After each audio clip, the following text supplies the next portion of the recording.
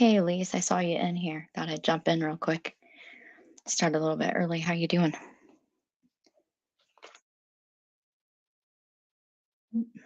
Double. There we go. Can you hear me okay? I think I have this thing turned up too loud. Turn it down. Is that better?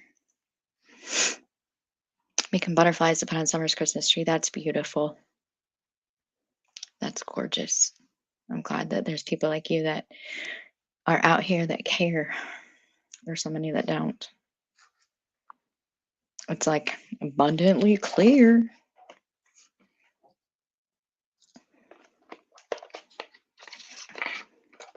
That's like one of the sweetest things I've heard. I love that.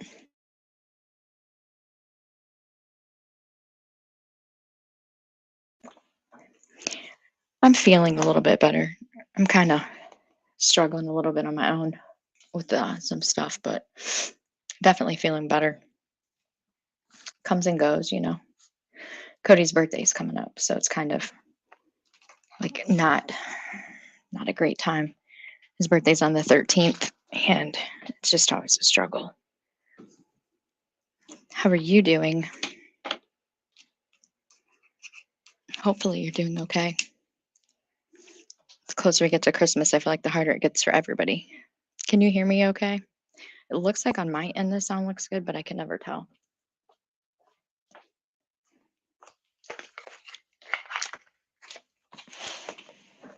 Grab my notebook, and I made some hot tea. I've been living on ramen noodles. Ooh.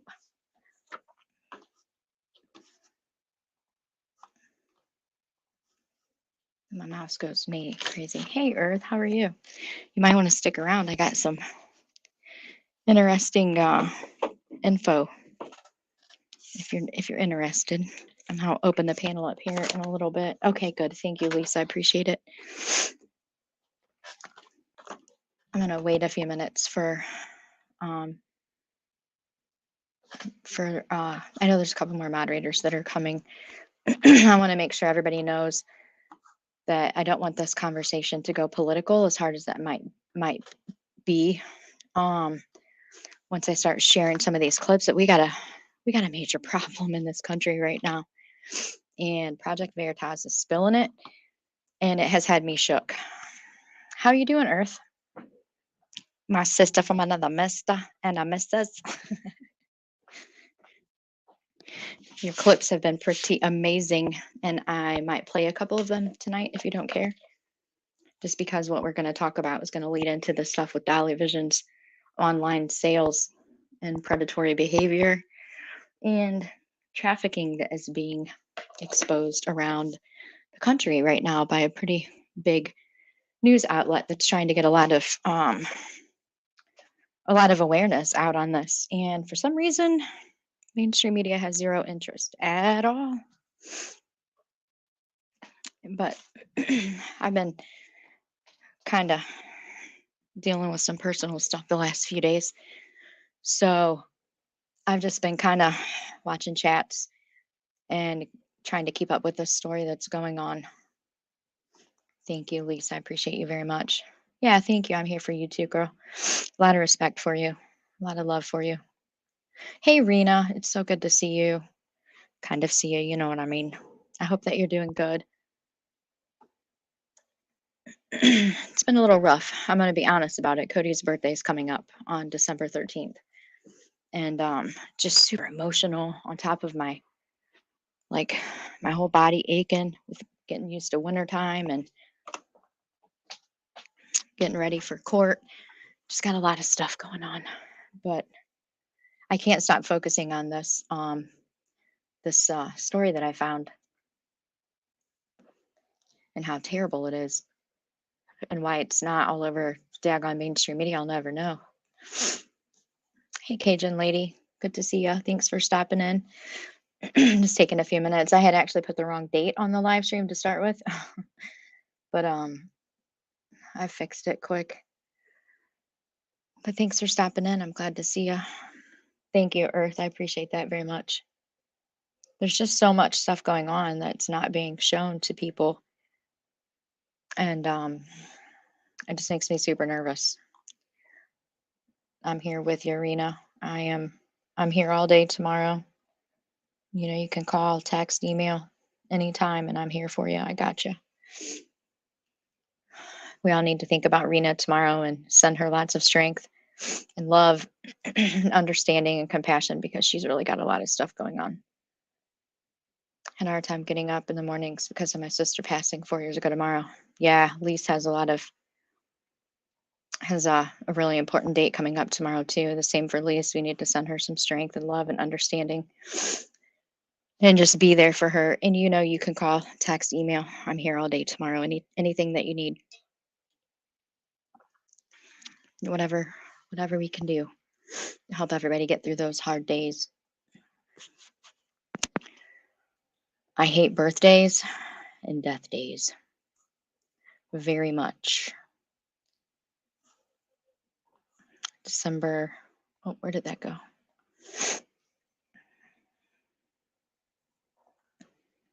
December 8th is the 1 year. December 6th is the last day I spoke to him. I'm so sorry, Rena. December 8th is my mom's birthday. And I can't remember the last time I talked to her, but I can only imagine how difficult it's going to be facing that 1 year. I hope you know that you have a ton of support. If you need a private stream, phone call, you just let me know what you need and I'm here for it. Whatever I can do. From the 6th to the 8th tomorrow, you name it, I'm here. I am here. I'll be thinking about you, at least both, all the way up through the whole, you think about everybody through the whole season. Absolutely. Whatever we can do to help each other get through these days is like the most important thing. Sometimes I just want to wipe the days off the calendar, but then the other days, I remember Cody used to say all the time, if it weren't for the bad days, we wouldn't appreciate the good ones so much. I'm like, damn, kid, did you have to be so smart and positive all the time? Yes, we're all here for you. Rena and Lisa both definitely all here for you. Tons of prayers and support. Just remember how proud he would be for all that you're doing to keep his memory going. You got his memory alive. You're doing a phenomenal job with that. Phenomenal job.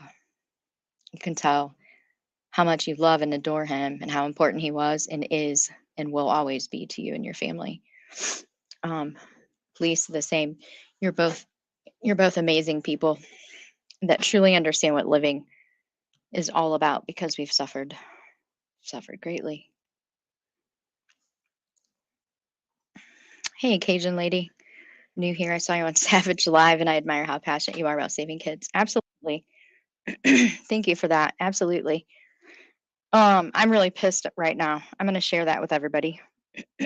I'm going to open it up to the people in my brief community.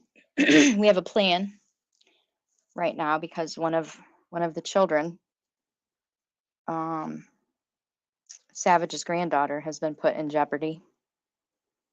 And people really don't understand what that means. Oh, I did not hit that, Lee. I'm sorry.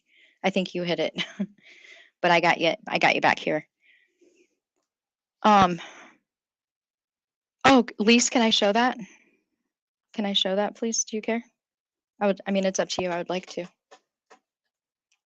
Lee, your camera's on just in case you hit that camera button again. I don't want you to dox yourself, your image. There you go. I got Lee back here with me because we've had some porn bombers and people just, playing stupid games. Thank you, Lise. I would love to do that. So I got Lee back here with me just to make sure that doesn't happen again. And just for the heads up, I am recording anybody who tries to come backstage and show their junk. Nobody here wants to see your peeners or any other orifices or private places upon your body. We're not interested in that. And because you're so proud of it that you want to show it to the whole world, we're going to help you with that. So if you bring it backstage and you try to expose it, we're going to record it and make a short video out of it and expose it for you to the whole world, because that's just what we do here. We help you. So be proud. Be loud and be proud. All right, I got it pulled up. Let me screen share it. How stunning. Wow, she is gorgeous. This is Lisa's sister. Tomorrow is her death date. 5 years, which probably seems like a couple of weeks. And let me full screen that because I think it's important that we pay some respect. And we're close to midnight, Lise. Hey, Born Ready. I'm so glad that you're here. Thanks for stopping in. I appreciate you. 4 years. I'm sorry about that. 4 years. Yes, I apologize for that. I was adding wrong. I'd like to do a moment of silence with some candles and some praying hands. So I'm going to mute. Let's do a moment of silence to remember Lisa's sister, Michelle Alice Davis. Goes by Shelley. And what a beautiful life she lived. We want to make it about her life and not her death. And show Lisa some love and respect for what she's going through right now.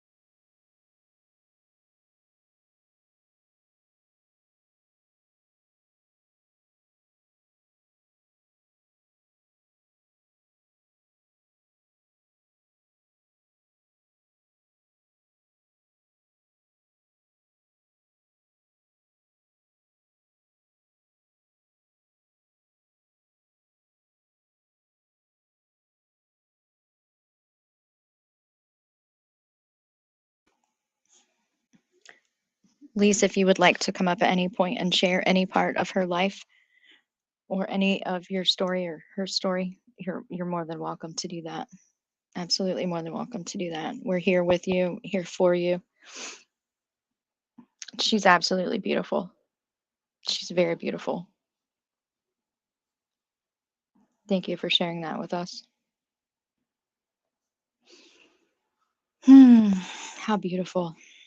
I'm sorry that your heart's hurting. She is absolutely stunning.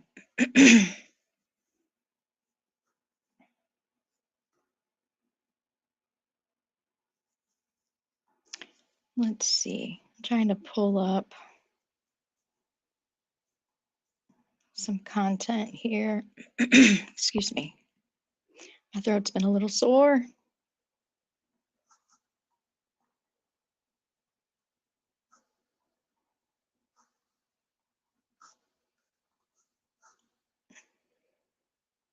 Yeah, absolutely, Lise. Everybody has an open invitation here to share any part of their loss, their grief, anything of importance. Sharing is, in my opinion, extremely important to healing. And I think because we have such a small group, it's safe to do without,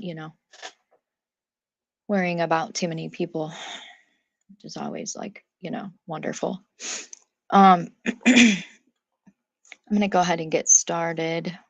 I have been shook to the core with what I'm going to show you guys this evening or tonight, wherever you may be.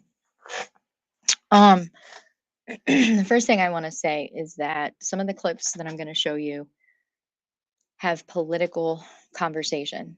They have statements of political affiliation and association, blame, things like that. I'm not really interested in any of that stuff. I personally don't like to talk about politics with friends, with family, and definitely not here. Everybody has their opinions, and I respect all opinions. I personally don't even affiliate with a political party right now because I think that it's just crazy. So I really don't want to get into any kind of political talk. It's not one or the other. In my opinion, this is a problem that we have across the country, and it's now coming out and it's being exposed by an independent media company called Project Veritas. I followed off and on when they're not getting very political, but I want to show you the reason why I am so shook to the core about this. This is not a drama stream. This is just factual information that people are, in my opinion, not thinking about. And I do take it very personal when someone's children or child is put into jeopardy because they're being naive to what's going on in the world. So moderators, if we could please keep the political conversation out of the chat because it gets too heated and then that becomes the focus of conversation, and I don't want that to be the focus of conversation. I want the focus of conversation to be what's going on. Hey, Sweet Pea, good to see you. I was just saying some of the stuff I'm going to share tonight is going to have political statements, opinions, blame, a lot of conversation about political affiliation beliefs, and I don't want. Um, oh, I got you. I don't want the message here or the facts of what's going on, what's recently been exposed. I don't want the message to get lost in the political banter. I respect everyone's political opinions, but I don't want the message to get lost. As soon as a political comment or opinion has been shared, it kind of takes precedence being right or being heard. I will hear you, but not tonight, because what's going on is so important that I don't want to make it political. So if we can just delete the political comments and maybe tell people that we're, in a nice way, what I just said. we're not, we don't want the message to get lost or something along those lines. Respectfully, I don't want this to be about politics and left or right. I want this to be about the children, your neighbors, your school, the safety, and our obligation as parents and adults and good people to protect the children. This is where this has stemmed from. This, I can't stop thinking about this. This is from Savage Live Media. There's recently been, I'm telling y'all, I just have not been able to stop thinking about this. I can't make it show full screen for some reason. But Jimmy Jam's TV puts a call out to all his sleuths out there. He wants all the information that he can get on Amanda, who is Savage.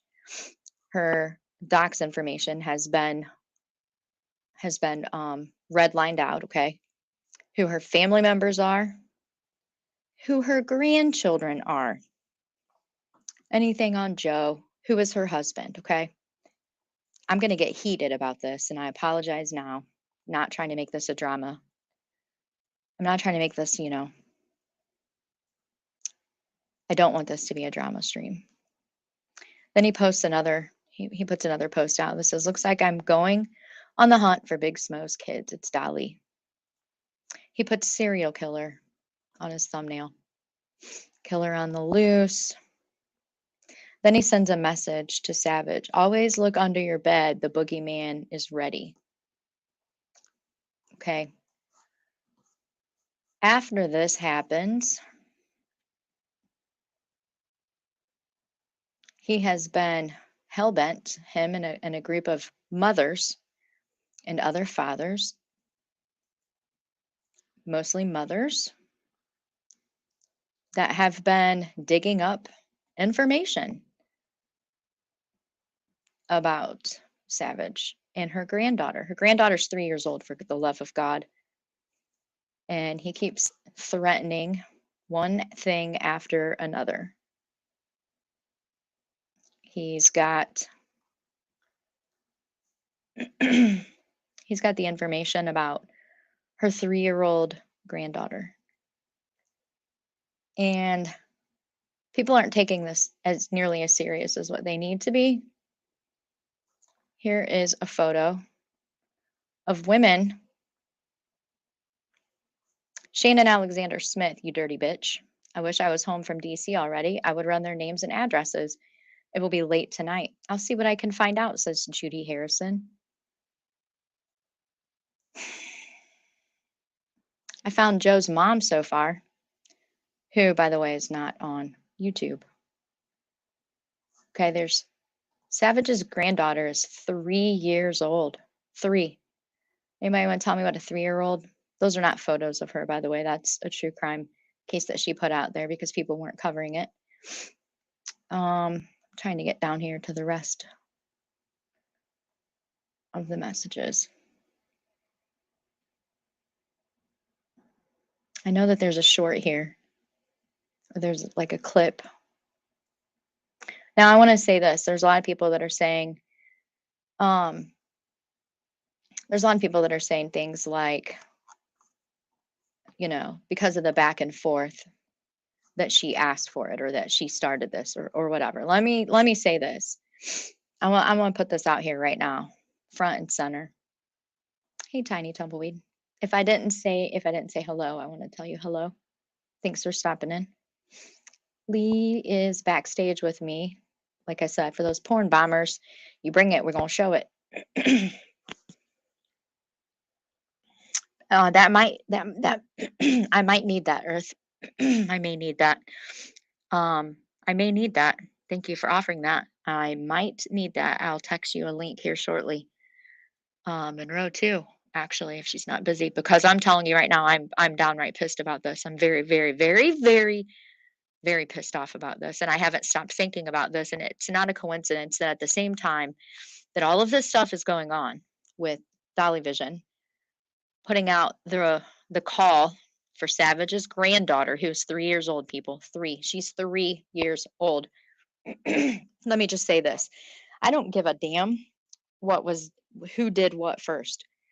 I don't care. Dolly doesn't have small children. And Savage has never mentioned the name of his daughter to my knowledge. But for him to put out the call for a 3-year-old, for the information, the docs of a 3-year-old, and then put it on the fucking internet, you are a sad son of a bitch, man. You are pathetic. You are a sad excuse for a human being, and everything that's said about you is truth. There's facts. There's proof out there. You fucking piece of shit. This is a 3-year-old baby. This is a 3-year-old baby. I don't care if Savage told you you're not tall enough to ride that ride. I don't care if Savage told you your feet stink and are nasty. I don't care if she called you a short peener dude. I don't care if she told you to get bent sideways. I don't care what she said to you or what she exposed about you. She did it because you're dangerous.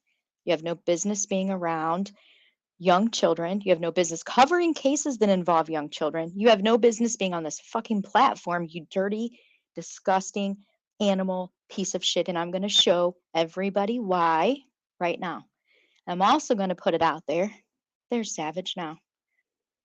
I love you, girl. I couldn't stop. I just can't let this go. I just can't let this go. I have trouble sleeping at night because I've done my due diligence and I've looked up the information and I know how dangerous this shit is. I want people to know not only is it more dangerous than any of us here have ever thought about, there's shit going on that even the mainstream media will not fucking show us. And that's why I'm pissed. And I also want you to know, I'm going to open this up to any of my grief community, any of the ship, anyone who can prove that they are who they say they are, because we ain't fucking around with this, okay? But my grief group that's all across the East Coast, mostly in Ohio, but I talk to other chapters in other states all across the East Coast, and I want you to know that as of 9:40 something this evening, we are 73 strong. 73 of us, men and women, that are single, that have buried our only children. We are a family of one. We have nothing to lose. Savage has my phone number, my legal name, where I live, everything about me. I have nothing to hide. So when she texts me or calls me at 1, 2, 3, 4, 5 in the morning, I don't care what time, I put my calls out to the people I know and have verified, and we'll be there. And if anybody shows up, you'll get through 72 of us that have nothing to lose before you lay an eyesight on that precious, beautiful baby girl or anyone in that family. I don't give a fuck who you are. Bring an army, because you're going to need more than that. You will not harm a child. And the damage that you've already done, people don't realize how dangerous this is. Okay, so I know who you are, Saint Sliffany. Share lied, etc. I don't care. Okay, I don't care. I don't care about that. Not one near bit. And I know who you are. You're one of Carl's crew. So we can block her. I ain't playing with you people no more. Okay. You're part of the crew, people that dox my son's obituary all over the fucking internet. I don't like you. I don't want you anywhere around. You are just as dangerous as the people I'm bitching about right now. You're not safe in my chat or around any of the people I care about, so you can disappear. Thank you. Don't care about what Cher said or what she didn't share. There's real life shit going on right now. It's a hell of a lot more important than what Cher said about her dad. Cher and her dad is not my business, and I'm not about to make it my business. Right now, I'm concerned about Savage's family, not Cher. Go tell Carl that. Saint Sliffany, Enchanted Life Path, the deadbeat motherfucker that keeps putting my deceased son's information all over the internet. Take that back to him. I'm about to expose him. You can be on that list too. I'm done playing with these people. I want people to see. I want people to see what's going on in this country and why this shit is not safe. Savage, love you with my whole heart. You might not. This might get to you, babe. But I've been thinking about it, and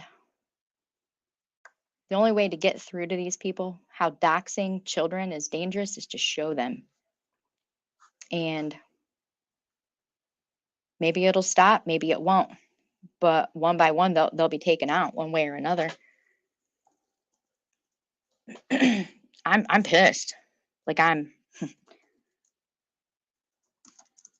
these people don't realize what they're doing, and it's mothers that are doing this. Mothers and fathers and grandmothers and grandfathers. Like what?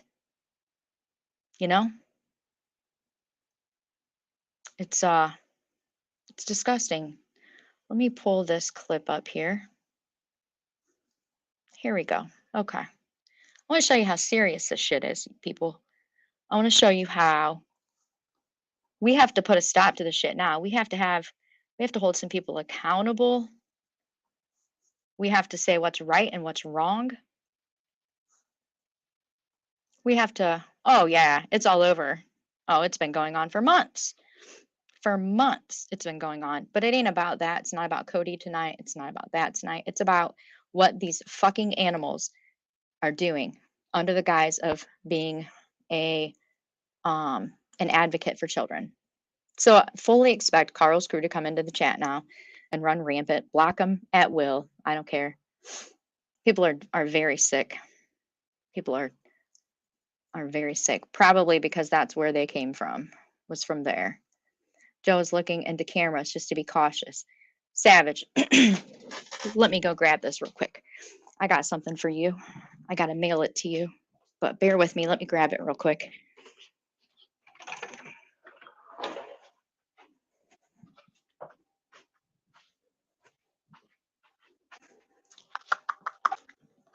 Where the heck did I put them? Oh, they're by the door. Duh.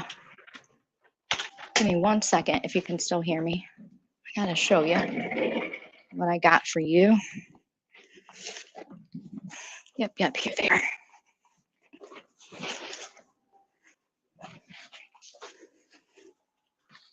I'm avoiding the camera tonight because I'm not feeling it. But I want Savage to see what I picked up for her. See these? These are cameras that you mount. They're wired or wireless. Right here's a whole box, extra wire. Zosi is the name of the company. There's 2 boxes here. There's a DVR with 2, terabyte, tetrabyte, whatever the heck it is. It's big to record. It just came in today. And I'm going to be sending this out to you in the next couple of days. There's 14 cameras there. Use as many as you need. You can put batteries in them, or you can wire them. But I want to make sure that your house is fully protected. And we're going to do what we got to do to keep that baby safe. I don't give a shit. It's just I literally have not been able to sleep. I've had chest pains because people think this is so okay. They think it's not a big deal. It's just YouTube. It's not just YouTube. Hey, Breathless 807. I'm a little breathless right now too when I get mad. Innocent till proven guilty. Good to see you. Yep, got 14 of them. Savage, gonna be coming your way first thing Monday. First thing Monday morning. They came in today, or they'd already been sent to you. But there's 14 of them, girl. Nobody's gonna get near you or your family. And I'm sure Joe can figure out how to hook them up. A lot of very dark things going down nowadays. Born Ready, I'm glad that you're here. I'm glad that you said that, because when Project Veritas came out, damn, I have not been able to sleep because it was the same time that this baby girl was put all over the fucking internet by these monster bitches, I've always supported you. I stopped chatting in here due to all the arguing, but I'm shocked you are okay with the murder of a child. I am out. Eden, I'm not sure. I'm never okay with the murder of a child, ever. I never would be. Sorry that you feel that way. I'd like to know what you're talking about or how that came across, but I'm never okay with the murder of a child. If you would care to share that with me, there's under no circumstances am I okay with the murder of a child. Not even a little bit. Not at all. Does anybody know what she's talking about? Yeah, I'm confused too. Did not care what Cher's dad did. The message, let me show you the message that was displayed. Cher lied, said her dad killed. I stopped reading at that point because what I want to talk about tonight has nothing to do with Cher or her dad. I don't know anything about anything that's going on with Cher or her dad. If a child was murdered, I'm absolutely not okay with that. I never will be okay with that. But I truly don't have any idea what you're talking about. I have no clue. I want to focus on he murdered. If Cher's dad murdered a child, then he's a piece of crap. He's a piece of shit. And I have zero respect for him at all. Cher's dad would have done that, not Cher. I don't know enough about Cher to have an opinion about Cher. Truly, I don't. There's a lot of back and forth, a lot of people, trying to create a lot of division. But I want to stay focused on this topic, not about Cher. If somebody murdered a child, fuck them straight to hell, bury them under the jail. I'm never okay with that. I'm fired up and heated right now because of what's going on against children. So I apologize if that came out wrong. I apologize if that my comment made you feel like I was saying it was okay. No, never is that okay. Never would I be okay with that. Never. And I'm also not someone who believes everything I hear, on the internet, especially on this platform. I'm not saying it's true or that it's not true. I just want to focus on this tonight, but I want to be clear. If that happened, bury his ass under the jail. But I don't know anything about that stuff. No, Savage, hell no. Stop that. My grief group paid for that. Hell no. We're not about this. Mm-mm. Yeah, absolutely. If a child was murdered, I'm never okay with that, Eden. Never. Never. Cher's been in my chat maybe once or twice, and she asked me. She basically was like, "I heard that you didn't like me." I was like, "I don't know enough about you to not like you." Period. That's it. I've never had conversation with Cher ever. Okay, Monroe, I got you. Yeah. I read the first few words, and I just don't want to get into that. I want to talk about this stuff. Hey, good to see you, innocent until proven guilty. Eden, I agree with you 100%. They all deserve a voice, and if that is true, then you know where I stand with that. I want to keep this about what's going on right now. We can talk about that another time. Maybe, I'm not sure. Dr. J Banana, good to see you. I'm really, really good to see you. Yeah, I had no idea. I have not followed anything to do with that. I've been very specific about staying out of the drama because it hurts my heart too much. I go over my 10. I've had to wait several days to talk about this because I'm so pissed. You know what I mean? So I really truly have no idea what's going on with Cher. Savage, we love you. We love your granddaughter. And we're not about to sit and let anything happen. We're not. There's 9 Vilomahs, 9 as of 9:40 something this evening, that are within an hour of your home, the city that you live in. I don't know your address yet. I don't want to know it unless we have to go there. But they are bags packed. And let me tell you something.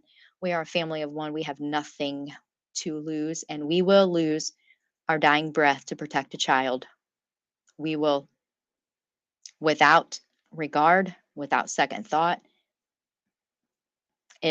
No way. Not on our watch. Will not happen. Yeah, Eden, I'm glad that you said something because I didn't read past that. So I'm not sure what's going on. I'm trying really hard to stay out of the drama because I take things personal, because the way that people talk about people's tragedies and their dead children, so to speak. I hate saying that, but that's how they all say it. It tells me that it's my dead son. My grief, my tragedy is also up for game. And so I have to be very careful who I listen to and where I go on this platform, because when I hear things like, babies crying being played from speakers, it hurts me. It makes me aware that if I disagree with the wrong people, then my son is on blast, just like, this other channel has done for almost a year now. Yeah, we've all got Savage's back on this, because it doesn't matter what Savage has ever said. It doesn't matter what Dolly has ever said when it comes to the safety of this child, when it comes to doxing her and putting her information out there.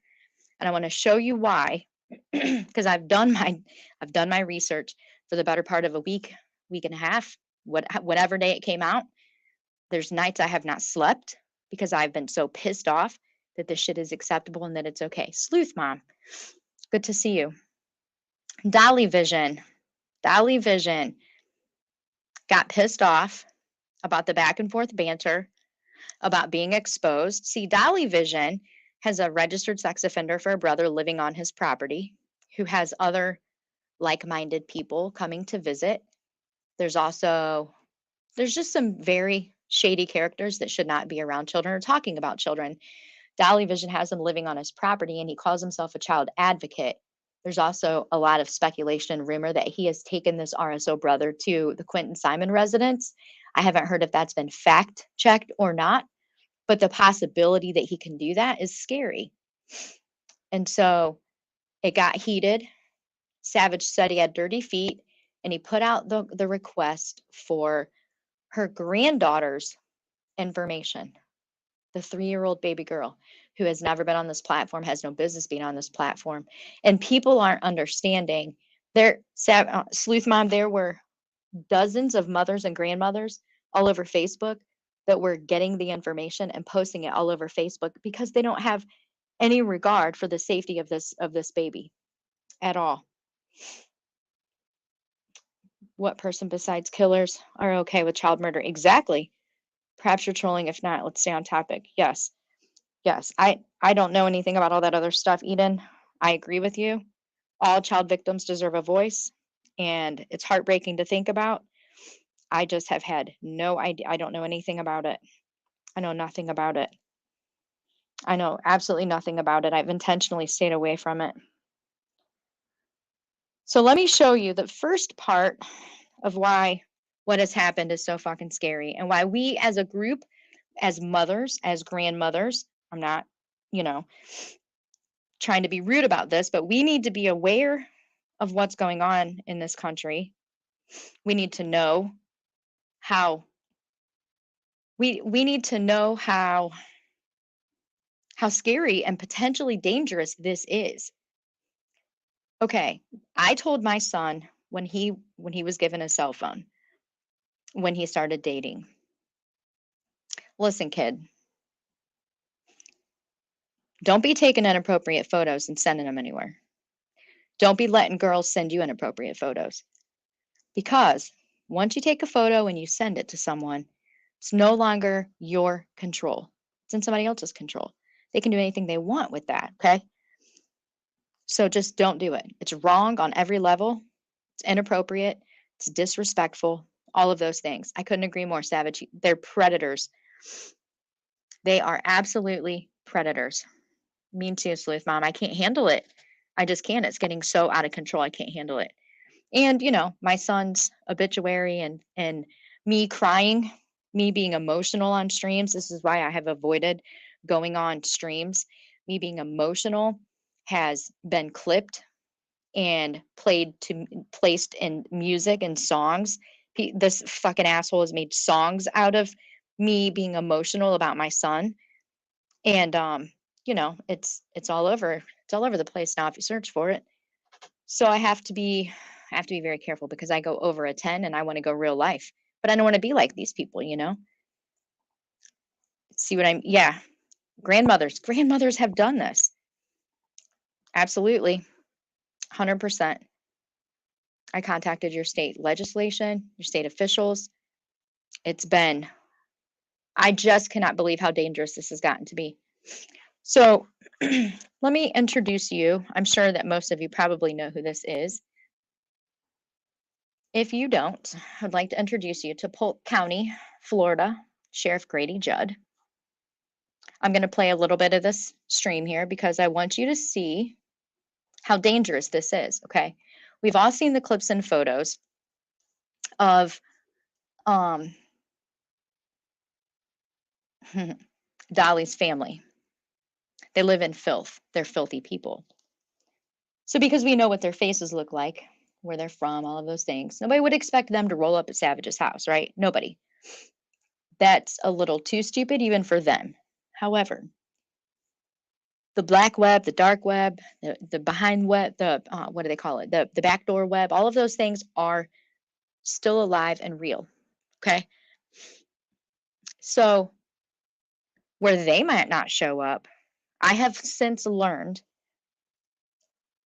a good example of this could potentially, I'm not saying fact, we don't know the facts yet, but for the long time, there was a lot of speculation in the Delphi case, Abby and Libby, that there were catfishing, online predators, the use of Dropbox and other applications on cell phones like Kik and shit for a long time. They were called the Snapchat murders. This is the case that brought me to YouTube because I took trains in and out of Peru, Indiana, which is right down the road from Delphi.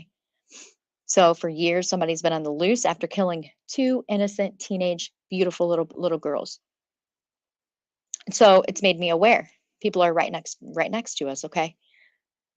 So there was a theory, we don't know if it's true or not, or if it has any relevance yet, but there was a theory that there were photos being sent, that there was, you know, catfishers under the guise of Anthony shots, of fake profiles that were convincing very young little girls to send inappropriate photos that were then sent to like a Dropbox or something like that, and then were sold using Cash App, Venmo, things like that, access to this Dropbox where photos and videos of young children were stored for predators to use at their will. And it was alleged for a period of time. We don't know if it's true or not. I'm not saying that it is, but it was alleged that that's how Abby and Libby were basically lured. I don't even like saying this shit. I don't even like talking about this stuff, but it's real life and it's happening. And this is what is dangerous about this situation. Because where Dolly's family isn't going to roll up Savage's house because they know Joe's a big dude and he don't play. But these people are desperate for money. We see that they live in absolute filth. Absolute filth. Shit, the soap that he's been making has given people all kinds of skin diseases and whatever, COVID, you name it. So it won't be them that rolls up. But I bet you $1 million to a nickel that if they knew, if they could, they would post any photos on these websites. And there's ways to transfer money. You know, we've got cryptocurrency that's everywhere now. People would never know. This is what has me fucking pissed off, because we have women who have children, we have grandparents, we have fathers that are involved in this shit. Photos that can't be managed.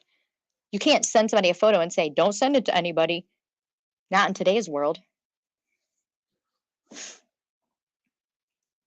Yeah, staff and everything else. Well, see, here's how it works. People who bought the soap bought through Facebook Messenger.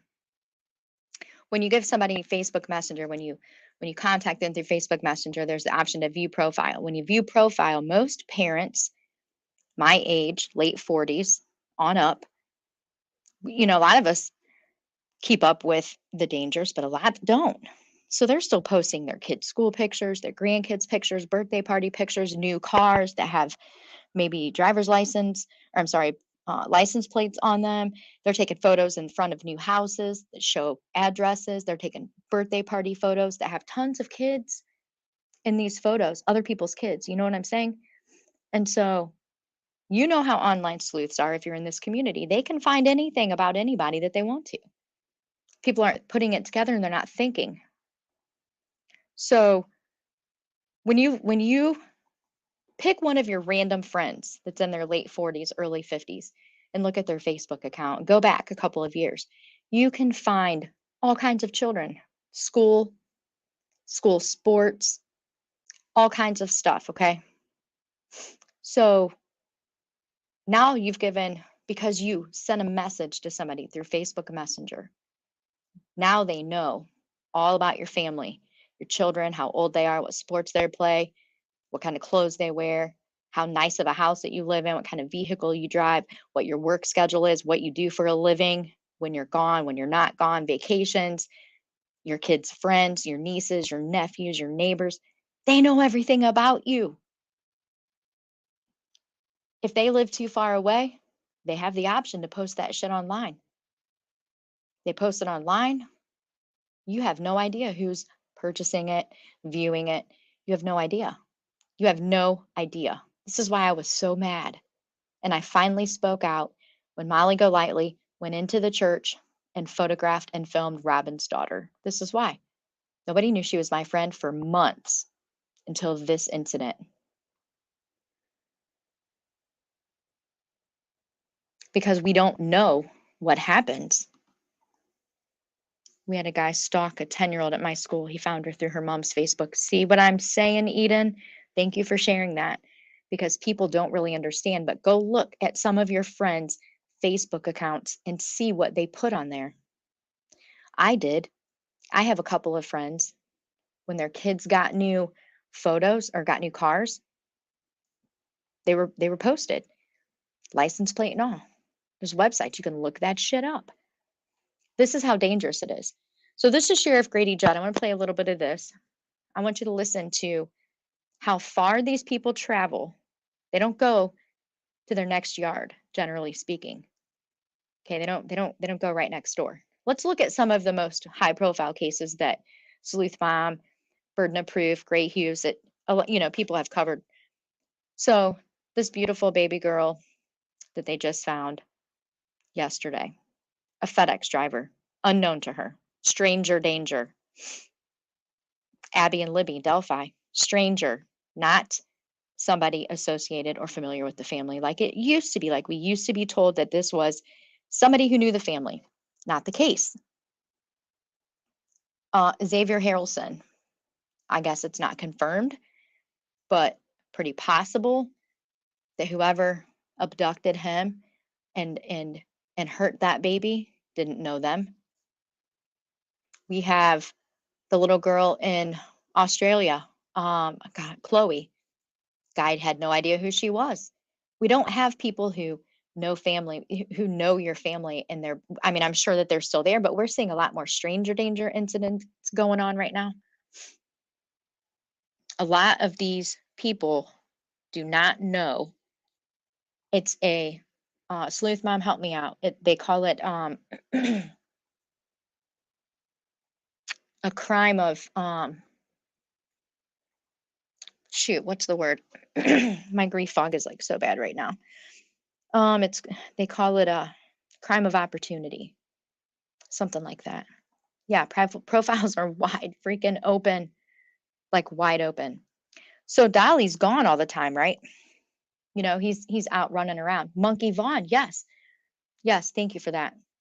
Yes. Michael Monkey Vaughn. Stranger danger. Stranger. I'm going to show you why this is so freaking prominent. Beg my sister-in-law every year not to post the pictures of her kids with the teacher name. Yes, favorite color, etc. She still does it. Yes, it's so dangerous. So dangerous. I can't either. And I'm so pissed about this. Thank you for that crime of opportunity. So I want you to listen to how far these people travel, okay? They don't go in their own backyard. They're not going down the street unless, you know, Michael Monkey Vaughn's situation, but apparently there's other things that are going on there. So when it comes to, let's say Dolly's out with Bullhorn Betty because, you know, he's her employer. Who's left in his home? The RSO and the RSO's buddies that come and hang out that are clearly on substances and out of their mind and not good people. They have shipping labels, they have internet access, they can pull up whatever programs, they can pull up Facebook Messenger. Think of that when I play this clip for you. This, let me show you. This is Polk County Sheriff Grady Judd. I think he should be our next president. I want you to look at the date. 2 months ago. 2 months ago. Okay, this was September 15th. Not quite 3 months ago, but very recent. These very evil people with the volume of people we arrested last week. So the reality of it is we arrested 173 people in our fall operation, not just 160. But that wouldn't have been possible except through the help of our police agencies that worked with us. In this particular part of the operation, we were joined by the Auburndale Police Department. We have Chief Andy Ray here today, and he will speak. We also were joined by the Bartow Police Department. Chief Brian Dorman's with us. The Davenport Police Department worked with us, Chief Bill Schrader. The Hernando Sheriff's Office, we have Detective Jack Evans with us. Cover. So let's talk about the pictures of some of them. And I'll flip through them rather quickly. But there's Luis Velasquez. He's 30. He thought he was talking to a 15-year-old girl. He didn't travel, but his language was graphic. He sent nude photos, and he confessed. Oh, by the way, Chris Henson, do you remember the old series To Catch a...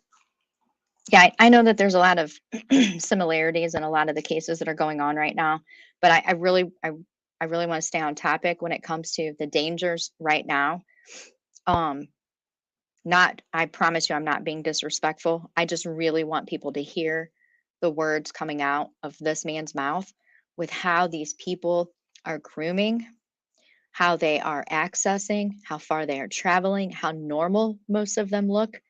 I want people to be aware of this because when we post our photos, our children's photos, our homes, I know it's exciting to get a new home. I know it's exciting when your kid goes into high school or, finishes first or second grade or any of those things. I totally get that. It's exciting, but nothing is private on the internet. And this is what I want people to really pay attention to. I don't want to talk about specific cases, and I don't want to sound disrespectful when I say that. I love little Summer with my whole heart. There's a video. I traveled. I went to visit Nana, and I spent a whole day traveling to Summer's important places, and I made videos. There's one video that's here public. There's one that's hidden or whatnot. But I just really want people to see what this message today is. We can talk about Summer every day after that because that baby girl has my heart. I just don't want to get lost on the message today. Catch a Predator. He's doing a new series. So he was with us embedded as well. Now, some of these people lawyered up to us, but every one of them talked to Chris Hansen. We appreciate that. Then there's Michael Hojewski. He's 28. He didn't travel. He just talked nasty to a 14-year-old girl, he thought. He was trying to groom her. He was very graphic. He confessed. Oh, when he's not doing that, he's an independent dock builder. Well, newsflash, Michael, I don't need any docks built in the jail. So you can just be unemployed. Nicholas Jenkins, 27, from Winter Garden. That's right. He traveled. He came from Winter Garden thinking he was approaching a 15-year-old girl. I want you to know Winter Garden is like across the state. It's almost across the state, people. These motherfuckers are not going in their own backyard unless there's some type of crime of opportunity. Okay, I don't like talking about the children that we have all come to love, like Michael Vaughn. It literally breaks my heart. I cry over Michael Vaughn. I cry all the time over Summer Wells. I would give my life without a moment's thought to know what happened to Summer Wells, to have Michael Monkey Vaughn brought home safe. I promise you, as I sit here, I would give my life for another parent or grandparent to go through what I have been living since August 12th, 2016. I would give my life. That's why this is so important to me. I had chest pains for a day and a half. I couldn't sleep. I couldn't eat. I have been stressed because it's getting out of hand on this platform, because people aren't understanding how bad this situation could potentially be. And Dolly still has a motherfucking platform, people. This man traveled across the state of Florida to meet up with a 15-year-old. They're not going around the corner unless it's like crime of opportunity. This beautiful angel that we found out yesterday lost her life 2 days ago. 2 days ago by a FedEx driver. Crime of opportunity. But when people are put on the internet, I promise you, as I sit here with my dying last breath, something happens to Savage's granddaughter, I will take somebody out with me because it's not necessary. You don't have to like people, but to do what has been done to her is wrong on every level. On every level. This beautiful baby girl has nothing to do with this nasty platform. Nothing. It is our job to protect the children in this country. I want to focus on this, but I will talk about Summer Wells every day, all day. I will unhide the videos that I have myself from Ben Hill Road, from Warriors Path, from all of those places that I have given to content creators to use and they chose not to use. I will show you everything that I have on Summer Wells. I just want to focus on this tonight because it's not just Savage's granddaughter. It's just the first time it's personally affected me. Because if Savage's heart is broke, mine is too. Because if somebody comes for Savage's baby, that's our baby. We can't let this happen. We can't let people like this do this and get away with it. We can't. If we let it go once, then it continues, sets the precedence. We got to stop it now. He talked dirty. He confessed to us. But at the end of the day, I want you to understand, you're going to hear about people that traveled great distances to get to what they thought was your little girl.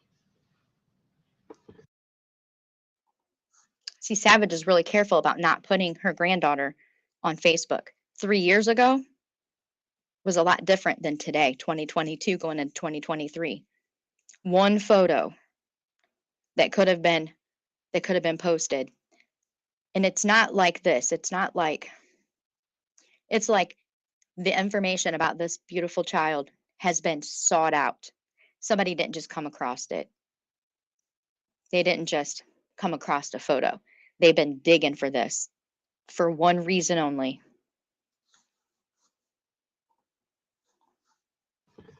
Then there's Neri Banda. He didn't travel, but he talked to a 14-year-old male. He was very graphic. He sent porn pictures. He worked at the Amazon warehouse as an inventory selector, and he confessed. So if your Amazon orders don't get there quite as quick, we got one of the selectors locked up. Then there's Matthew Silva from Melbourne. That's right, he came from the other coast. I'm sorry, he didn't travel. He was talking about coming from the other coast. He talked to two different undercover people, thought they were 14-year-old girls. He sent nude photos. He confessed. Oh, he's a bag boy for Publix, or he was. I bet, but Publix doesn't keep him around anymore. But think about it. The dude that's carrying your groceries to the car is the same one that would like to groom your daughter online or your son. Then there's Andrew Lewis. He came from Orlando. He traveled. He works at Lockheed Martin as an AV tech. And he came all the way here thinking he was going to be with a 14-year-old male. And then there's John Hunter. He's 52 years of age. He was from Davenport. He should know better. He's from Polk County. That's right. He traveled to the undercover location, and he announced to us that he is a mechanic for Budget Auto Parts, and that, I work on your cars. That's a scary thought to us. We're going to modify that somehow. He's a subcontractor, by the way, for Whitting, Turner, and Capture in our bookend center online, because he spoke very graphically in his trans, and they want to sexually abuse them. That's why we say married with two small children. I feel sorry for his wife and his two small children, but his wife needs to know. Okay, I don't want to play the whole clip, but I am going to post it in the link here. I'm going to post this here so that you guys can all go back and watch this. Carl, I promise you I'll expose the fuck out of you, motherfucker. I swear to God I'll do it if you don't knock it the fuck off, man. You're triggering the fuck out of me, and I'm not going to sit and take it anymore. I ain't spoke on you, I ain't spoke to you, I ain't spoke about you, but I fucking will, dude. This ain't your day, dude. Promise you it's not your day. Cyber Guardian 2, Operation Cyber Guardian 2. 1, 2, 3, 4, 5, 6, 7, 8, 9, 10, 11, 12, 13 people arrested in one night. Once you see this, I posted the link. Please go back and watch that. Okay? Please go back and watch that. There is, if you just Google or type in, thank you, Lee, I appreciate you, and Sweet Pea, ducking felonies, Lise, all of you, I appreciate you so much. I knew it was going to come because it's been, making video after video. I tell you what, Carl, since you want my motherfucking attention so goddamn bad, let me show you just a little tiny little itty bitty little, let me show you, motherfucker. Let me show you just a little tiny bit of what I've been, you don't know me, Carl. You think that you know me, but you don't know me, Carl, okay? You don't know me. You don't know me. You don't know me. Let me just Let me just share a little something with you here, motherfucker, okay? Since you want to come into this stream and show your whole ass, okay? Here's a Something has video. happened. Here's a video Carl posted. See these people? Let me show you. Okay. See this little section, this little area right here? See this little area right here? Okay, where he claims, you know, somebody attacked him, whatever, blah, blah. See this right here? Okay. Now, oh, let me show you another version of it on another channel called Taking Our Rights Back. Carl, promise you fucking with the wrong one, bro. The wrong one. Hello guys, welcome back to the channel. Okay, let me show you. Let me show you the same. Here we go. Same little area. Same dude standing right here. Okay, whole nother channel that he doesn't think anybody knows about. But see, my IT guys, pretty fucking good, Carl. They're pretty good. Now, I know you don't want people to know who you are, Carl. I know that you don't. But I don't give a fuck when you dox my son and his obituary. Here's Carl. Here's Enchanted Life Path Carl. Here he is, y'all. I'm honest, I didn't really don't know me. Right here. Here's this I think looking back, fucking nutbag who thinks he's somebody. This Carl right here. Okay. He don't want nobody to know, but that's him. Same video. Same motherfucking videos. Get the fuck out of here, you dirty fucks. Keep talking about my son. I'll put it all out there, bitch. All of it. Where you live, your family members, every business you've ever had registered to your fucking name, photos of your goddamn car. I got it all. All of it. Every fucking bit of it. All of it. Think I'm joking? Keep fucking with me, dude. Keep fucking with me. And your little friends, I got their shit too, dude. You don't know who the fuck I am. You think you do, but you don't. So I suggest you go fuck out of here, okay? Fuck out of here. Back to the important thing here. Sorry about that. I just have had enough of him. He's been triggering me for almost a full year. He don't want it. My IT guys are a hell of a lot better than his hackers. I promise you that. How do you think I know so much shit? Why I'm so fucking worried and pissed off about what potentially going on right now with what you fuckers have done to Savage and a lot of other people out here. He definitely fucked with the wrong one and he don't know. He thinks I'm just some moto mom who's grieving all the time. I'm not. I'm grieving all the time, and I'm definitely a moto mom. One that you don't want to fuck with, I promise. I promise. Now I want to take a little break before we transition because I'm getting a little heated. When I get a little heated, you know, I can't do it. I don't want to go over 10, and I will go over 10 because this motherfucker's disrespecting my deceased child, my only child. I want to introduce you to somebody. Chronicles of a Shady. He comes here because whatever shit he's got going on with Tiffany, he's looped me into it, and he's trying to shut me up, so to speak. He's trying to shut me up. It ain't gonna happen. No one's gonna shut me up. I'm 5 foot tall, I weigh 105 pounds, but fuck, try me. Try me when it comes to children. Try me. I might just schedule that stream. He keeps saying, show me the proof, show me the receipts that I emailed people. Maybe I'll do that, Carl. And maybe I will run you off the motherfucking internet when people find out that you doxed not only me, but my ex-husband's entire family and sent, maybe you didn't do it, but because you put the information out there, people did it. They emailed. They took it too far. Maybe I will schedule that and do that. Maybe I'll give you what you want. And I promise it'll run you so far off the fucking internet. It'll run you off the internet, Carl. It will destroy you.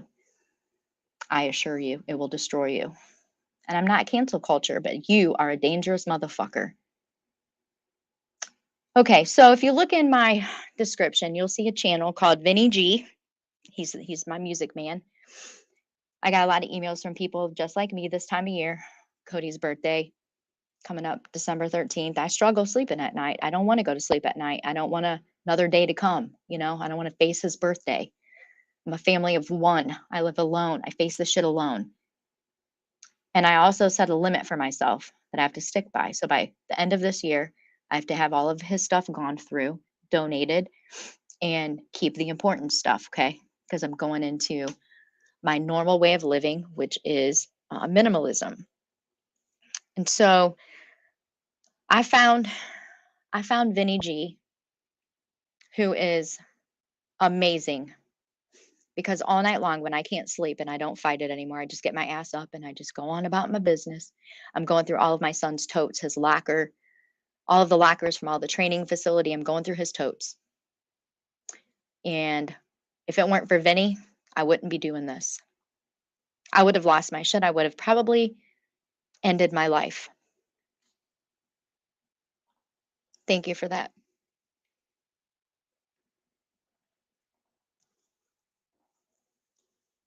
I think next to closing his casket, this is the worst thing I've had to do.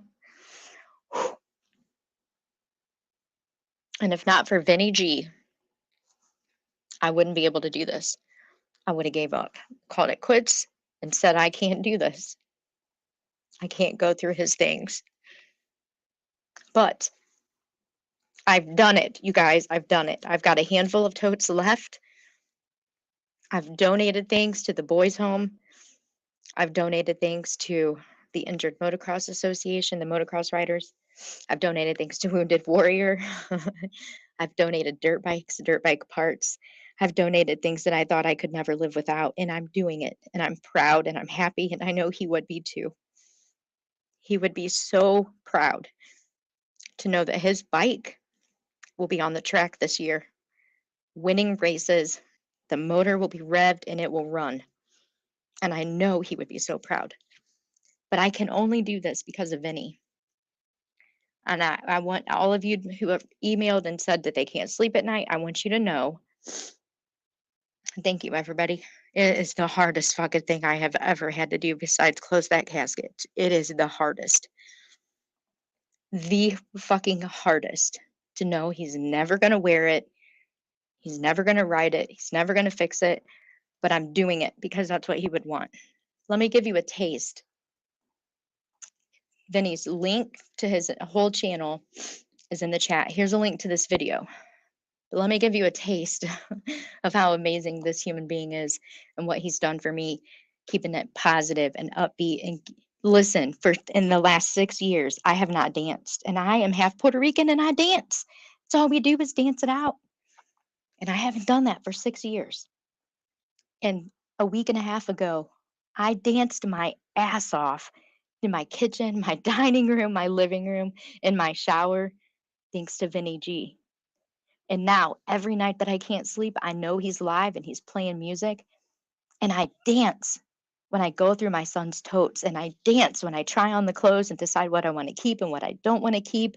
And I dance when I pick up the bike parts and the tires and the crutches and all of the stuff. His hair grease stuff, his caps, his picks and his combs. I smell them and I hold them to my heart. And I think, God, I miss you so much.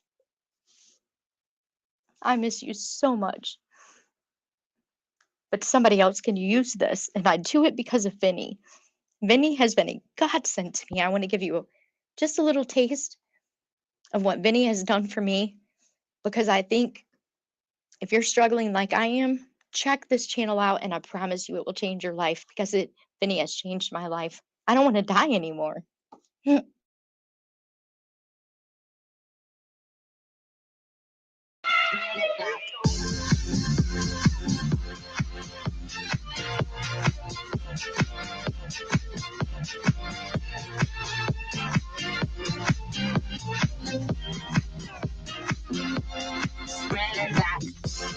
I'll take you there. I hear your voice. It's like an angel crying. I have no choice. I hear your voice. You hear this song?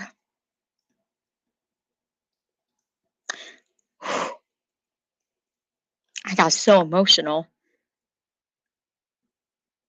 This song got me up. This song got me up. I start hearing this song. I hear your voice.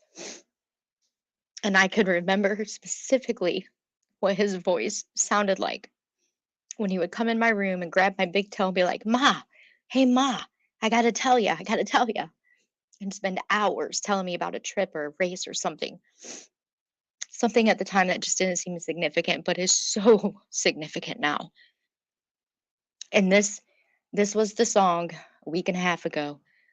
I was like, what the fuck am I doing, man? And since then, I spend every night with Vinny. Feels like flying. I close my eyes.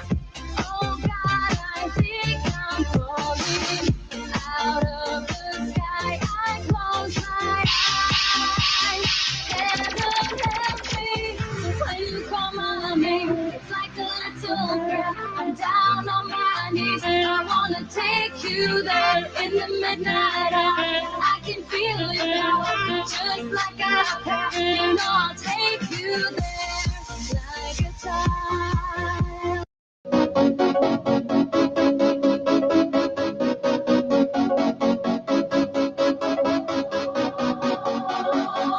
Here's another baby, yeah. All that she wants. Here's another baby. She's gone tomorrow. All that she wants. Here's another baby, yeah.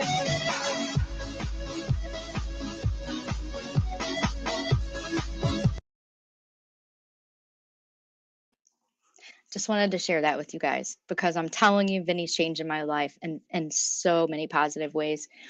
I love Vinny. I love what he don't even know. He does not even know the impact he's had. He doesn't even know. He has no idea. But let me tell you what I did. Every year, oh man, Chronicles, I can't tell you how amazing this man is. Just to see him dancing and having fun, knowing there's another human awake somewhere in the world at the same place, jamming out, putting the right songs on. They all have some kind of meaning. They move me in some way. It is amazing. I get up and I dance. I have not danced in 6 years. I've had no reason to dance. I've had no reason. Vinny is amazing. He has saved my life in so many ways. So much so that every year the American Motocross Association contacts me. They still have me the parents package. They still honor my son, which is amazing. This year, I took Vinny's YouTube channel photo and I put his @ on the top of it, and underneath of it, it says Vinny G on YouTube, the Music Man and the King of Trolls on the bottom.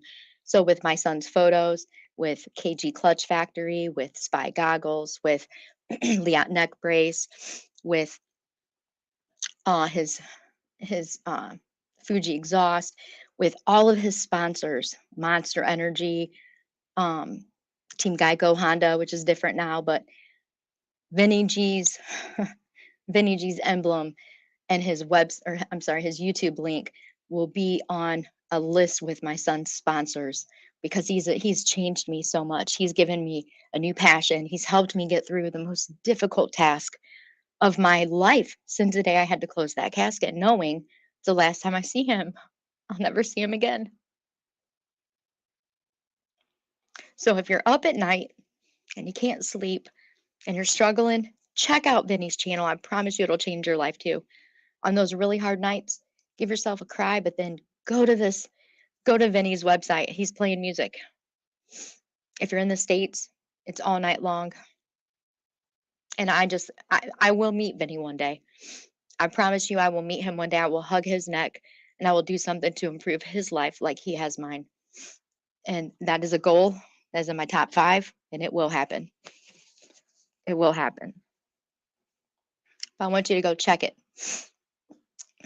December 3rd is a very hard day. Oh, Chronicles, I'm so sorry. I'm so sorry. And I'm glad that I can help anybody who's dealing with grief. I don't hide it. I don't hide it anymore. I normally would mute and like find something to play, but you know what? It's part of life. I'm glad I hope that I can help people. Well, look here. We are graced with her presence. The greatness of Vivacious Val. Thanks for stopping in, Val. It's good to see you. I appreciate you very much. So now I want to get into a little bit of the hard stuff here. I want to show you what has been bothering me so much about what's going on with these people putting Savage's family on blast like this. Hey, Diamond Cutter, good to see you. Appreciate you stopping in. Lisa Shankles, thanks for stopping in. I appreciate you. I get emotional. I don't look at the chat. I'm sorry. Hippieporium, it's so good to see you too. Thanks for stopping in. I love to see Dr. J Banana. Chronicles of the Shady, of course. Thanks for everybody for stopping in. It means the world because there's kind of an important message tonight with the dangers of what's going on. Thank you, Val. I love you too. You guys are amazing. That's another place, Savage Live Media, the Shannon 681. If you guys can drop those links, I'd appreciate it. Vivacious Val. Jenny, Jen, Chatter's Voice. I've learned where not to go. I've learned where it's not safe to go, where your grief is not going to, you can go to these places. You can go to these places safely. Your grief will not be exploited. No one's going to prey on your vulnerabilities. They're not going to call you out. And they're going to show you where not to go, just like clip channels do. Chronicles of the Shady. We know the clip channels. We don't know where a lot of the other channels are. We don't. Yes, we do. We have to cry. We have to let it out. Otherwise, we blow up. And y'all have seen me blow up on Laura. I'm still being blacklisted. Oh, well. All right. So I'm going to move on to the Project Veritas, okay? Because, guys, this is just craziness. Mainstream media is not really talking about it. They're not putting it out. Savage, I don't want to scare you. I don't want to make this worse for you because I know, I already know how terribly frightening this is for you because I feel it through my entire body. If you have to bail out, I 100% understand and respect you. I've almost had to change my underwear a couple times. It's called the ship, y'all. They ain't playing. They ain't playing. I couldn't be happier that I met them. I lurked in their chats for a very long time trying to figure shit out. Trying to understand that there's people out here on this platform that are grown adults that act the way that they do was like my first reality check. And after being scammed by somebody who I thought I was helping, I don't know if I found Savage first or if I found Jenny, Jen first, but one of the two. And then I found the other, and then I found everyone else. And I lurked and lurked and lurked for a long time before I ever typed in the chat. And I'm so glad that I found these ladies. And Hondo is like my BFF. He just don't know it yet, but he's going to be my BFF, him and Benny both. And Irish Stevo. I feel connected to Shannon because, we've both suffered tragically. I feel connected to all of these women because they're passionate about exposing the people that are not safe to be around. And they don't ask for shit except respect and courtesy. What more can you ask for? You know what I'm saying? These women are amazing. When I was at my most broken and vulnerable, I was easy picking. Like, I was easy picking. These people are so perfected.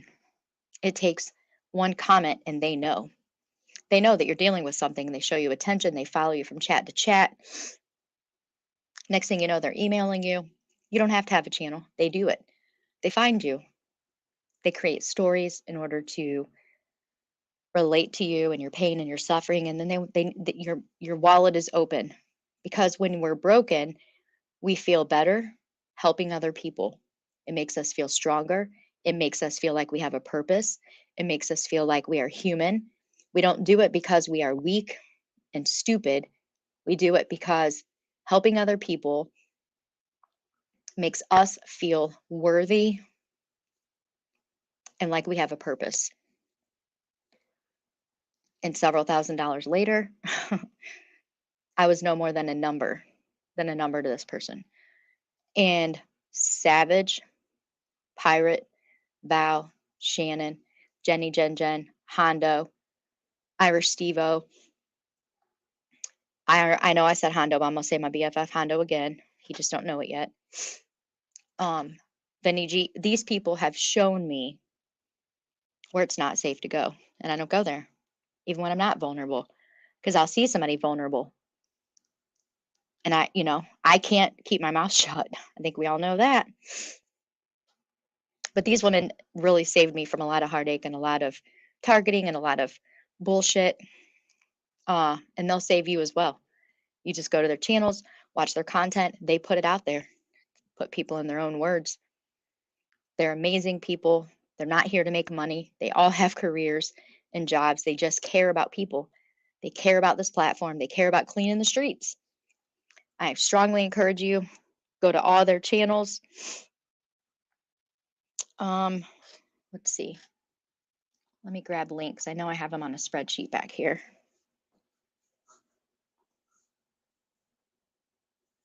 These are amazing women who truly have your best interest at heart, and they ask nothing of you. Fuck, Jenny Jen gets mad if you super chat her. Don't do that. Is she not amazing? I look forward to their live streams. All right, here's Savage.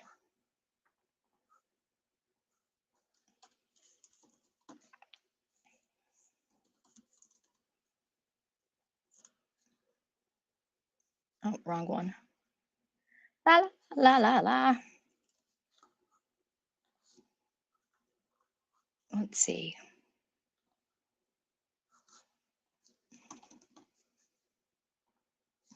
Jenny Jen's dropping some stuff tomorrow, I think.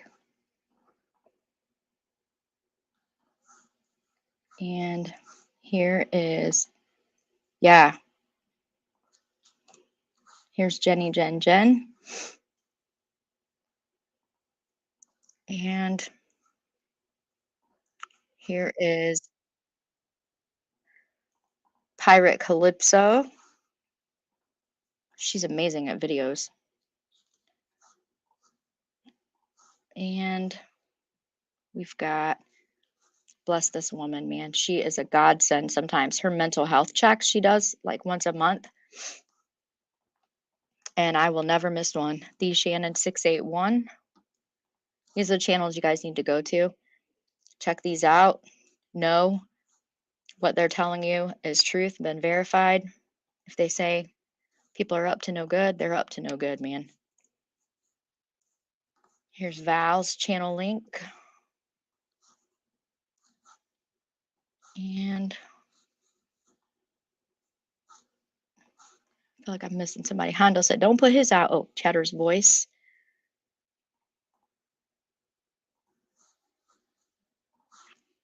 Here is Chatter's voice. Check these channels out. You will not regret it.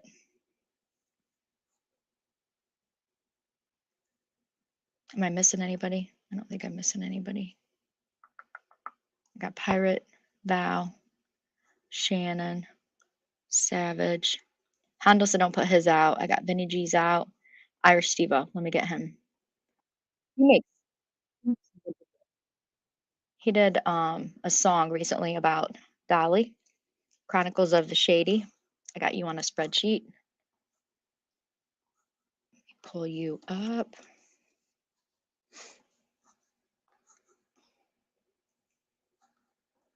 Right here. Chronicles of Shady is one of my favorite clip channels. Okay. So I want to go on now. Oh, can somebody grab Earth's channel and Monroe? Because I didn't know Monroe had a channel. I got you, Lee. I got you. I read it. Okay.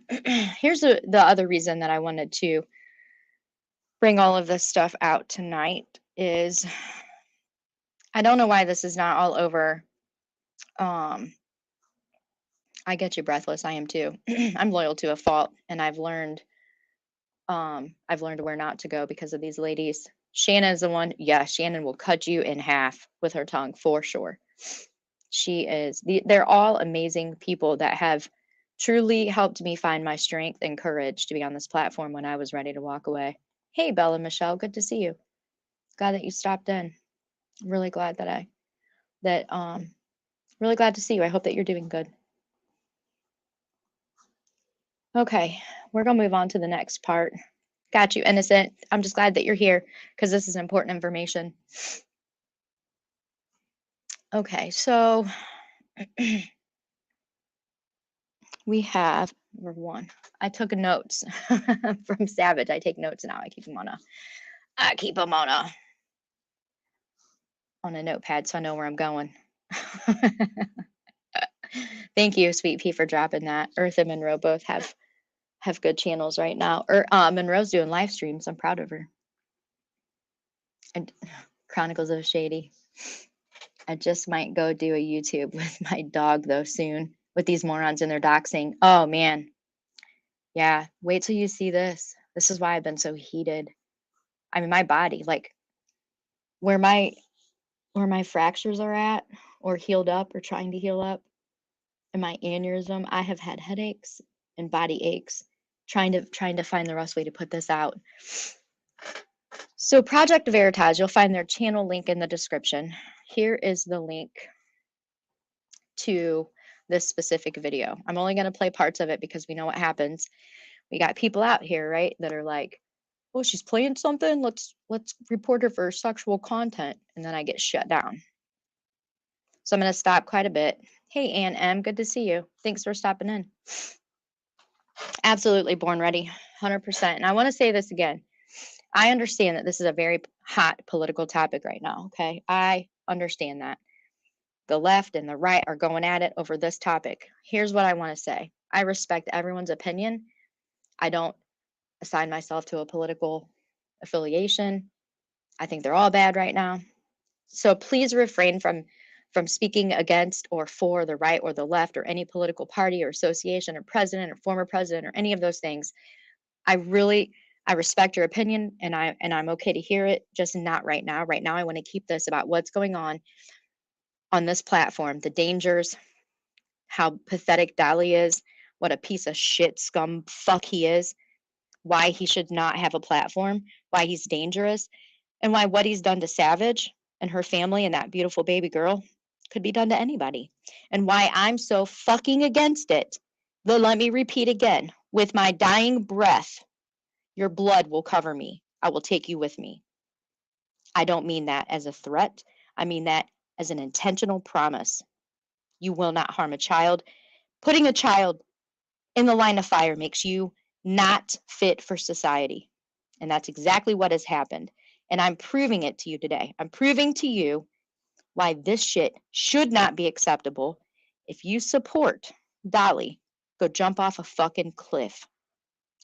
Let me tell you what's different about me for those lurking in the back. Lurkers. I don't know how many subscribers are on this channel because I truly don't give a fuck. I'll never be monetized. Go look through every video, every live stream, every page affiliated with this channel. You will not find financial currency in any fashion because I don't give a fuck about that. I don't pimp from no tragedy. You hear me? I ain't here for money. I'm here to talk about grief, protecting children, and the disgusting, vile, nasty, subservient pieces of shit on this platform. That's it. That's it. That's all. It ain't about money. I don't look at analytics. I don't care if there's one person in the chat or 10. If they're here for the right reason, I'm here for the right reason. I hope that makes sense. I'm not trying to grow a channel. I don't promote my channel. I don't pop it in people's chats. I don't ask people to help me with it. I don't want nobody building nothing for me. I don't care about that shit. I care about having an open platform for grief, to talk about child loss, to talk about grief. I don't care about nothing else. I don't know how many subscribers. I don't look. So before people come at me with that, not the case. I'm heated because one of our own has been put in the line of fire. This is Project Veritas, James O'Keefe. Please refrain from making it political. This ain't political. I don't give a damn about politics. What's done is done. The damage has been done. We can't change it. We can't go back and close borders. We can't go back and make Homeland Security do their job. We can't go back and revote in the 2016 or the 2020 elect. We can't do any of those things. So let's please not talk about that. We're not talking political. We're talking dangerous, okay? Please don't make it political. I've asked moderators to block those comments, not you, but block the comments, because it's not about that. Let's not lose sight of the message. So I'm going to play a little bit of this. This person's name is Tara Lee Rhodes. HHS whistleblower. It says government is complicit in trafficking. There's a little girl here, I think she's 15, who's going to admit she's been brought in from Guatemala and has been forced to live with a woman. Oh my God, this is so bad, guys. Get your tissues and hold your heart, because it's going to hurt. She's a full-blown whistleblower with 20 years experience in the federal government. I'm going to play clips of this.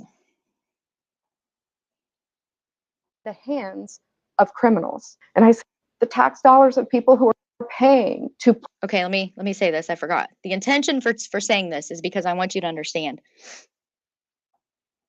Forcing the federal government to do anything about trafficking or the sexual exploitation or sexual crimes against children or forced labor, if they're not doing anything about this because they have allowed it, we have to be the people that protect our children.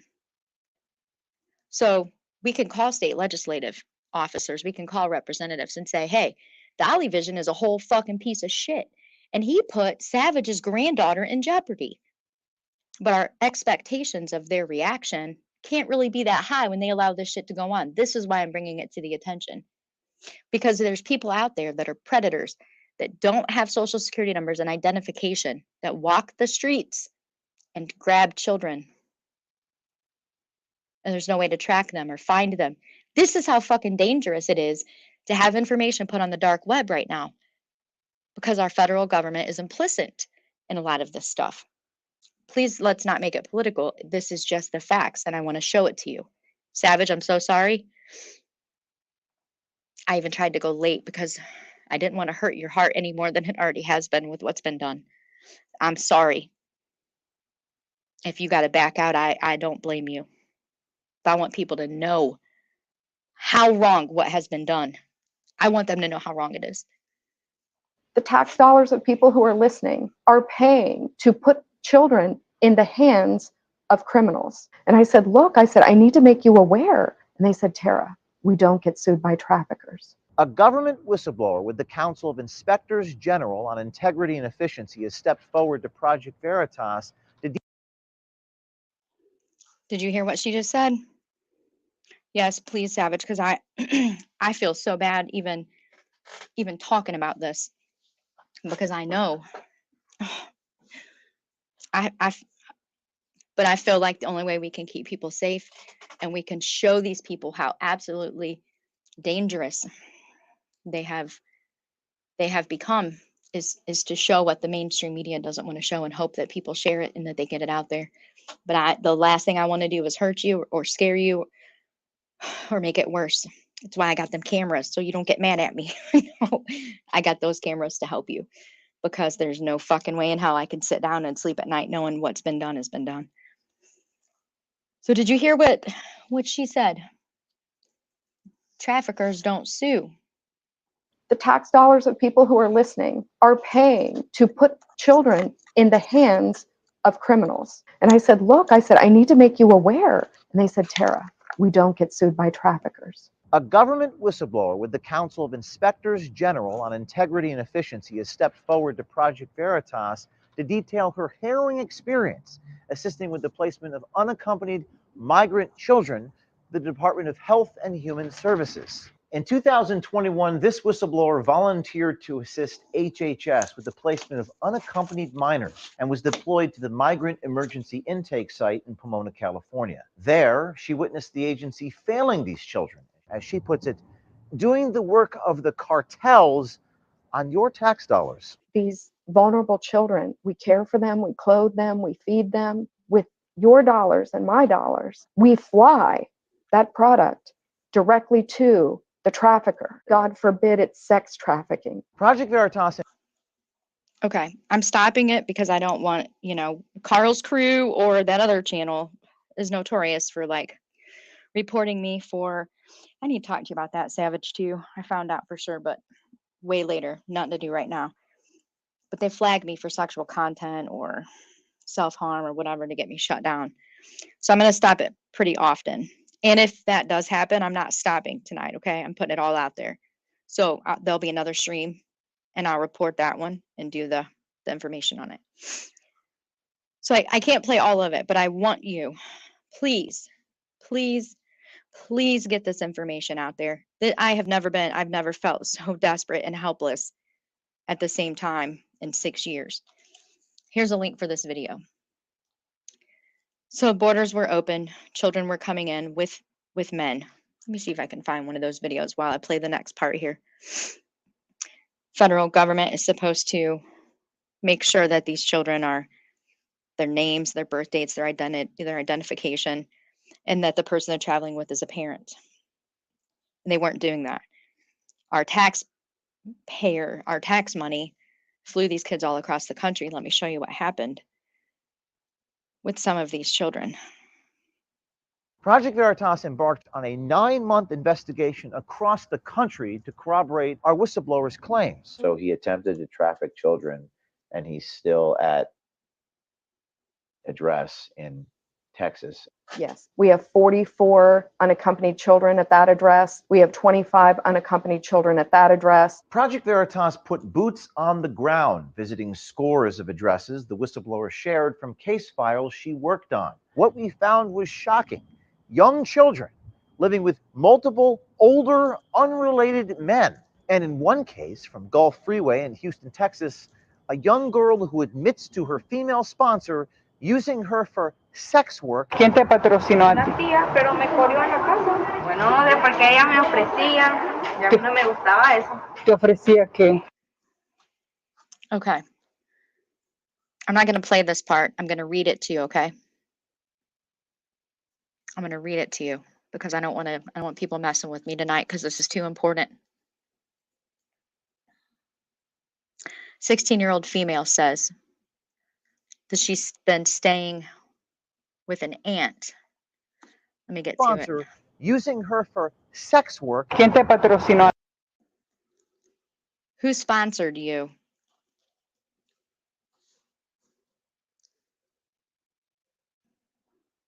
An aunt, but she kicked me out of her house, says the little girl.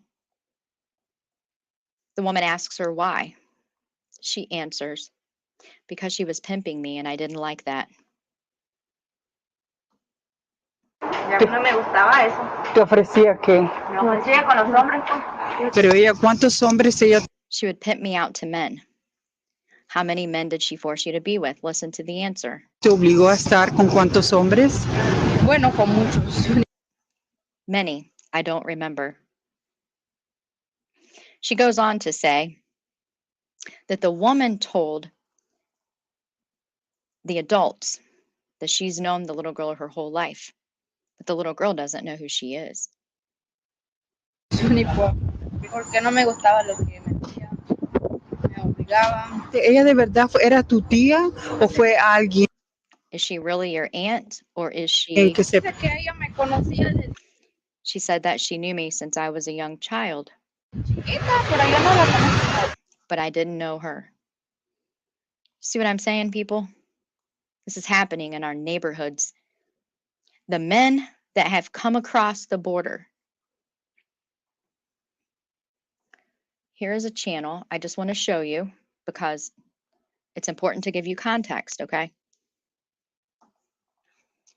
Here's a channel. Again, this is not political, but you can't dispute what you're about to see.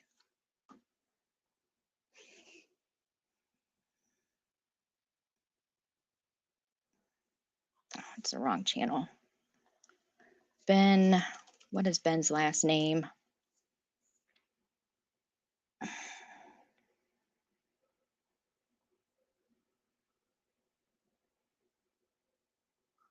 Let me just do this. Ben, I cannot remember his last name. Unaccompanied minors. This is heartbreaking, and I know it's going to be political, and I don't want it to be because it's not about that. But there were vigilante media. Ben Bergdorf, oh my gosh, and Oscar, but I can't remember his last name or what his channel was. I apologize for not having this ready. I looked, I didn't see Savage live anywhere, so I said, now's my chance. I'm glad you're here though, Savage, because I have so much respect for you, and I'll fight, I promise you, till my dying breath. I promise you I will.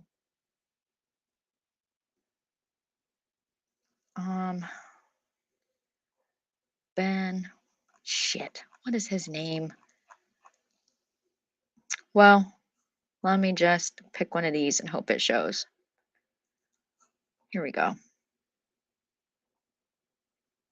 Create a professional logo. Of course, we got the ads. Let me drop this link in the chat here. Yeah, it's not political. It's both sides. Everybody's guilty of the shit. It's just a mess. And some staggering numbers. More than 212,000 times Border Patrol agents stopped migrants at the southern border just last month. Children seeking asylum. That's one. There it is. There's a photo. Okay.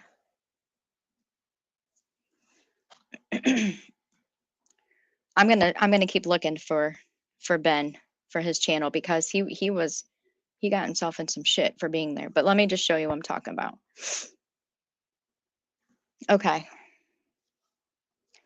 They came in. These are children. There's some children back here. There's some children. You see men. These are men with children. Is it Bergdorf? Oh, damn it. These men were coming in with children. The children didn't know their names, their birthdays, wouldn't say that they were with their fathers or their uncles, coming in from all kinds of different countries. Seeking asylum. That's one of the alarming things that we keep seeing that more often. Jesus Basavilbaso is a Border Patrol agent for the Tucson sector. The last couple of weeks, we had at least 6 of these groups. As a matter of fact, we just witnessed a large group of people, and most of them were unaccompanied minors. A total of 60 migrants, 40 of them unaccompanied children. The group is only the first one of the day. The suffering of these unaccompanied migrant children, we don't know what they've been through. Parents carrying babies, thirsty children sitting down on the hot dirt in the middle of the desert. An EMT Border Patrol agent soon starts asking medical questions, separating children by age group. It takes time to bring multiple vehicles to transport all of them to the nearest station. Children as young as 5 years old wait nervously, unaware of where they are and what's next for them. ¿Cuántos años tienes, papi? ¿Tienes 5 años? You're 5 years old? ¿Te gusta jugar fútbol? ¿Sí? His father says they lost everything in Guatemala during last year's hurricane. He says he has no home, that he left his family behind to try to find a better life here in the U.S. Siento que está llorando. ¿Qué tan difícil ha sido el venirse aquí? How difficult has it been for you, the journey? Es difícil. Since the pandemic started, most single adults and family units like this father and son have been expelled back to Mexico under a policy called Title 42.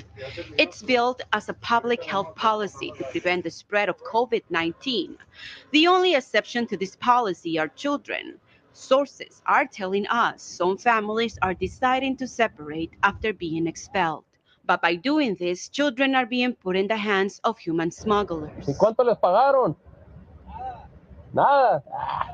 Han de trabajar de gratis seguramente. They're taking advantage of these people, of the necessity of these people. The same message is being shared by this father traveling along with the group. It's very sad because I have kids and I won't let my kids run to that risk, but everyone knows what they're going through. He says while in Mexico, the group had to run and cross a river after some men started approaching them. Were they like chasing you guys?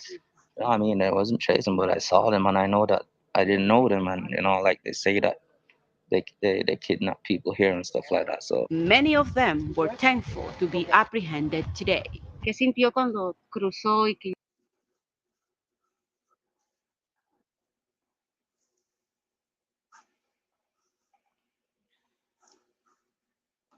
Yes, these families were set up. It's so much worse than that. I'm trying to find this one.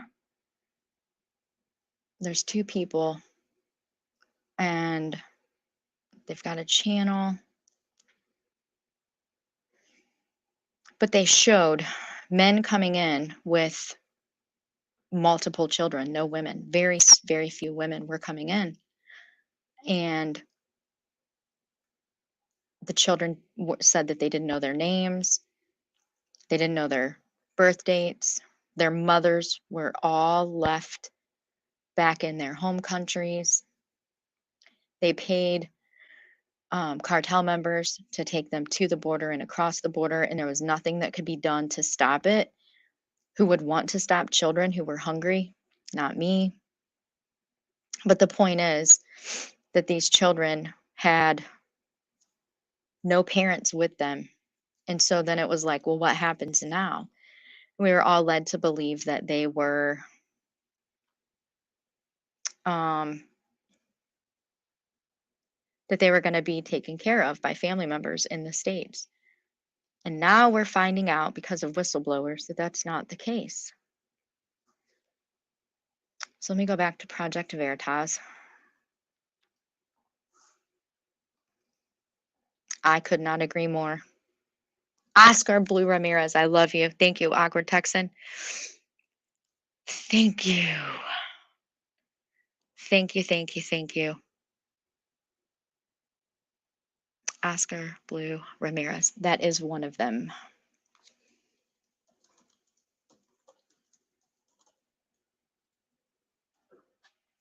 Border News Network. There we go. That's the name. Thank you so much. Because in order to, Anthony Aguera, here we go. In order to show you exactly what Project Veritas is trying to show you, I have to show you this part. This is the most important step in what has happened, what has taken place. And so I have to show you where it began and how it started. Yes. Covers the border from inside Mexico. Absolutely. Border News Network. Why was Sweet Tea blocked? Hold on a minute. Was Sweet Tea blocked?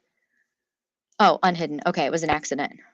Oh, I clicked on the wrong button. Sweet Tea, that was my fault. I'm sorry. Thank you, Lise, for catching that. Thank you. I was clicking all over the place trying to find this. I'm so sorry about that. I'm still new to this stuff. I feel like, okay, I found it.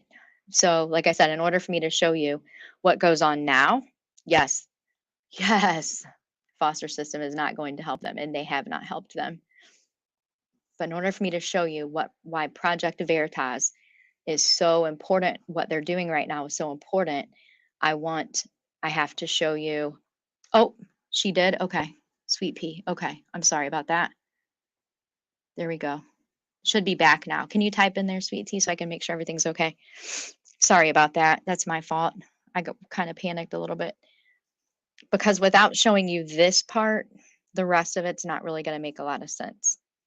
Thank you so much, Awkward Texan. Hey, Melissa Jade. Thanks for stopping in. I appreciate you.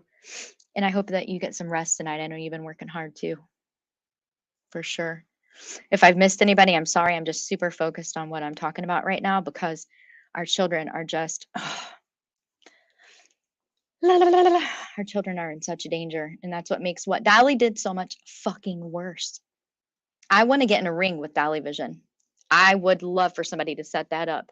6 months from now, after my surgery is all healed up, I want to be in the ring with Dolly Vision, unpadded.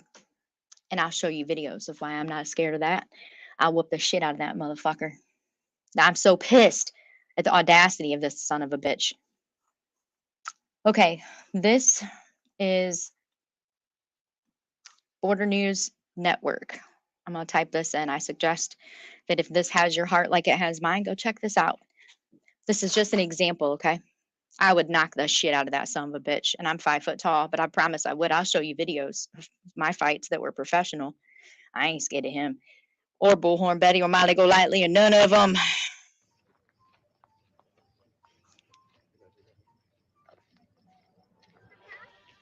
I don't have a glass jaw like Dolly does.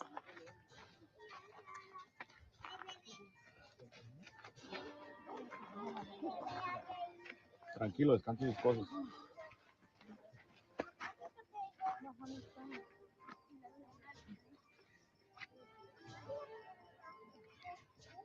Where are you from? Colombia. ¿Ustedes de Venezuela? Perú. If this is not heartbreaking, I don't fucking know what will break your heart. I don't know, but it gets worse. That's why that is going across the bottom. This is very triggering, but this is very freaking real. Colombia. ¿Y qué tiene el niño? No, es que bien dormido. ¿Tanto dormido así? Sí, sí. Pues le cuelga la cabecita, ¿no? No, por lo que me estaba quitando de la pañalera. That kid looks sedated. ¿No se despierta la niña? El niño. ¿El niño? Sí. No, se acabó de dormir. ¿Y por qué no se despierta? God, love his heart. Because this kid is... Ella, la niña está consciente. Ella sí viene con su papá. Drug. This is child trafficking right here, guys. Ella sí viene con su papi. El otro niño, look at this kid. It's drug. This is child trafficking right here, guys. Si hay alguna basura que tirar, ahorita que los pasemos hacia enfrente. Look at that, bro. Look at the number of men to women.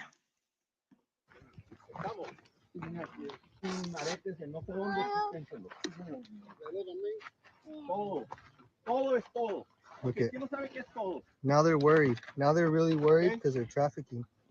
Todo es todo. Okay, let me show you.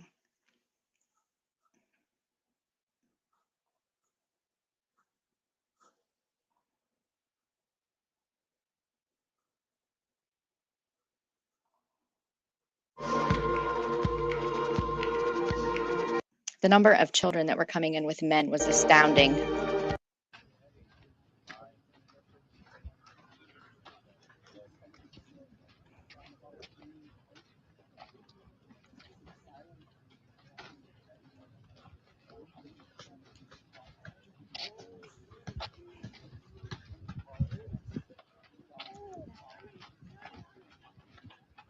Thank you, Duck and Felonies. I love you.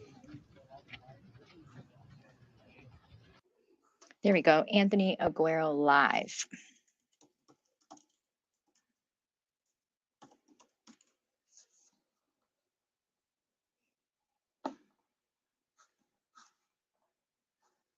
Yes. Well, these people brought multiple children in. Who knows how they got them? But these are live streams. Maricopa, Arizona. He was in Brownsville, Texas. He was at all of the border, all of 2 months ago. These go back for over a year. There's one that I couldn't watch anymore. Yuma, Arizona. The men that were coming in with children.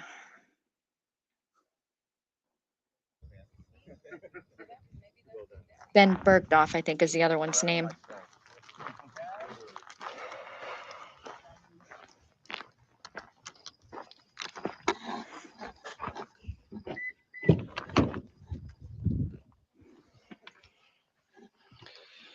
My goodness. I'll wait for a couple of y'all to jump on here so I can explain to y'all. I'm trying to find a video that shows what I'm saying because I don't want to be a liar. Very triggering, y'all. Oh, that was a quick one. Come on, Anthony.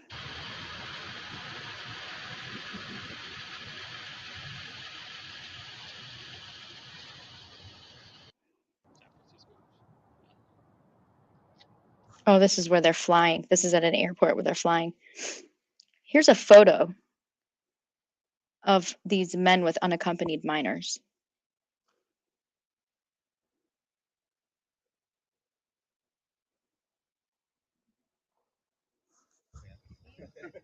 I think this is one. I just played that one. Sorry, guys. I'm searching. I'm looking. Be patient with me. This is the only part that I didn't have because I couldn't remember his name.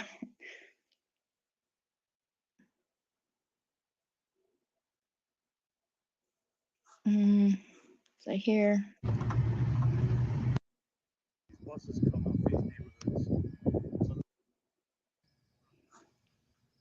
Okay, I'm going to keep looking while I continue sharing the rest of this Project Veritas. Yeah, thank you, Duck and Felonies. I appreciate you so much for that. So let me go back to this part and play some more of this for you. I don't believe that this is something that HHS wants people to know.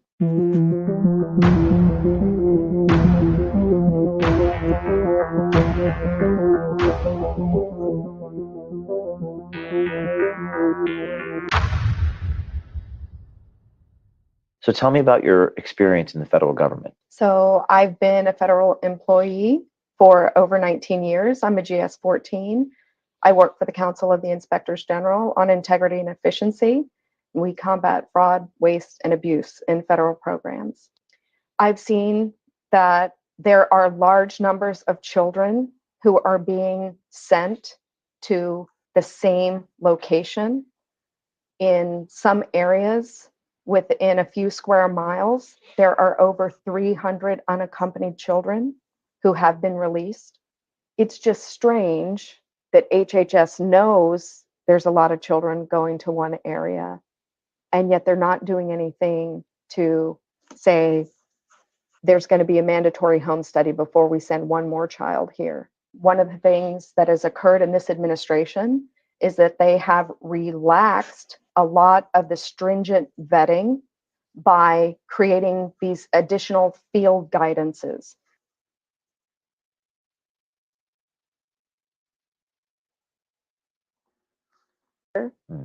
Edgar? ¿Cómo se llama usted?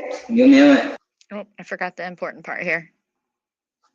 2 unaccompanied children. In one application, said his address was at one location, and then for the next child, he used a different address of a neighboring apartment building. So same person sponsoring at 2 separate addresses. And who's he? So the sponsor here, Edgar. ¿Cómo se llama usted? Yo me llamo Edgar. ¿Edgar qué? Sí, Edgar Tiul. Tiul. Oh, mucho gusto, Edgar. Sí. ¿Eres de Guatemala? Sí. Ah, mucho gusto. ¿Cuándo llegaste aquí a Estados Unidos? Un año. ¿Cuántos adultos hay aquí? 5, 6. Somos, o sea, como 5. ¿Como 5? Sí. ¿Todos hombres? Sí, hombres. ¿Y algún niño? No.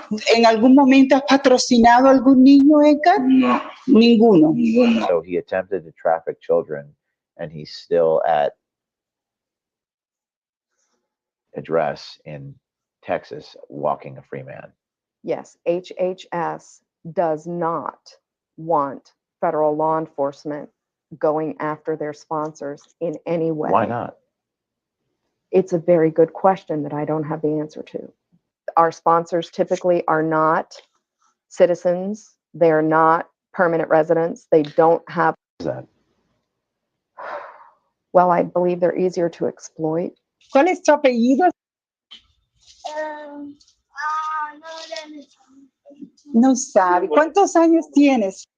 ¿Ah? No sé. ¿Tu papi está? ¿No? No se puede acabar. ¿Y dónde está tu mami? A mi mamá está en Guatemala.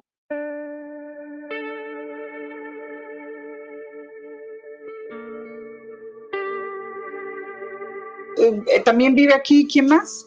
Who else lives here? Solo 6 nomás. Only 6? Ah.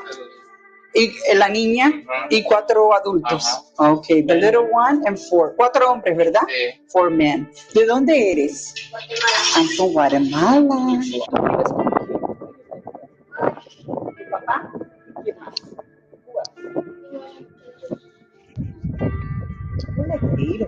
¿La niña está sola en el apartamento? ¿Con quién? ¿Con su papi? No, están unos muchachos. ¿Cuántos viven en tu casa?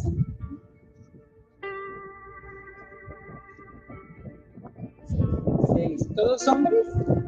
¿Y dónde está tu mami? Anda en Guatemala. ¿La dejaron pasar o qué pasó? Lo dejaron pasar. No. These sponsors fill out a federal form. So if they provide false information on federal documentation, that also is criminal. We don't know if the U.S. Attorney's Office in Texas knows about this. Right. They probably don't. I think most people don't know. They have no idea that children are going to unrelated people, that children are definitely, we have proof, evidence that they're being recruited and transported. They're then in debt bondage. Porque yo quise venir, obviamente que tengo que pagar. Tiene que pagar la deuda. ¿Cuánto que debes? Falta 18. $18,000? No. Okay, here is who I was telling you about earlier. Good night, Rena. Sorry if I missed you. Sorry about that. This is what I was telling you about, this girl right here. 16 years old. ¿Qué sale? 18,000 que sale. We know that children have been trafficked through the program. And the name of this program again is? It's the Unaccompanied Children Program, so the UC program. ¿Ella de verdad era tu tía o fue alguien que se prestó? Es mi tía. Pero tú la conocías a ella de Guatemala, no. ¿Y cómo tú supiste de? Dice que ella me conocía She said that she knew me since I was a young child, desde chiquita, pero yo no la conocía. but I didn't know her.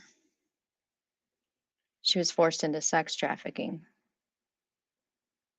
She says she doesn't know how many men. Okay, here's an important part. What happens? The sponsor immigration here. Ellos te llevaban a otro Llegaban. And once the children are gone to the sponsor, there's nothing that we can do about it. There's nothing that HHS can do. We give the child to the sponsor.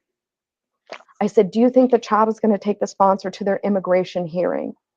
And they're like, probably not. And I'm like, no, probably not. So hence, the child gets an order of deportation, and that's it. I mean, their chance to get their papers are gone. So they've been harmed. But why is that beneficial to the sponsor? And I say, case manager, think with me. Who gets the order of deportation? Here's the important part here.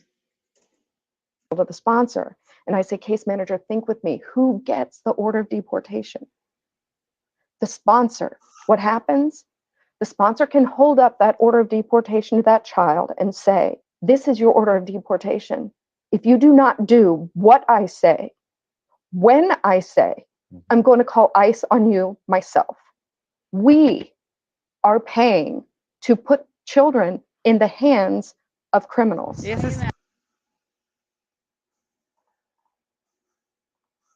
That's the first video.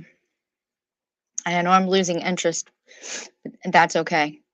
As long as people are being made aware of this, this is okay. I'm not stressed about it. It is what it is. People don't want to hear the truth sometimes. They do, it doesn't faze them. It's not of interest to them. But here's where I'm going with all of this stuff.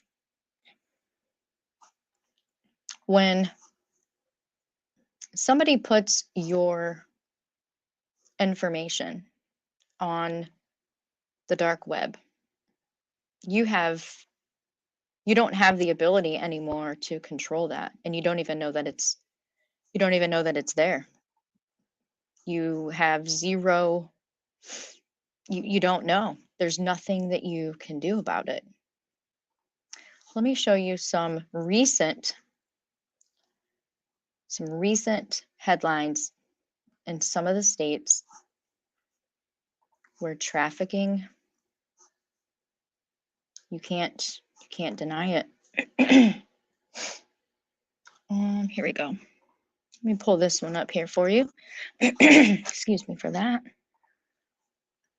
That's right. Every single human being needs to do better. But let me show you what's happening right here underneath of our noses that mainstream media is not talking about it. And then I'm gonna blend this all together for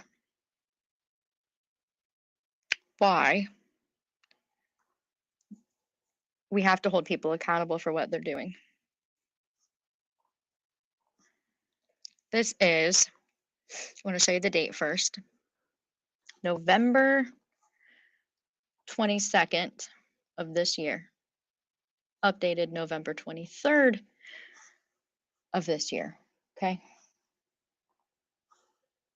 And a man is in custody accused of human trafficking. Tonight, a Grand Rapids teenager is safe, and a man is in custody accused of human trafficking. News 8's Brittany Flowers is in the newsroom right now with a closer look at how the girl was found. Brittany?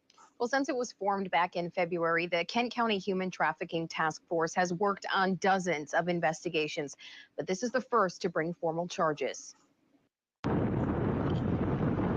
All it took was someone to speak up. I would say a significant portion of our investigations come to fruition in part because of a tip we received from the community. In October, the Kent County Human Trafficking Task Force got a tip that a 16-year-old girl was in trouble. We had to validate a lot of the information, but we were able to establish who this young girl might be, and then indeed confirm that she was being trafficked by a 38-year-old man from Comstock Park. The initial investigation shows the man befriended the Grand Rapids teen in a public area. Sheriff Michelle LaJoy Young says he then started grooming her, eventually trafficking her online. The sheriff's office got word that the girl might be with a man in the Upper Peninsula. On October 12th, when the man tried to cross the Mackinac Bridge, a toll operator noticed someone hiding under a blanket in the back seat. They had been alerted that we were looking for this person, but she didn't see the victim. Instead, she saw something that didn't look right in that car, and she reported it. After crossing the bridge, the man was stopped and arrested. Unfortunately, trafficking cases don't always end like this, which is why Sheriff LaJoy Young says it's so important to speak up. If it's something that you can't stop thinking about in your brain, do something about it. Call somebody and report it. It can be a strange or controlling relationship, someone who's improperly dressed, not able to speak for themselves or use a phone, or even be seen much in public. The sheriff adds young people should be careful with the information they share. If you don't know this person, disclosing any details about yourself could be a risk. The 38-year-old man is facing charges of sexually abusive activity, human trafficking, possession of child abusive material, and using a computer to commit a crime. His name will not be released until he's arraigned. We expect that to happen tomorrow in the 63rd District Court. Isn't that amazing that they hide their identities? Here's another one that I want to show you. And I want to show you the date, April 21st, 2022. So this year, Oklahoma City. Let me share this one. Absolutely, Dolly Vision. And I just want to show you, I'm going to type in what I have hashtagged his dumbass. And that's what I'm going to call him every fucking day until the motherfucker decides that he ain't fit for here. He's not an advocate. So while this one plays, I'll type that in. Then I'm going to show you how low Dolly has gone. There's a reason. There's a reason people are outraged. Involving a teen. 5 more arrests connected with that sex trafficking case involving a teenager taken from Texas. She was brought to Oklahoma. Naked pictures of her showing up online. News 4's Bria Berry has the new information. There were a number of people involved with not only this girl but others, but we did everything we could to find this girl. The list keeps growing and the number of people arrested in a sex trafficking ring. Oklahoma City police have announced 5 more arrests in connection to the missing Texas teen found safe in Oklahoma City. That now brings the total to 8 people in custody. This girl is a juvenile, and she was in the company of sex traffickers. The 15-year-old was seen leaving a Dallas Mavericks basketball game with men 2 weeks ago. A week later, naked photos of the teen appearing on a website known for prostitution last Thursday. A number of these people played a role in trying to get this girl trafficked for purposes of sex. An investigation leading police to Kenneth Nelson, a convicted sex offender. And court documents reveal how Sarah Hayes and Karen Gonzalez were involved. These are very bad players we're talking about. Police say Nelson was in a hotel with the victim at the time her naked pictures were posted online. And authorities say it was Gonzalez who took and posted those photos. Hayes confessed she was there and later used the photo. You see this? There's a woman. Women are involved in this now. Women are luring children out of their comfort zones, away from their family. Women are involved in this. Photos online. Even though we don't know specific numbers, yes, the frequency, the prevalence of human trafficking in Oklahoma City is definitely alarming. Melissa Ike with Dragonfly Homes says the nonprofit has served more than 600 human trafficking survivors in Oklahoma City. For a pretty small nonprofit, that's a lot. Human trafficking is definitely a problem in Oklahoma. In Oklahoma City, Bria Berry, Oklahoma's News 4.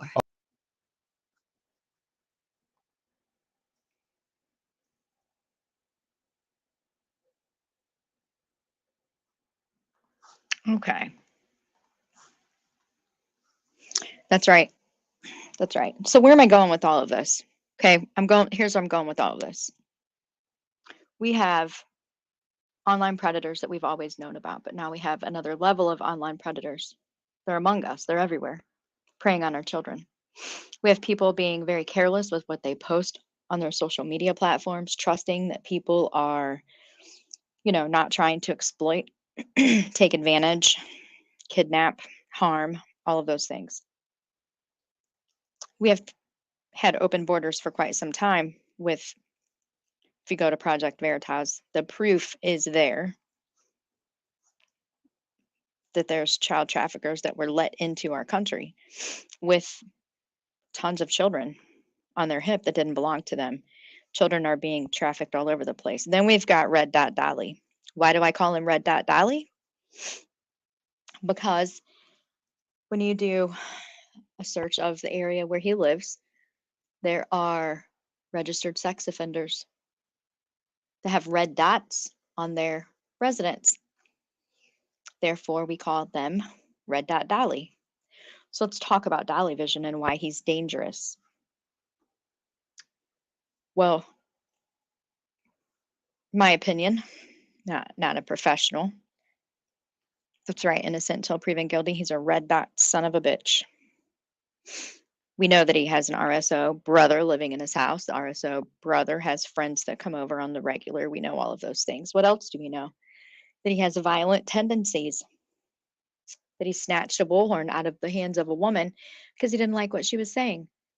His fifis were hurt. He was big mad. He was big mad. Big mad. Red Dot Dolly got mad, so he laid hands on a female. And then all of his friends stood by as accomplices. They tried to protect him. They tried to make it seem like she was the aggressor. We all know that's a fucking lie, Dolly. You're a fucking whole piece of shit. That's what we all know to be true. But then we have new information. It's new to me anyway. If you want to, Earth, you're welcome to.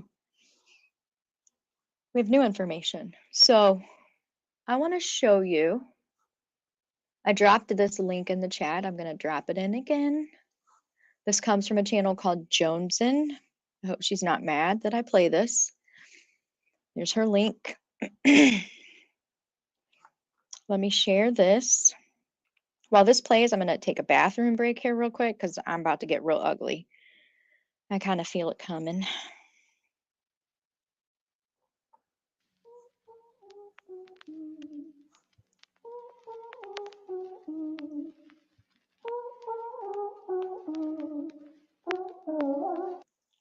Earth, if you get up here before I get back, I just have to make a pee break quick, wash my hands. If you get here, I'll put you up on the panel as soon as I get back.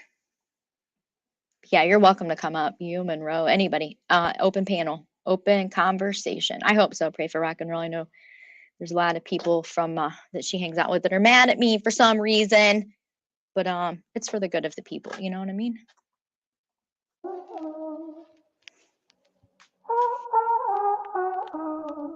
Picked him up at the airport, took him to his hotel, partied our asses off downtown. And when you go to Nashville, you're wore out. You're walking and walking and walking and going from bars up and down stairs all over the place. It wears you out, you know. Then on top of that, to go to a concert, you know, and wait in that long line, you're wore out. But anyway, I'm just going to try to get to this so that I can get it out of the way. I told him I wasn't attracted to him. And I said, I didn't think that he felt that way either. And he was like, why? I said, I'm just not. We didn't have much time before he was leaving, you know, to get on his plane or whatever. But he jumps right on me, okay? I'm just going to put it out there. He jumps right on me. I'm not going to be graphic. So I'm sorry if you don't understand what I'm about to say, because I'm not going to be graphic. If you don't understand it, ask somebody. Because I've talked about this enough. It's making me relive this. So I grabbed his nipple and I twisted it so damn hard. It was just his left nipple. I twisted it and I pushed him back down onto the bed and I said, excuse my language, but I'm going to tell you what I told him. I said, stop. We aren't fucking. And he just stayed there. I thought he just was going to stay there. And I caught my breath. And this little dude took his elbows, went right under my fucking arms as quick as he could, as he pulled up my shirt and my bra and put it over my face. So my arms are up in the air and to the side. And I can't move my arms. He's got his elbows under my arms. And his forearms are up against my chin. And all I'm going to say from here is this. He was able to knock at the door. People, we're talking about rape. We're talking about sexual assault. And all I'm going to say from here is this. He was able to knock at the door. But he didn't get inside the house because he puked outside. And if you don't understand that, I'm not going to go any further. Because this is very difficult for me. I don't have any reason to make it up. I don't have no animosity about women, jealousy, none of that. I never felt that way for him. So if any of you think that's the case, you couldn't be more wrong. And that's where I'm going to leave that there. But I want people to know that if you want him coming and knocking at your door, you already know what you're doing it for.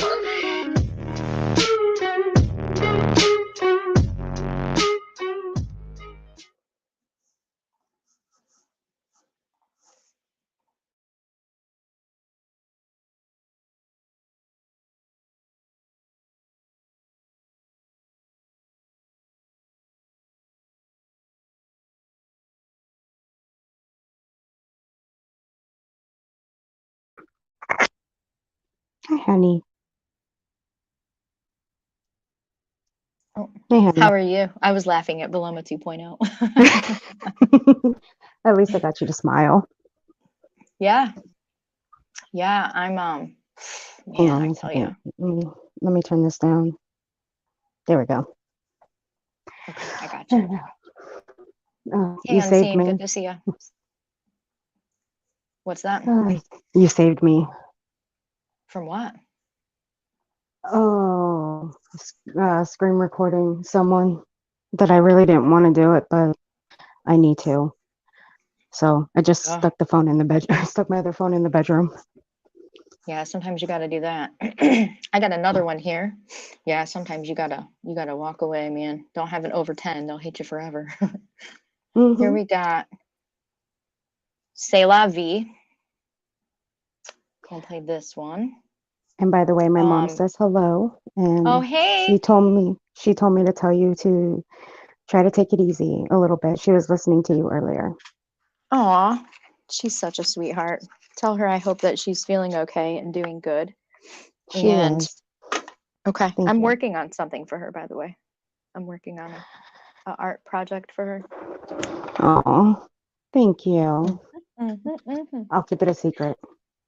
You know where all the new clips are that came out over the last couple of days? If you don't care to drop them in the back chat, and we'll pop them up. I'm not sure, Lee. I don't know. We'll have to look at settings or something. I'm not sure how that happened. I don't know. I got Lee. You know how everybody likes to porn bomb and stuff? All these pervert idiot assholes like to show up in your back area, and they try to get on panel, and then they try to show their wieners. Oh, please! I'd show them just like, okay, you want the exposure? Here, there you go. I'm going to. Just do it. I'm going to. I'm gonna screen record them in the back and then make a short video out of them and send it around. If they're that proud of it, by God, we're gonna show them. We're gonna show them how proud they should be. But yeah, you know where they're all at. If you pop them in the back, I'll play them. I really want people to All see how right. dangerous this son of a bitch is and what he's done. I mean, people know, they should know. If they're not gonna Oh, see it, then they're the there's one of problem. them. Well, there's one of them. I know she's got Yeah. a few new ones out. Mm-hmm. Heels does. It'll Yeah, kick me Heels out has if I some. go looking. Oh, okay. Heels has some good ones.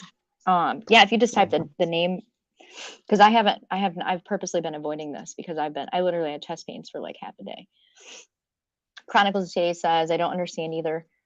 Right? Innocent. Can't be that many evil people in this world, can there? Unfortunately, there are, and they are up underneath of our asses in our space. They are in our space. Good to see you, Unseen True Crime. All right, so I'm gonna hit play. I'm gonna mute and hit play on this one. I'll mute.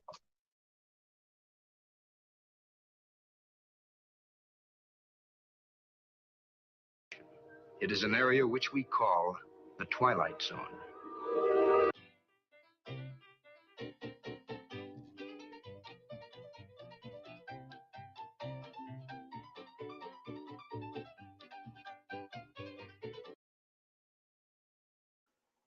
Here's what I want to bring attention to. I want you to see how smart these pieces of shit are. This is not his normal face that you see in this photo here, okay? This is not his normal face. When he takes his registry photo, he scrunches his face up to look different than his face, than his normal appearance. He goes by Ice Cold Ange. I don't know how he's allowed to use a fake name, if that's a fake name. I don't know the truth behind that, but it's weird to me. But I want you to see that he scrunches up his face to look different. Okay, let's just be factual and real about the shit that we're fucking looking at. Nobody walks around with a face looking like a sourpuss, piece of shit, lowlife. He's scrunching his face up to look different.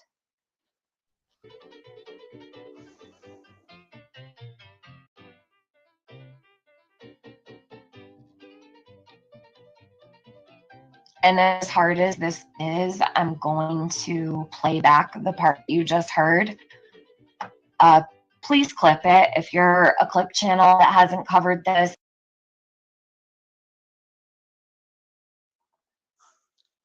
Okay, is it? That's crazy. That is crazy. That is crazy. I was banking that it wasn't, but I'm wrong. That is his name. Okay, so then I want to show you an email I got from a supporter of his. Okay. Yep, a supporter. Someone who says, well, Dolly shouldn't be blamed. Fuck all the way out of here, bitch. Okay. All the fucking way out of here, you fucking piece of shit. This is where the trigger warning comes in. I'm sure that most of you have seen this. I don't know if you have or not. This was recorded earlier from, I think, Tiffany Marie's live stream. I'm just playing C'est La Vie's clip. I dropped it in the chat, but I'm gonna drop it again. That's a link for this video right here. Trigger warning. He has a sexual relationship with his daughter, who in this video is 19 years old. This video is 14 years old. This was put out onto the internet 14 years ago. Do the math. She's over 30 years old today. I do not feel like I'm victimizing anybody because this has been shared everywhere. I pray that she has been given mental health help. She's in a safe environment and that she's happy away from these people. I can't find that information out. If this had not been shown everywhere, I would not feel comfortable showing it. I'm not trying to re-victimize anybody, including this young lady. My heart breaks for her.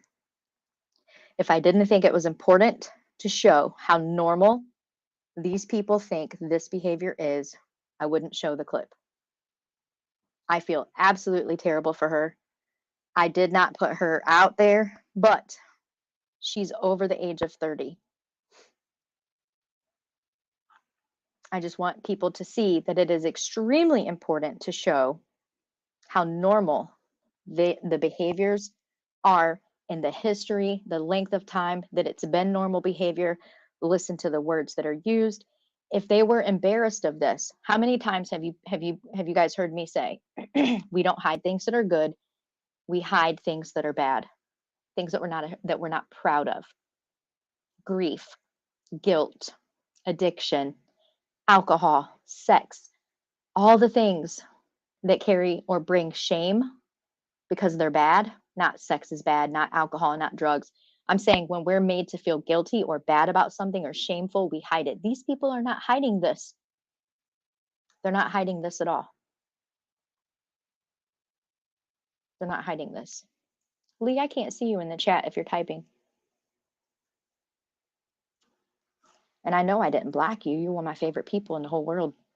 But I want to put a trigger warning out because the language used can be triggering to sexual assault or incest or anybody who's a victim of any type of sexual crime. If you have a channel, spread the word. It's important. Every single person counts. Every set of ears and eyes that this crosses will actually make a dent in what's going on over there at Dolly. So you hitting? Say bye. We're going. Bye, everybody. I just want you guys to know I love my dad no matter what. Tell them we're gonna fuck like chickens tonight. Yep, Oh, me and man. Dad have fun tonight. He's such a fucking lowlife. Look, when I suck my daughter's pussy, I'm talking about it is not. I just don't fuck her. I make love to her. I do foreplay 45 minutes before I fuck her. Okay, this is Dolly's brother and the brother's daughter making this Dolly's niece at the age of 19. I suck on her pussy for about 30 minutes, press on her breast, lick on her belly button, suck on her toes, God.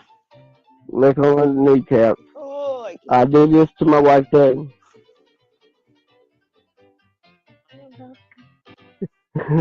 I'm a very freaky man. I could suck on a pussy for 30 minutes. Motherfucker, that's not freaky. That's fucking disgusting. That's disgusting. That makes you a fucking predator. I do the size thing. Every woman I ever fucked in my life wanted more. Especially with 7-inch python. Somebody told me one time, they said, you need to be a porn star. What is it? Okay, I'll talk to y'all later. So wait, let me put. don't unmute. What do you mean, Missy C? Why does that look like Dolly and sound like him? Carlos, I know, right? And you have a great player on here. No one's gonna compete in.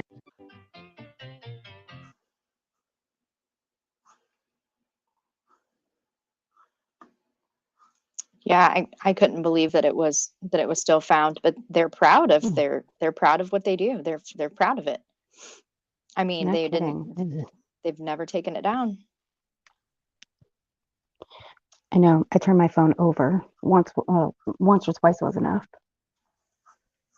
It's yeah, and that's not the full clip. I'm not playing the full clip because it's too much. Like, Yeah, there was it's a reason I didn't upload it either. I'm not putting that shit on my channel.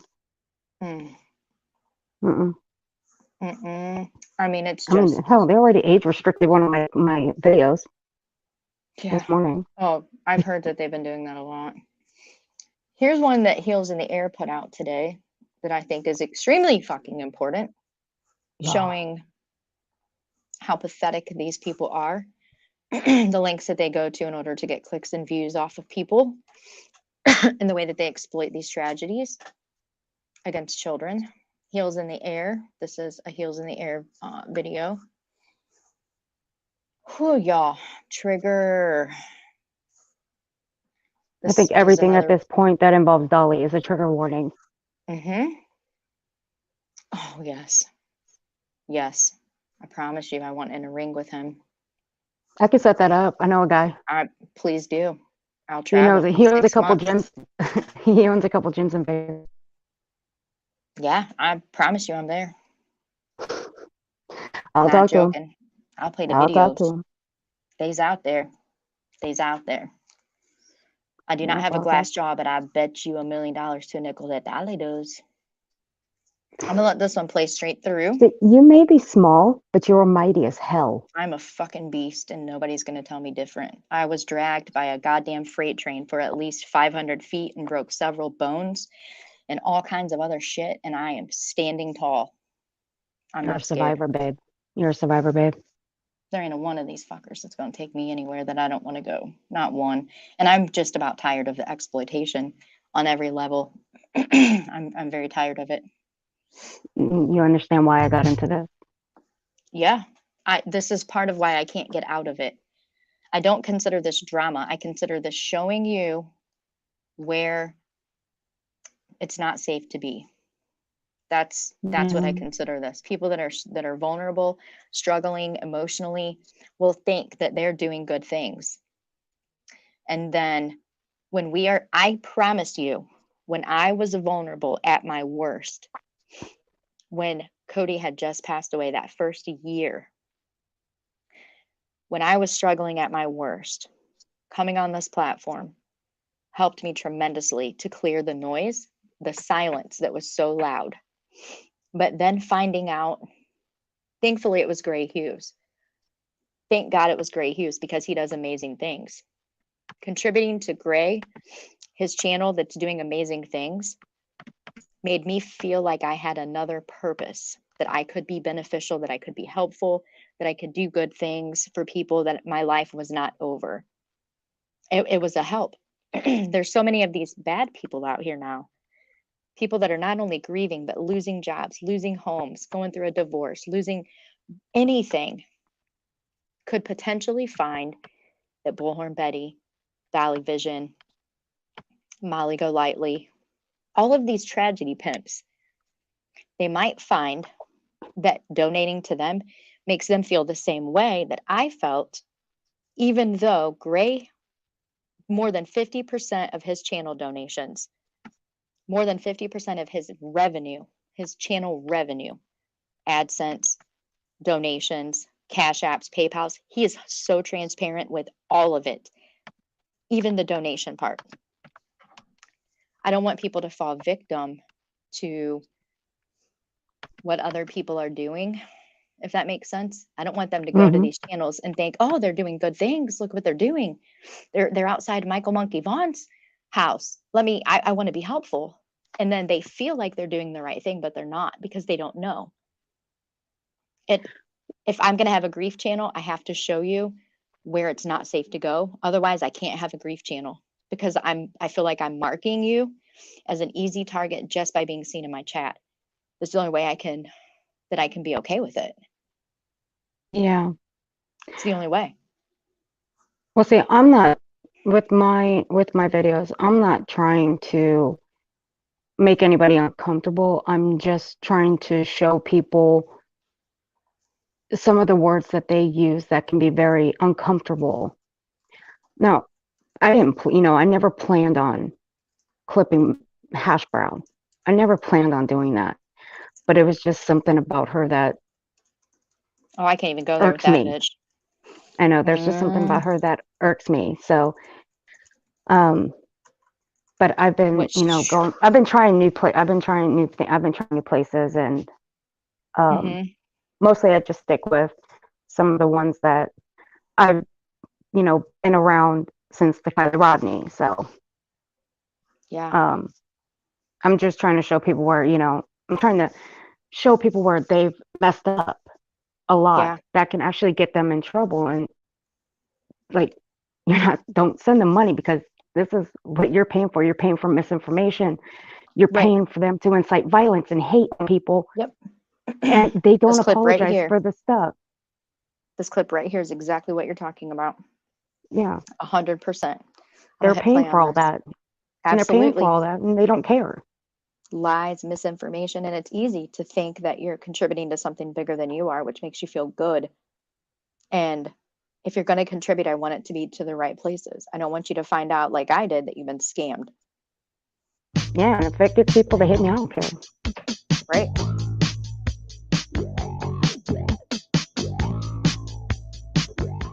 this is going to be one of those stories, you know.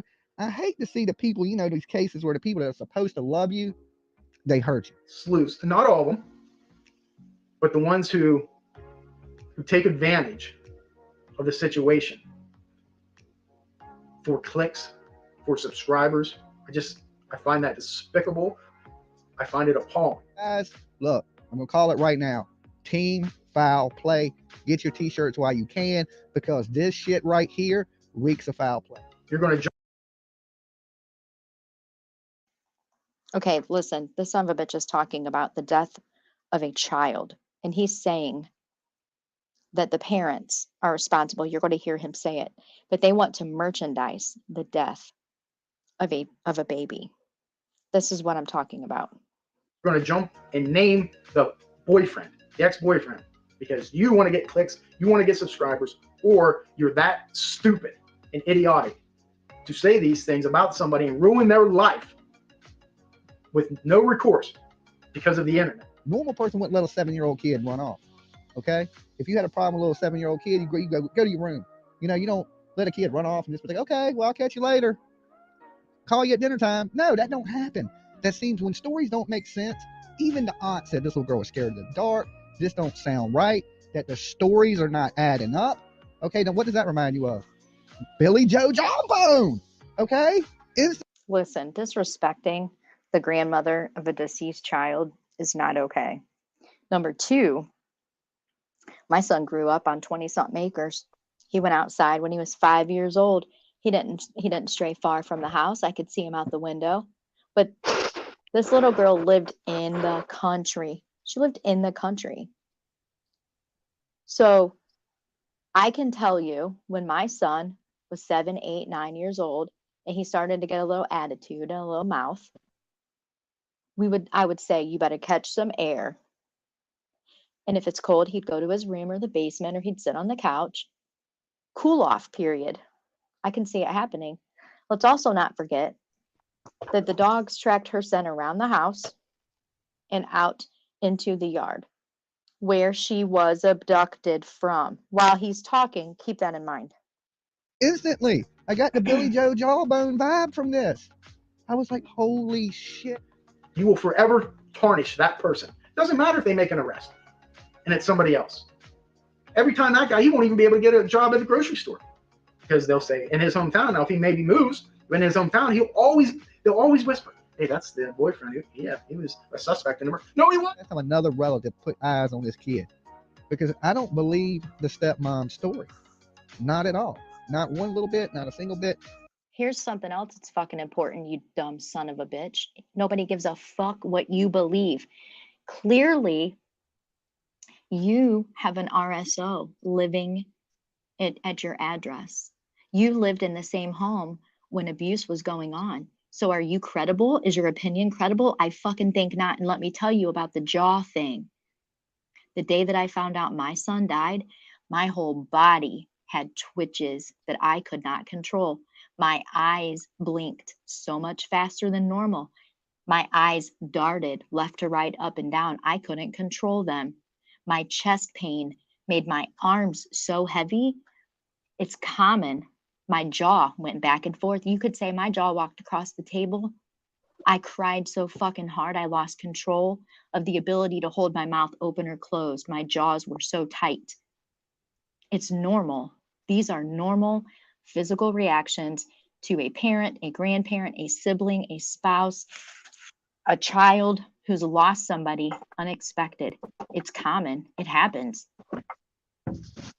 You cannot say that somebody is on drugs when they're in shock, when they're being attacked, when they're going through the worst days of their life and they have nowhere to turn because the world is judging them.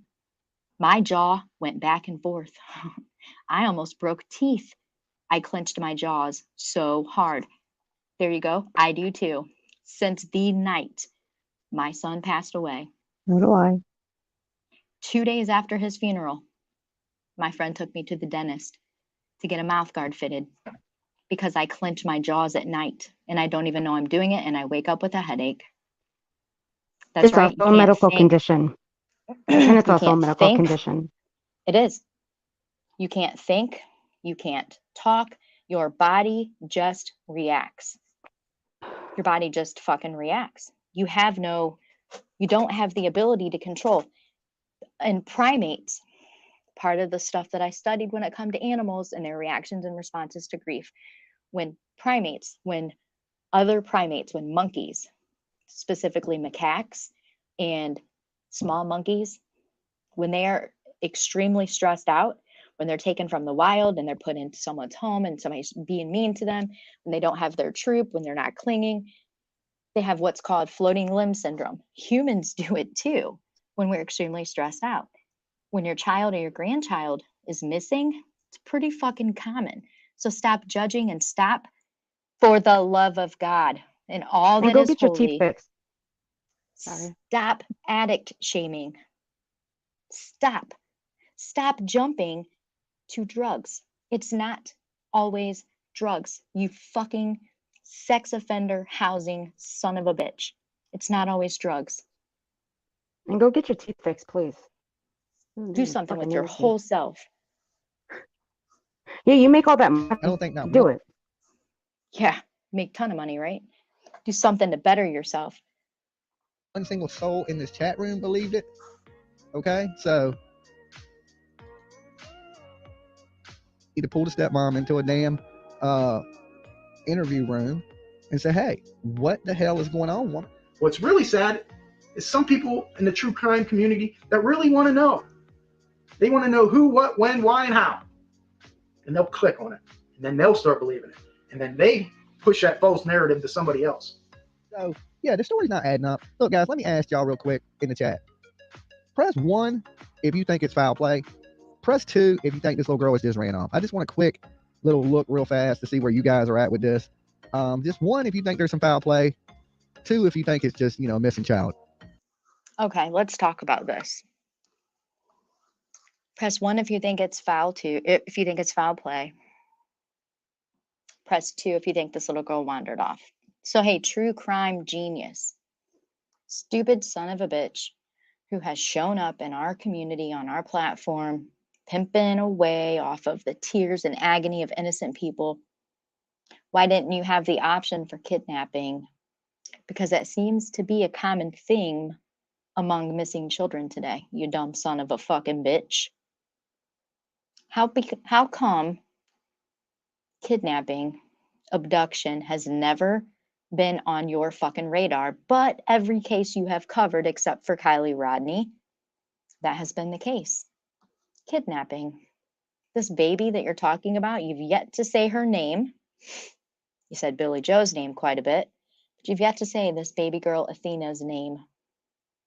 She was abducted, and you made this fucking video after law enforcement said that the dogs tracked her scent around the corner into the yard, and you still weren't smart enough to even add that to your radar, you stupid fucking lowlife piece of shit who deserves a fucking hole in your throat.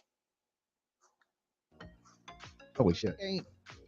I can't see how these people hurt their kids. Or I know it's a stepmom and it probably ain't the same, you know what I'm saying? But still, to hurt your kid, or, you think about the dad. He goes off on a hunting trip.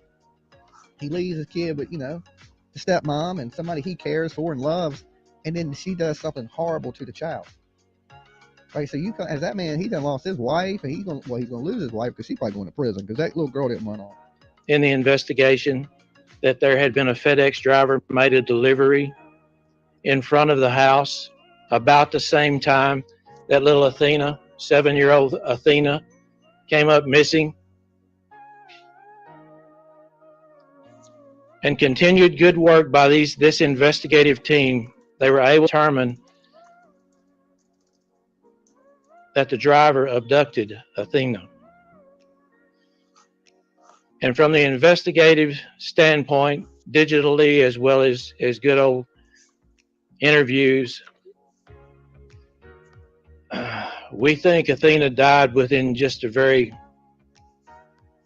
hour or so after her departure from her home. Bless her loving heart.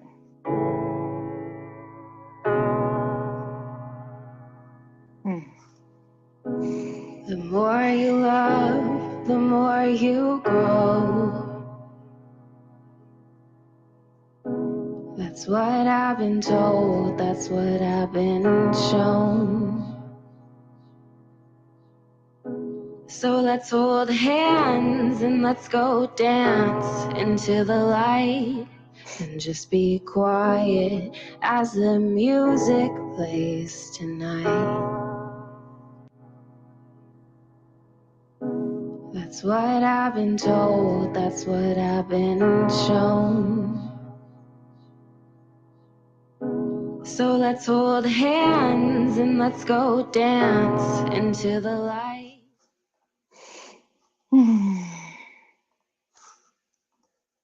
It's such a sweet video.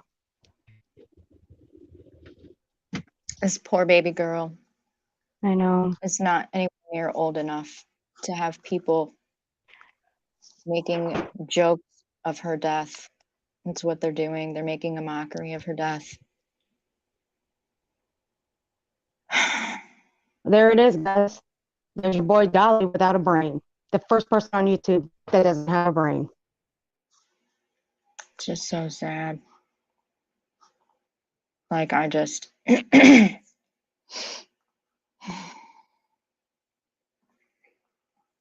Why does this matter so much to me? Because every person in this chat who's lost a child, who's lost anybody, but because we're dealing with children, we're dealing with the loss of children.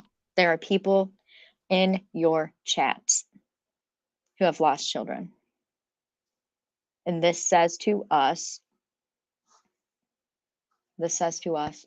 our death, our loss, our tragedy is also fair play when it comes to you getting your way. That's why this is so painfully important. This is why. Because it's not ever going to be okay. Ever. And the people in your chats, they know. They're just not speaking. That's why. It's sad. It's heartbreaking. See, Vilomah's the only one that I've ever met that has lost a child. I don't know anyone else. But I've only known Vilomah a short time. But I feel like I've known her a lot longer than that. And I'm always going to be there for her no matter what. That's what it's going to be. She knows that if she needs me, I'm going to be right there. I'll stop what I'm doing and I'll be right there. She knows that. So Yeah, very she much doesn't so. have to worry about that. She will never have to worry about that because I'm right here. Always. Savage knows that, and so does the rest of the crew around here. And I know where my loyalty lies. And it lies with all of them. So And we're if not you're going to gonna stop. fuck with one of them, you're going to be fucking with all of us. I'm going to tell you right now. Oh, absolutely. We're not going to stop. We're going to let everybody know. I've made so many phone calls about what these fucking people are doing. I'm going to keep doing it. Every time they mention a city or a town, I'm going to send the information. Oh, We're going to get them. I called my girl last night and I told her, I'm like, get your flamethrower ready. Get it ready. Get it cleaned out. You may need it. And she's just like, let me know when and where. She's got no problem. She would love to use it. She's never used it before. So she'll have it ready. She needs it. Yeah, it's, gosh, man. She needed one when she lived out in the sticks. Look, right here what Bella said. Absolutely. Everyone has a past. Doesn't mean they deserve children taken from them so soon or are responsible. I couldn't have said it better myself. Mm-hmm. Here's another one. I have met a lot of women on here since summer got gone who have lost children. There's thousands of us in this community alone. Thousands of us. Thousands. And what breaks my heart is that they remained silent from fear. The words put them into, they scare them into silence. And it's just fucking shit. It makes them feel worse about their grief. It's another part of the of the system that works against us, that makes us feel broken, irreparable, like something is wrong with us. When you hear the words coming out of these people's mouths, and you read the chat being so going along with it, it makes those of us who are grieving the loss of our children feel like we really are irreparable. We really are broken beyond repair. Makes us feel like we're not worthy. We have no place. We don't fit in. We're unlovable. We have no purpose. It leads to more suicide. All of it. That's why I'm so against it. That's why I hate it. It's hard enough to bury a child, to then have a world of strangers constantly blaming parents. I can tell you how many times I thought, if only I hadn't called him right before he went across the road and up the driveway. If only I hadn't called him. If only I had just driven out there. And there's nothing I could have done to change what happened that day. Nothing I did caused it. Nothing I did would have prevented what happened. But there's people that are brand new into their journey. They're not strong enough yet. They're still self-loathing. They're still isolating. They're still silent. They're still afraid to speak. Think about that when you hear this video. And I want to show Rena's community post because I think it's very fitting. Make me some beef. Going straight to prison, homie. Don't pass shit. I don't know. Like, when was the last time this child was seen? You know, when another family member seen her? When was the last time her father seen her? Or anything? You know what I'm saying? Like, when's the last time another relative put eyes on this kid? Because I don't believe the stepmom's story. Not at all. Not one little bit, not a single bit. I don't think not one single soul in this chat room believed it. Okay? So, Yeah, he plays with chillins, but that's just how it go. Front room to the left, stays the RSOO. Dollar tried to hide it, but now we all know that he's a ho in the front row. Grab him by the neck, but he can't let go. Chivalry is dead, but that's how he gets hoes. Dirty feet. Times 30 sheets to do the laundry, dog. Takes about 30 weeks. Live stream a dirty freak from these nerdy freaks. Begging girls to spank banks, facing nerdy geeks. Dolly, vision, going straight to prison. Chilling with RSOs, yeah, that's how we living. Ice cold, Michael, Jackson bad like Michael. Screaming, beat it, beat it, beat it, beat it, beat it. Dolly, vision, going straight to prison. Chilling with RSOs, yeah, that's how we living. Ice cold. a 7-year-old does not run away. Yeah, you know, I mean, they might run off and get lost, but this don't seem to be the case. They've searched their property. I wish you would run away. Sheriff said it's Did I say that transitioning loud? to an investigation with a search. And you know, and this should be an investigation at this point. They need to pull the stepmom into it. Are you serious, Chronicles? Betty showed up near Brandy's house today, knowing she didn't want her there. She did. Are you kidding me? What the are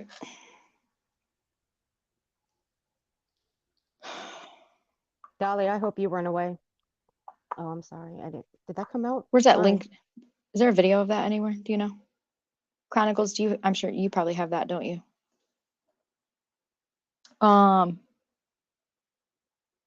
Okay. All right. To a damn You can get it off rap. Get it off rap. interview room and say, hey, what the hell is going on? I'm gonna lose my woman? fucking shit on Okay? this month. Michael, yeah, he plays with chillins, but that's just how it go. Front room to the left, stays the RSOO. Dolly tried to hide it, but now we all know that he's a ho in the front row. Grab him by the neck, but he can't let go. Chivalry is dead, but that's how he gets hoes. Dirty feet, times 30 sheets. Mom had full custody. She was with the dad for a couple months because the mother is recovering from health issues. The mom was in the hospital She was supposed to go back to the mom in December. Okay.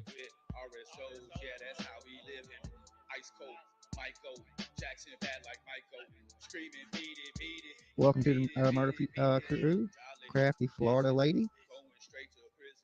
Chilling with RSOs, yeah, that's how we living. Ice cold, Michael Jackson bad like Michael, screaming beat it. He screaming beat it. Jolly had a vision, yeah, he had a vision. Help is big, bro. Ice cold parole out of prison. Laura Short Legs with a $20 super sticker. Thank you so much, guys. Thank you for all the support, the likes, comments, shares, all that good stuff, the super stickers. You guys are absolutely the best. I take that shovel from Savage and put you on an island. Dolly, we ain't got no. So yeah, I'm trying to give it a little bit to let whatever's going on work itself out because everything wasn't playing quite right, and I don't know if y'all. Well, our chief deputy, he's ranking. Been working in law enforcement since 1974. I think he's got about 30 years in law enforcement. I'm coming up on 50 years in law enforcement. We have encountered those investigations on many occasions. We find. Going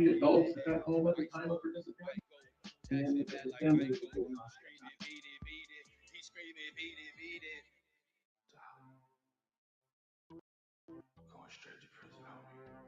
Don't pass shit. Don't collect $200 for you hoe.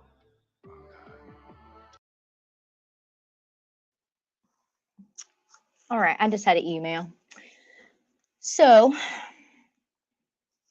I'm just gonna do it. You know what I'm saying? I'm just like, what the fuck? All right.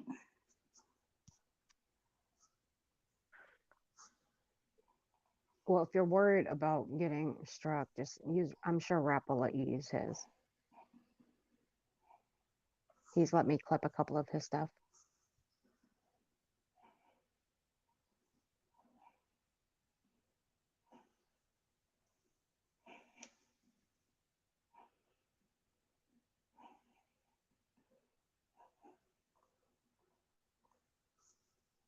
Is this you?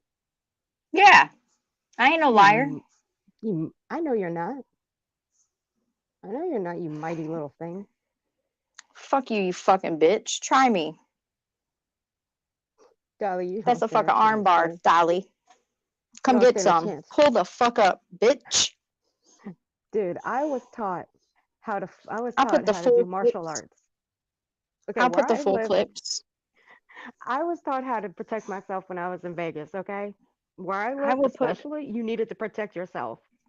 I'll make the I'm gonna tell whole you right now. motherfucking video. I'll put it all together and I'll fucking post that bitch because I got no goddamn shame.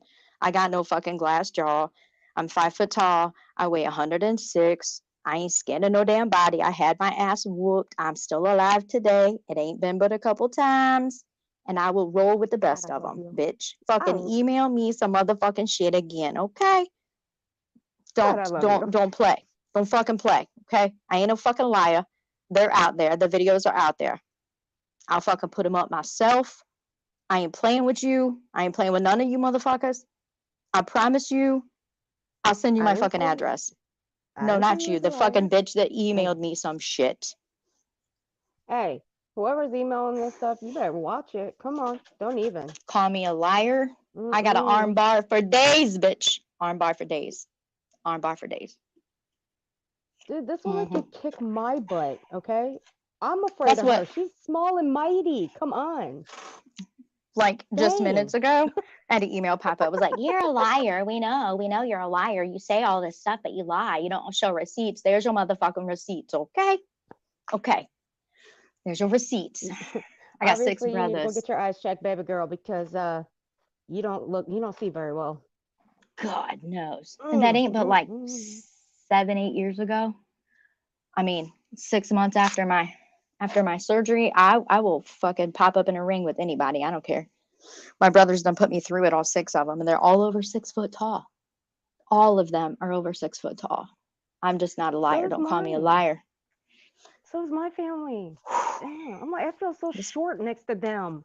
That's why I don't like taking pictures with them, because I'm like, I'll be right in the middle, and then there's the rest of them standing tall, and I'm looking at the picture. I'm like, man, I hate you guys. I'm so freaking short. I'm only 5'5". I know, right?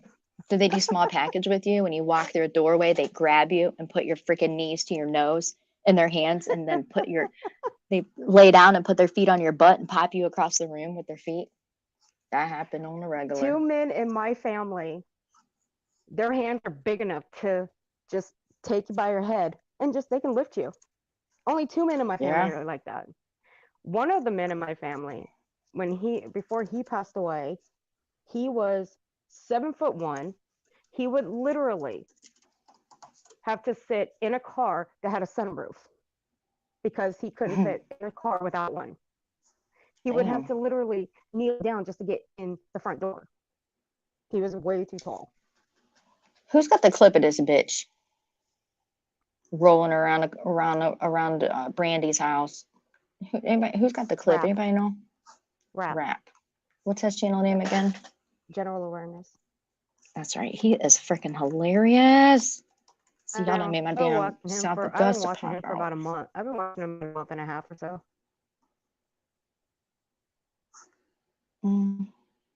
I recently started engaging in the chat. Oh my fucking God.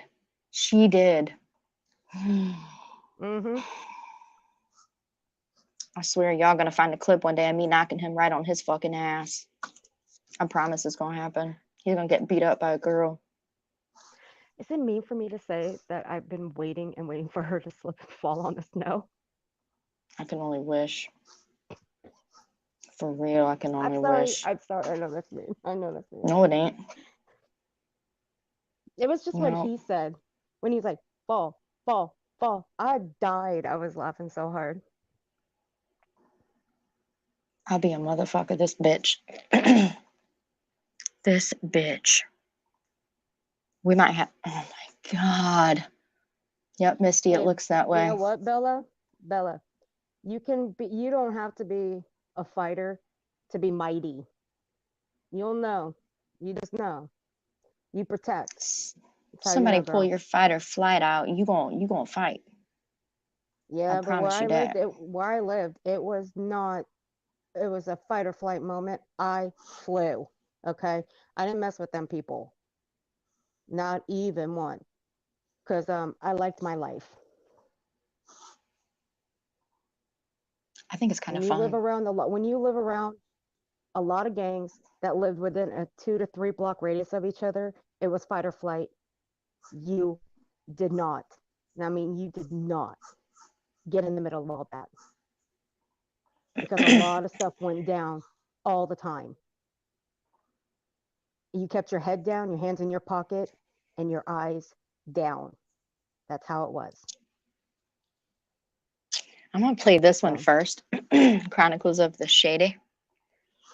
My baby girl. I love you, girl. Because I think this is important too. The hands that make your soap. While I look through the stream that Rap did, because I don't want to get strike. I don't want to get in trouble with old Rap boy. So we'll watch this one while I look at the other one. Pander. PayPal? PayPal. Okay. Mickey, it's your choice how you want to pay for it. You can always pay through Venmo, Cash App, or PayPal. Yep. Just let me know. God knows! Oh my God! Oh my God! Oh my God! Oh my God!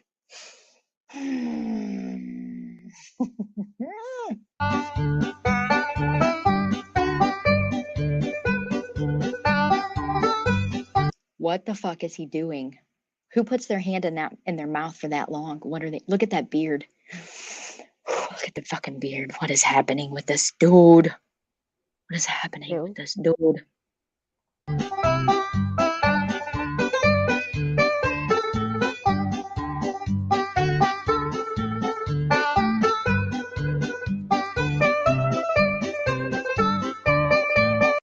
Oh, oh my God, he's so fucking nasty.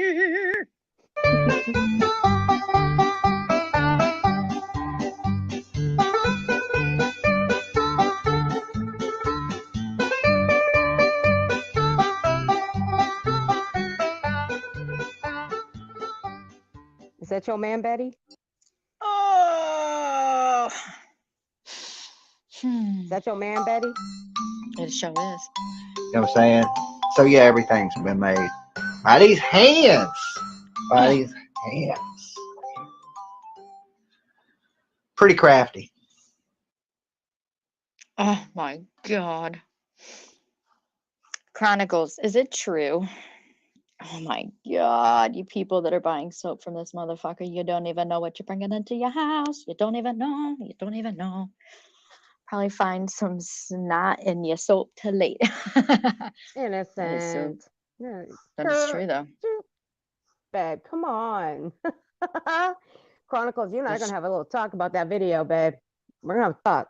Last night, I lost my true, though. appetite all night. That's your soap, y'all. That's your soap. That is your soap. Oh my God. Dude, my soap lasts a lot longer and it smells a lot better. I don't use that fruity shit. I don't use that fruity shit. My God. All right, now we're gonna move on to I want this. to puke now. I'm gonna try so fucking hard to not threaten. That's your man, Betty. I hope you're proud. Hope he makes you proud. Can you believe this Ew. fucking shit? Can you fucking believe this shit? Poor Chronicles. Poor Chronicles. Man, this is something. Bar soap Deep creeps me breath. out. Yes, deep breath, baby. Deep breath.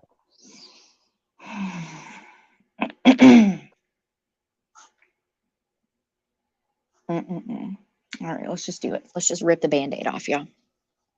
Let's just imagine the both of us at Disneyland.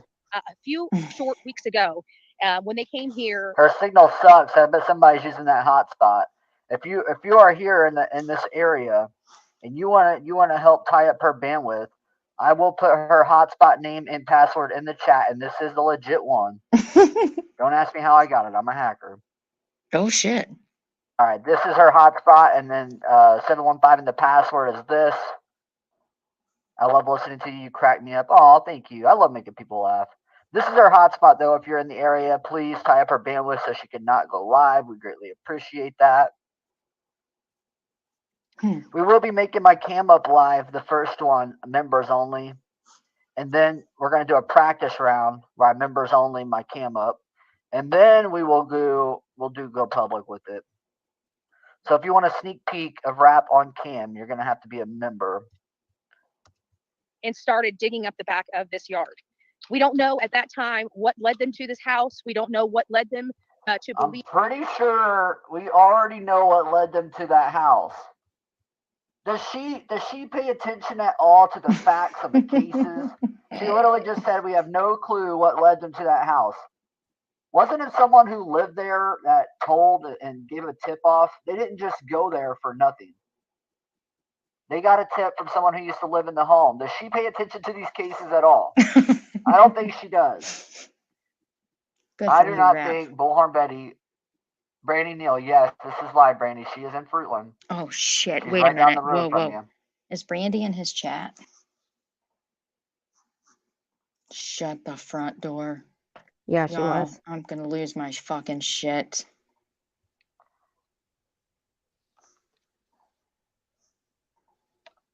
She literally has no clue.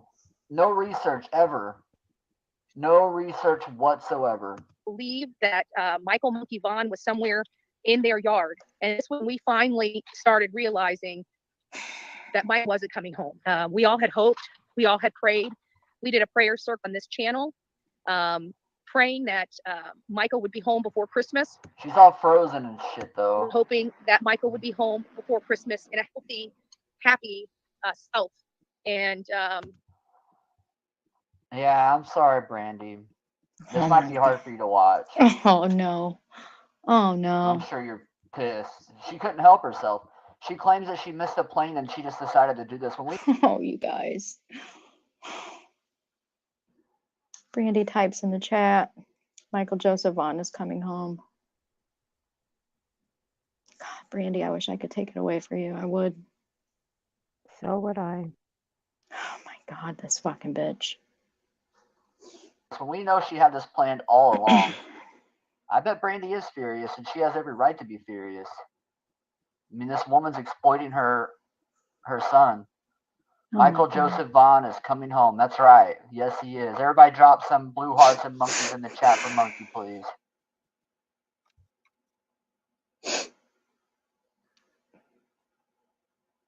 We got her hotspot if you want to tie up her bandwidth, Brandy.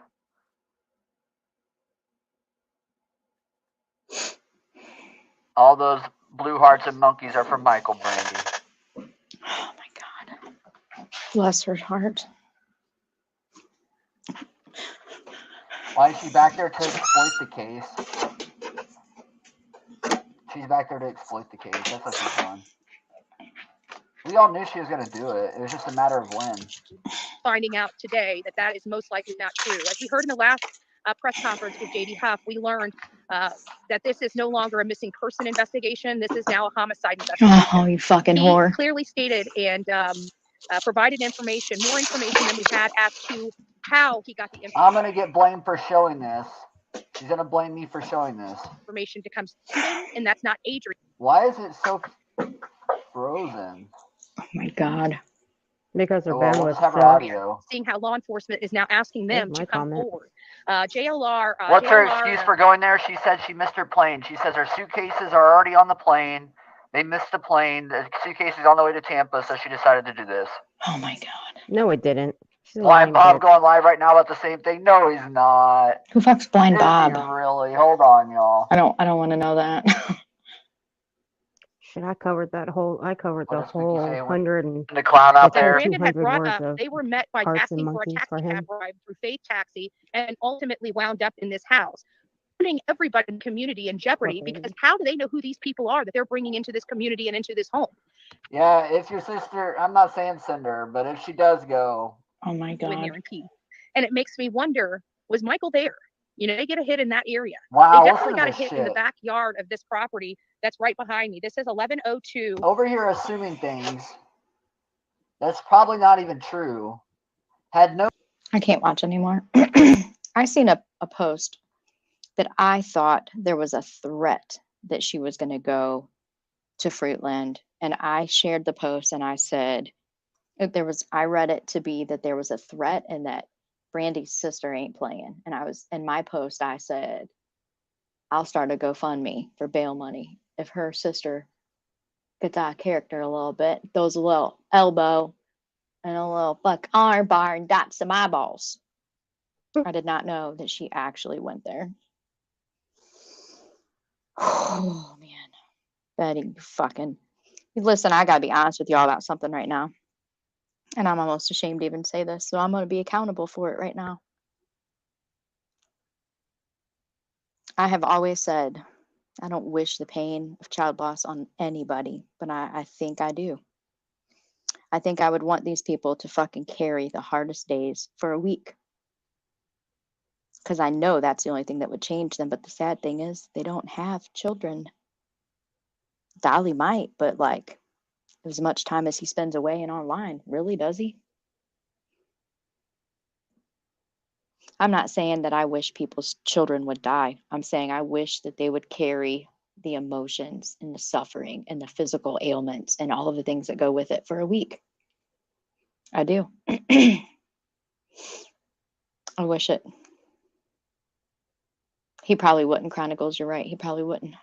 This is just fucking terrible. It's like saying, God, okay, leave Brandy walk a alone. mile in Leave there. Brandy alone. And it's like walk a mile in their shoes and see what they feel for a week.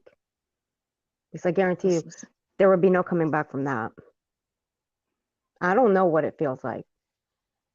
I can only imagine.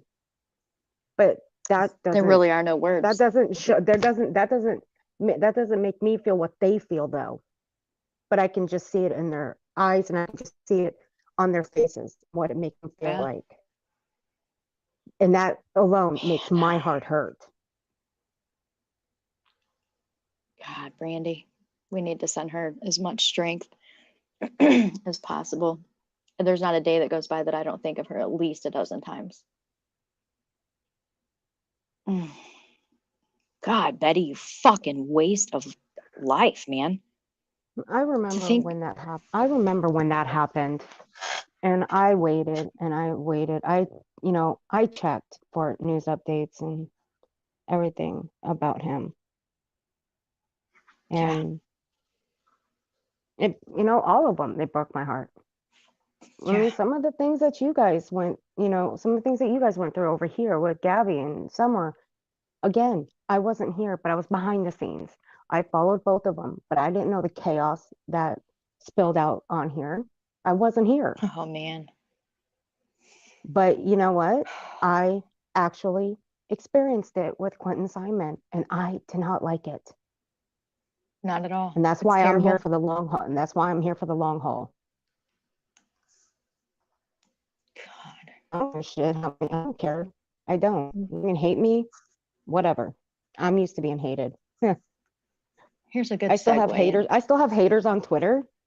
You know, going back through Johnny Depp, I still have haters on Twitter. So what? So what? I stood up for a man that was accused of a horrific, you know, something horrific. Did he do it? No. Did he smack her around a couple times? Probably, yeah. I'm not giving him a free pass on that. Like I said last night, I'm not giving him a free pass. I'm not saying he's 100% innocent, but yeah, I stood up for him, and I'm glad he won.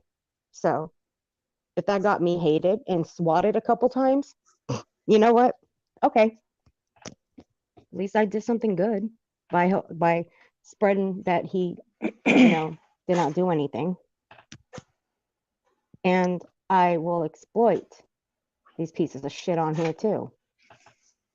Yeah. Rena has a beautiful community post. Rena is beautiful. She is. She says, as I'm getting ready to head to bed, I hopped on Facebook real quick and came along this post. And every bit of this is true, so I wanted to share. Rena's coming up on the 1-year anniversary of her son's death. I saw that. People have asked me what it's like to live life with a deceased child because they just can't fathom. Well, let me do my best to explain it in a way that can be understood. It's like being dead, but still being able to breathe barely. It's like having your entire world thrown into a blender and mixed up to a liquid. Having your heart and lungs ripped out of your body so violently and never put back, leaving a hole in your chest that will never heal and seeps pain, tears, anger, hate, and regret. It's like living in a dream that you can never wake up from, except it's a freaking nightmare, a lifelong freaking nightmare. It's like having a large glass jar filled with happiness and you drop it on the ground and all the happiness blows away in the wind to never return. It's like having a million people around hugging and loving you, but you still feel completely alone. Going from having people to talk with, to having not one person message or call anymore because they don't know what to say to you at all about anything. It's standing in the kitchen, cooking food for the ones still here and crying so hard you can't see yourself burning the food. Some days it's falling to the floor, screaming so hard that no sound comes out and you run out of breath, but you don't stop screaming until you are hyperventilating and dizzy. It's a million little demons battling one single tiny angel in your brain, testing to see if you're strong enough or not to survive this. It's like always trying to convince yourself that people want you around, even though you feel like you're just a placemat for convenience in this world and in people's lives. Honestly, it's like in knowing that you're going to die eventually and embracing it with open arms like a long lost friend. It's like this picture below of you holding on with everything you have. Feel it all melt away. No, it doesn't get easier. It doesn't get better. You just learn to live, to survive.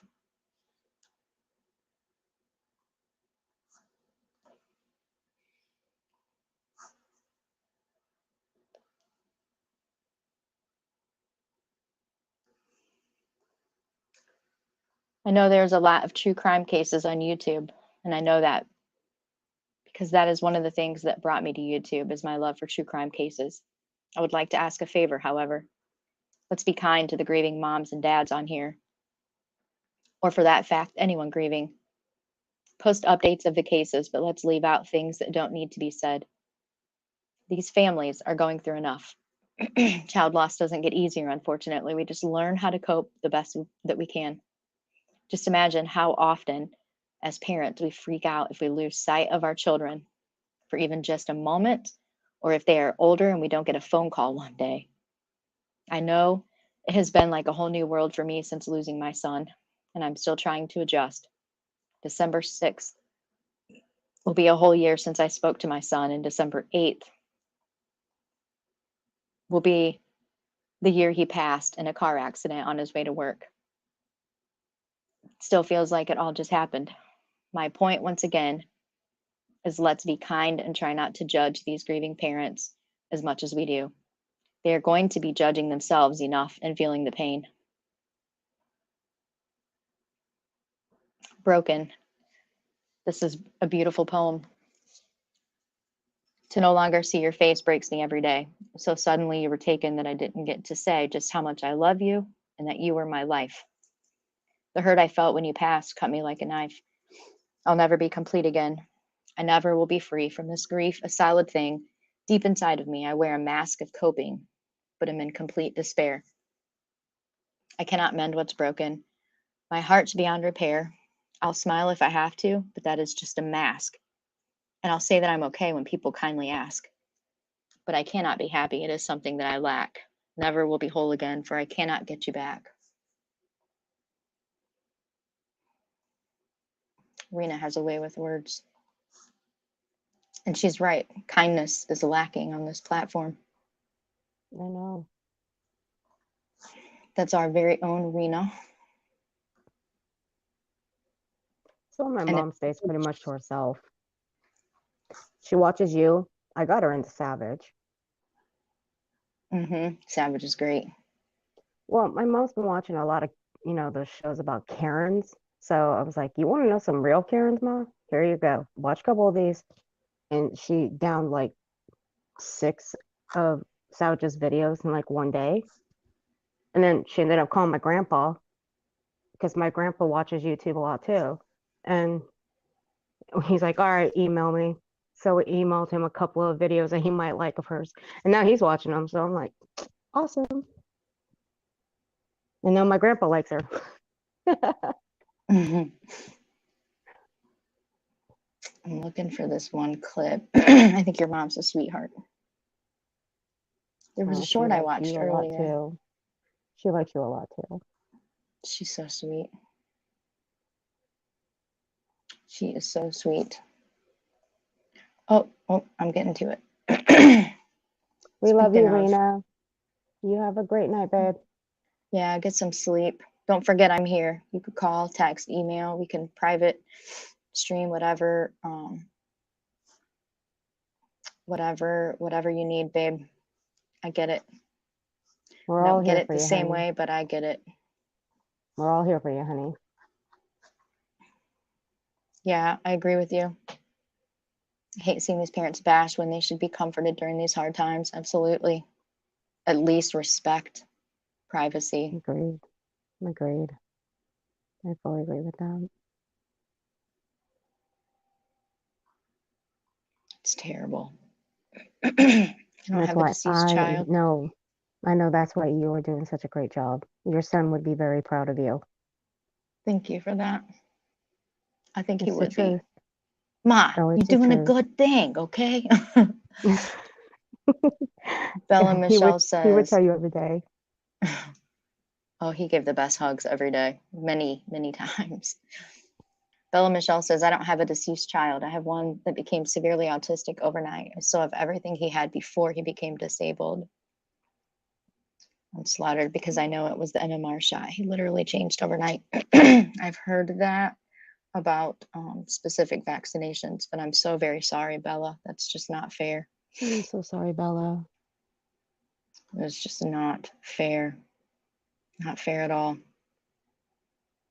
They do need to be deplatformed. They all do. All of them. I'm sorry, Bella. I know it's But he's off got a topic, great but Uncle mom. Joe. He's got a great mom. Oh. He's got a great mom. Yeah, he does. And you can get through anything. Mm-hmm. because you've already gotten through. Pray for rock and roll. Will you tell Uncle Joe, get his ass fighting, because he's on my top 5 people to meet. And I'm sending all the love and prayers and strength that I can muster up for him, because he is a warrior and I'm going to meet him. My prayers I are with believe that. him. And all doctors, scientists that prove that MMR can cause autism off themselves. I've been reading up on autism because I have people in my chat that are dealing with autism in one way or another. So I'm kind of learning, but it would be great to email with you because you probably have so much more information. And all doctors, scientists that proved MMR can cause autism off to themselves. My son, unfortunately, was given dose with high doses of mercury in it. Wow, I'm so sorry. I am so sorry. I'm so sorry. That's just not fair, man. And there should be some accountability. And I'm ready to ride. I'm ready to ride, girl. Ready to ride. My name is made for Don and Candace Vilomah. I believe they are innocent and have been wrongly convicted by YouTube community. I believe the same thing. I believe the exact same thing. I believe that Don and Candace Wells are not perfect parents. They parent the way that they know how to parent, the way that they have been parented, the way that they've grown up with their parents. We are products of our environment. We learn to love our children the way we were loved. And I believe they did the best they could with what they had to work with. Was there abuse? I don't know, because I wasn't there, but I'm not going to convict anybody of anything because I'm a nobody. But I do believe that they are not responsible for whatever happened to Summer. I don't think that they know anything about it. Bella, my daughter, had a stroke in 2015, a day after a flu shot. She couldn't chew for 2 years. She will never be able to care for herself. And Em, I am so sorry. I am so sorry. And I'm so sorry, sweetheart. That is a wave that I want to ride, though. I truly want to ride that wave. Vaccinations and children. People have been very cruel to these families. Absolutely. Yes, please tell him that. Tell him he's going to meet me one day. It's coming up very soon. I'm going to do something to improve his life. I've got so many thoughts and plans. I just have to narrow it down to one, but I'm going to show him some appreciation for what he's done for me and for other people.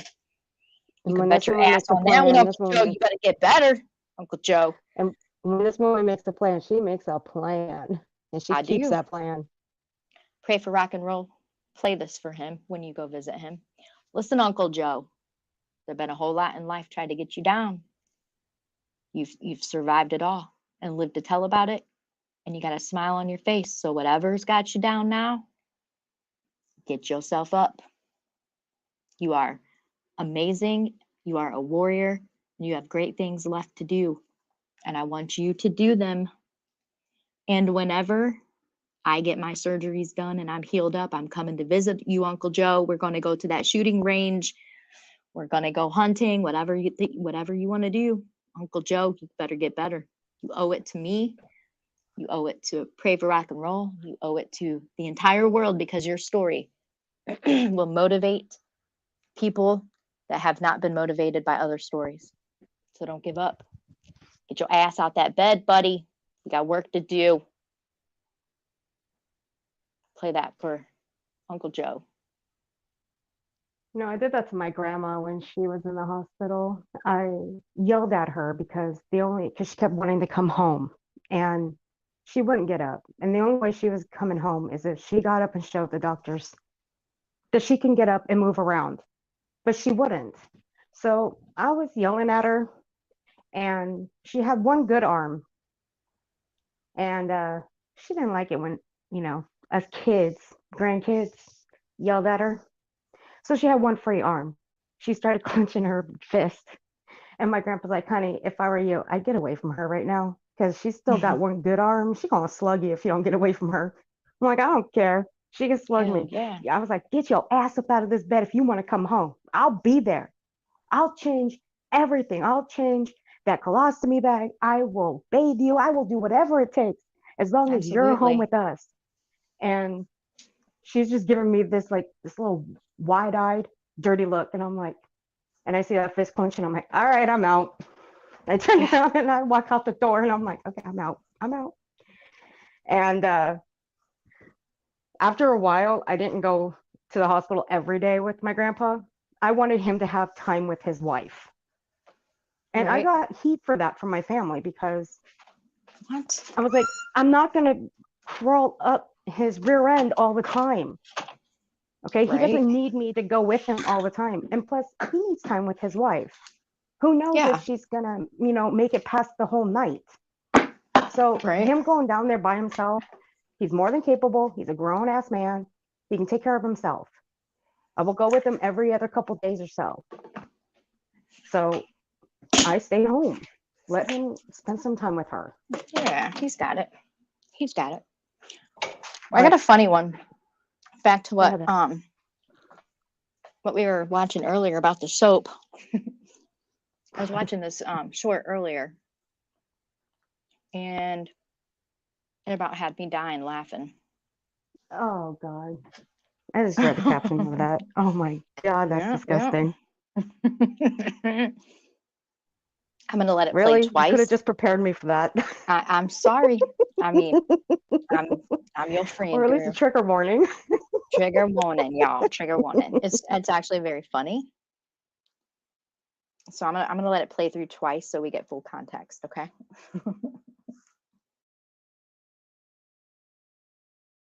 A bar of someone's soap that's been in their bum.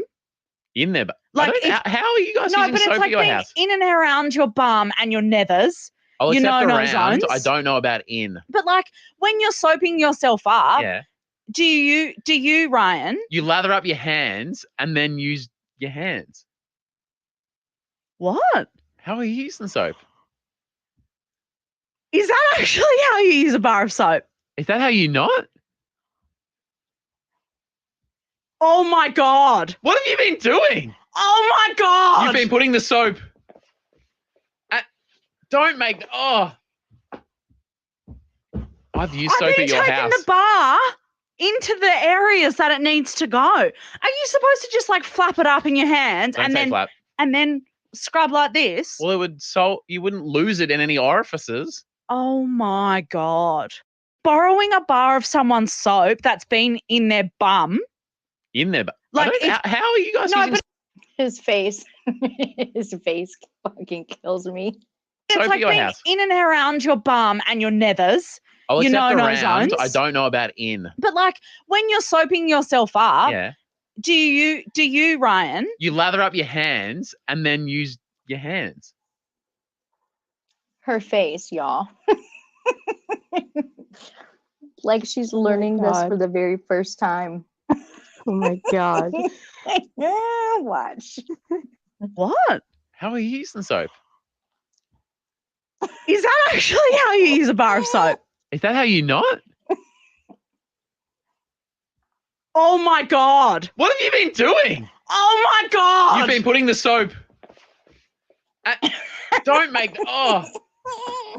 She's my spirit. I've used soap at your taking house. the bar into the areas that it needs to go. Are you supposed to just like flap it up in your hands Don't and say then flap. He said, "Don't say flap, y'all." He said, "Don't say flap."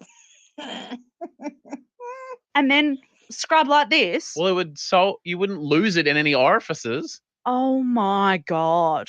Borrowing a Y'all, that is the funniest shit ever. Oh my God. Trigger gosh. warning with the laughter, guys. We needed it. Yes. Okay, wait. You remember the video that was played on Savage's Live last night? About Dolly soap? Uncle Mike? No, the Dolly soap. It was for a live stream. Savage put a picture of Dolly's brother in front of it about the woman who had a staph infection. Oh, yeah. The look on Shannon's face. I was on mute and I was dying. It was the look on Shannon's face. I was dying laughing. Let me find it. I don't know what it was, But holy shit, I was dying. About fell out of It my was chair. it was towards the beginning, right? I think so. I was gonna make something. I was trying to find the original because I was gonna make a video about it, but Here, let me yeah, let me I'm gonna. screen share. Good night, Bella Michelle. Thanks for visiting. Good night, Thanks for Bella. visiting. Appreciate it. I use a bar of soap sometimes if I'm shaving, but I have like body exfoliation gloves that I use. Mhm. I definitely don't put the bar of soap anywhere. You know what I'm saying? I ain't doing Mm-mm. all of that shit right there. No, thank you. Her face though, my God, it was so funny. Was it right here? Oh no, that's when she was sleeping. When I see it, Rev almost kind of thought about breaking up with Shandy for 6. Does studying serial killers and Oh, right here. I love Shannon. I love Shannon. I love Val. I love them all. I know they're pretty great. Okay, it's right here. This is the one. Let me get to no, it. but somebody Beat her ass and then you look at a picture career shit kinda- narrow, please somebody. I don't hope you did that. But This is it, right? At least, yeah. At least now I know when Savage goes quiet, then something's up. At least now I know Yeah. that. I'm learning. I'm learning every day about her. I'm learning. Yeah. But I still love her to Yeah. death. She reminds me of my sister so much because when like my voice, the way I talk is how my sister used to talk until she moved to Delaware for the first time when she got into the Air Force. And it was 7 months later, she calls us and she's got this accent that is so strong, just like Savage's. And I'm like, she calls, I'm like, hello. And she just starts talking. I'm like, who in the hell is this? It's your Yeah. sister. I'm like, oh, you're not my sister. You were, no, I know my sister. You were my, so I hand the phone to my mom. I'm like, it's your daughter. And she's like, oh, hello. Oh, you're not my child. We didn't know who it was. And then she moves to Oklahoma and then Texas. And as it, progresses down, so does her accent, but it's not as strong anymore. But my brother-in-law, on the other hand, oh yeah, that is a straight Southern boy. Straight up Southern. When if I talk to any of my brothers from back home, or if I go back home for a couple days, the South Augusta comes rolling out. If I go up to Detroit to visit friends, the Detroit comes rolling out. Oh yeah, if I'm I've in been Vegas for too long, the gangster talk comes out. I've been in too many places for too long. All right, here's this. All right. Shannon's face was pretty funny. I'm not giving him a free pass. Did he I gotta smack her clip it. around? Yeah. I'd give her That a bitch few crazy smacks as hell. around too. But I mean, come on. Crazy. Well, her lies were just so, like I said, when she said how she psycho. described how then the 90s. Come on now. Safe to say she's a You whole know the lie. ring. You know the rings that he wears, right? Whole liar. You know. Yeah, he'd have hurt those her. rings that. Okay, Yeah, they. let's take. Let's, yeah, we got an L. There. I am. Listen, we got a fucking outbreak. Listen, Shanny, you ain't heard Oh my God, shit. this is funny. No, Oh wait, hold on. That's when it started. When Heaton. Earth said something about an outbreak. We got an outbreak. Let's Here take it my comes. Yeah, we got an outbreak. What the hell we got an outbreak of? Look at Shannon. She's overheating. Not yet, guys. Chilly. Savage can't stop laughing. She know what are coming. you talking? She's laughing her ass off. She's dying over there. I am. Listen, we got a fucking outbreak. Listen, Shanny, you ain't heard this shit. No, I was just saying that you heard about what happened, right? No. What? Well, that's why him and one of the mods got into a big, huge blowout because she got soap from him, and now she has staph infection all over her body. What? Yeah, You're fucking lying. No, I'm serious. She said she broke Sue out. him. Is that Andrew? Okay, I'm gonna show you Shannon's. I gotta do this. I love this lady. Okay, I gotta show you this. I love her too. I love her so much.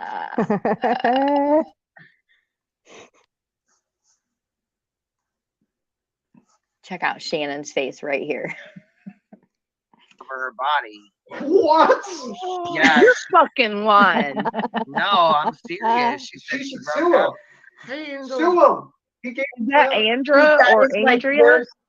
Dude, that is when I said that. That's like worst case Watch fucking her face. scenario. Do you know exactly how? Because everybody has snap on their body. That's nothing new. You know, like that's everybody no, has but- snap. But when you're fucking using nasty ass stuff, and stuff Yeah, like that, something has to set it off. Oh my God. Because he didn't process it right. His Exactly. FDA requirements to They are- process yes. these products. absolutely, yep. Oh my yeah. God. That's Yeah. another thing to add to the fucking list. So I think Kermit's trolling. I think This he's is trolling. really bad. And then another thing is, he sells these products, he's doing it, and he has no. Shannon's still in shock. I don't know where Dolly Vision comes from as far as tax exemptable, but he's not tax exemptable. He works over YouTube. Shannon gives it away. The new law says you're going to have to clear anything coming into super chats and all this crap, and your PayPal, your Venmo, all has to be reported if it's above $600. yeah. Yeah. Well, yeah, I'm yeah. not Well, and let me tell you this. Did you see? She's like, fuck it all. I'm done. I'm done with all of it. Good night, Ann. Thanks for stopping in tonight. I Good night, appreciate Ann. you greatly. I hope you get some sleep. Hope you get some sleep, girl. And have a good day tomorrow. Yeah, that. Oh, y'all, that was so funny. That was like, oh, that was funny. oh. I had to tighten the screws on my chair because I was dying from that look on her face. Oh yeah, I'm sure. I I'm love sure. Shannon. Shannon, she's the greatest. She reminds me yeah. so much of my mom. Shannon does. She and my mom both have like the same mentality. You just don't piss off either one of them. That's just what I say. My mama was a blackjack dealer for half my life. My mama's made her share of enemies as a blackjack dealer, taking money from people. But hey, I always say if you were dumb enough to sit at her table, wasting your money away and her taking it, don't get pissed. You sat there. You wasted it. No money. You took it out your pocket. Fool. I mean, she's even had people follow her out to the parking lot, pissed at them. Pissed because you took my money. Well, my mom was like, well, you know what? You were dumb. You blew it. I took it. Go away. My mom always had a big mouth. She just say how it is. Yeah, as long as Well, it's. I picked it up. I got another clip here. Duck and Felonies, who's one of my all-time favorite content creators on this platform, also happens to I gotta go follow be I gotta go follow as wonderful as to help moderate this the chat for me. I absolutely adore her. She is amazing. I just dropped her link in the chat. I'm gonna play this video. I wanted to tell Chronicles, what if you live alone and you're the only person that uses it and it never touches your body? It touches your body exfoliation gloves. That's the only reason I use it. But I promise you, when it was me and Cody both here, or at the house that we lived at, we each had our own bathroom, and I would put my soap in a container, and he would put his soap in a container because I was like, don't touch my soap, kid. Don't touch my soap. Stay out of my bubble. Stay out of my bubble. Yeah, like him. Sorry. As long as it's not Dolly soap, you're good. Yeah, that's why I said last night. That's why I said last night we'll send him his own Dolly soap while he's in there. Clink clink. Make him wash with it. Fucking jerks. Mm-hmm. Okay, this one is super important. It's like 13 and a half minutes, but it's extremely relevant and important right now. So I'm gonna play this one. Subbed. Oh yeah, you gotta sub up to this channel. I'm really trying to push her channel. I'm really trying to push her channel out along with Sleuth Mom, Burden of Proof. I believe there's a I'm handful of subbed to other Sleuth Mom. channels. And I am Burden of Proof. I believe I am with Sleuth Mom. She's shows up on my feed, so I believe I am. Yeah. Yeah. But I'm This is another one. Yeah, you got to hear this. And I love her work. The following is a segment from the YouTube channel Police Off the Cuff, to which I subscribe and of which I am also a member. I support this channel because Bill and Joe speak out against the spread of misinformation in active investigations. I didn't know there were more people involved in this channel until I saw this. Let's go over what I watched.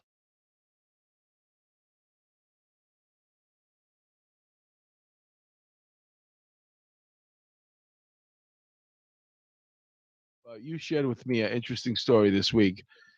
We usually start off with stories about New York, so we'll just go to it tonight.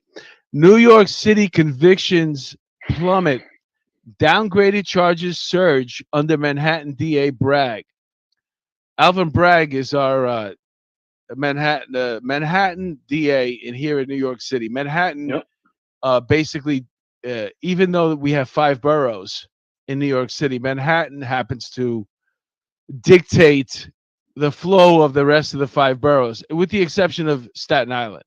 Staten Island don't give they don't care. I didn't curse. I almost said it, but I didn't say it. Staten Island doesn't care. They're always going to be Republican. But this guy Alvin Bragg. So here's the story with him. Soft on crime, Manhattan District Attorney Alvin Bragg has downgraded more than half his felony cases to misdemeanors.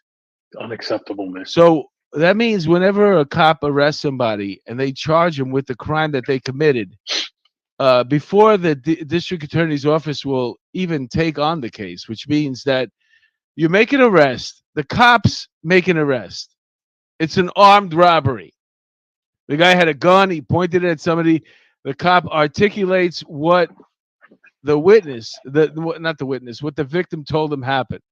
He happens to actually catch the perpetrator. And then somehow, between me writing on my piece of paper what happened, what the victim told me, and I send it to this other place, where now that other place, the district attorney's office, has to look at it and has to say, okay, you may have charged him with this crime, but we're not going to pursue that. We're going to charge him with this crime. Yeah, they D it down, as it's called. Yeah, we're going to pretend like the person didn't point a gun at him. So this is what this guy's job is. It's to I'm going to say one curse word this whole show. Shit can cases. That's what he's doing. I cursed once. Which of these circumstances do you feel is most likely? The DA quote shit canning cases as a favor to the defendant? Or the evidence to successfully prosecute these people for a felony was not there?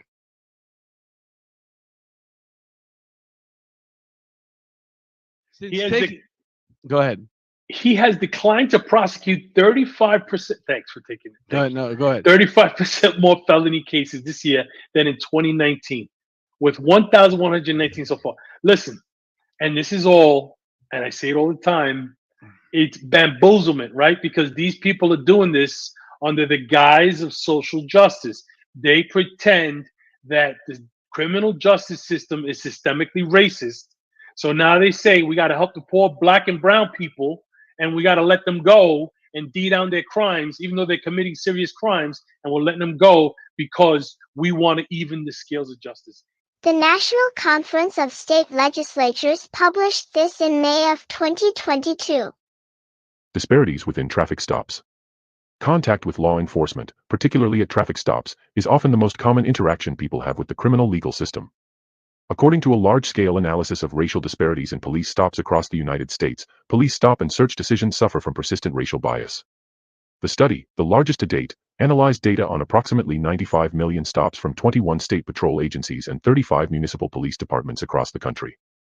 The authors found black drivers were less likely to be stopped after sunset, when it is more difficult to determine a driver's race, suggesting bias in stop decisions. Furthermore, by examining the rate at which stop drivers were searched and turned up contraband, the study found that the bar for searching black and Hispanic drivers was lower than that for searching white drivers. The study also investigated the effects of legalization of recreational cannabis on racial disparities in stop outcomes, specifically examining Colorado and Washington, two of the first states to legalize the substance. It found that following the legalization of cannabis, the number of total searches fell substantially. The authors theorized this may have been due to legalization removing a common reason officers cite for conducting searches. Nevertheless, Black and Hispanic drivers were still more likely to be searched than white drivers were post-legalization. What are they doing? They're releasing the same Black and Hispanic criminals back into the same Black and Hispanic neighborhoods to terrorize and victimize the same Black and Hispanic people. It doesn't make any sense. It's bamboozlement. Bamboozlement. Milwaukee, Sylvania, put it down. Bamboozlement.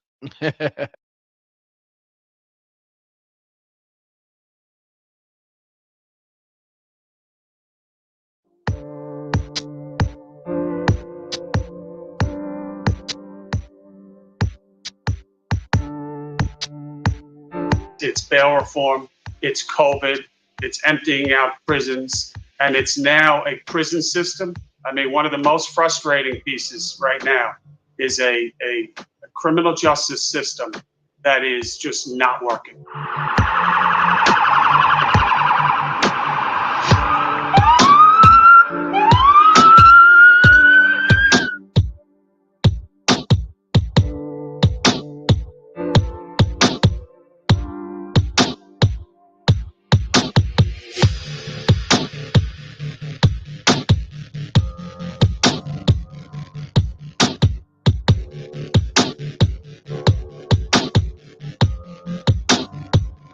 It's not because of one thing. Let's be really clear. There's not one cause for something like this. There's a lot of different pieces. And again, the fact that the court system's not working, the economy is not working. People have been pent up for months and months.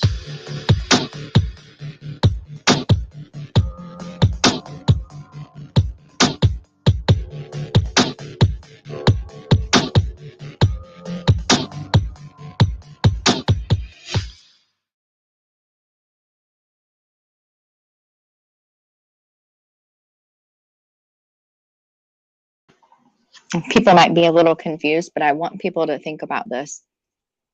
Talking about the new bail reform and all of this stuff. Think about crimes against children and how many times we have children that come up missing, that are exploited, that are trafficked, that are preyed upon. And then we find out who's guilty of the crime. And then we find out they have an extensive criminal history. I want to think about that part. Hey Betty, you might want to check out this video. It might be informative to you. You might learn a little, you know. Yes. Hey Betty, you fucking bitch. You might learn a little. Might learn Defendants a lot. are often detained because of their inability to meet conditions of release, particularly those with financial requirements. To the extent that financial resources are not a question, constitutional provisions set the baseline for who can legally be released or detained. There are 3 different constitutional approaches in the states. 19 states have a broad, or traditional, constitutional right to bail, generally following language adopted in Pennsylvania in 1682 that all prisoners shall be bailable by sufficient sureties, unless for capital offenses, where the proof is evident, or the presumption great. In these 19 states, provisions require that every defendant not accused of an offense defined as a capital crime is entitled to have a court-set conditions of release. Defendants who meet those conditions cannot be detained without bail to prevent flight or protect community safety. Most common, 22 states have right to bail provisions that have been amended to expand preventive detention. In most of these states, amendments have added a specific list of circumstances and offenses, or categories of offenses, for which a defendant can be held without a court setting conditions of release, i.e., held without bail. These typically include violent offenses, sex offenses, or repeat offenses. Specified circumstances include a court finding that the defendant, if released, would present a danger to another person or the community, criminal history, and supervision status at the time of the charged offense. 9 states do not have an affirmative constitutional right to bail but do mirror the federal statutory language that protects against excessive bail. The statutory provisions in these 9 states generally allow for some preventive detention, and the limitations on pretrial release can be broad. In practice, statutory provisions in these states can function much the same way as the 22 states with amended constitutional provisions. In other words, if your state is coded blue, the only people you can hold without bail are those charged with a capital offense. Orange means that you amended your state constitution to add other things the court can consider when denying bail, including if the defendant is released, would they present a danger to another person or the community, criminal history, and supervision status at the time of the charged offense. The states in green did not amend their constitutions but generally allow for some preventive detention, and the limitations on pretrial release can be broad.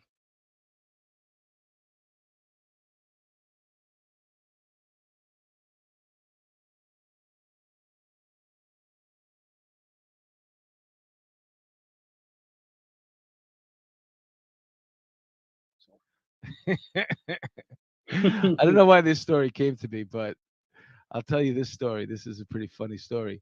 So we get a call that somebody's giving a tip that somebody who copped a plea and has been on the run for over a year. They copped a plea to 3 years. Mm-hmm. It was a drug charge, Mm-hmm. some cocaine, several keys. They copped a plea for 3 years. They're going to be visiting somebody at the hospital. And so we get a call from downtown to see if we can catch up with this guy, bring him in. So we run him. We see that he has a co-defendant on this drug charge. It was a female.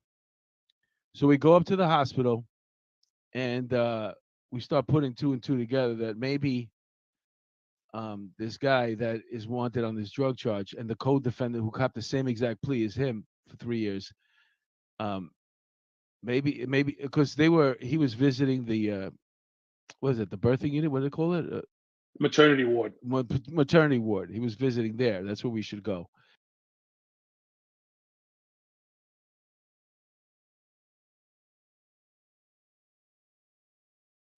That was the tip that we got. So we ran the co-defendant, and it turns out that was his girl. And sure enough, she just had a baby. And he went to the hospital to visit her there. So we all go up there, and now I'm like, we had to get down to the room. We're on the floor. We're looking down the hallway. We see the room, but it's like 15, 20 feet away from us. Like, how are we going to know if he's in the room? So I grabbed somebody. I said to this person that was visiting somebody else in the hospital there, I said, "Hey, my man, could I borrow your balloons for a second?" And he's like, "What?" I said, let me Like borrow your Barnaby balloons. Jones.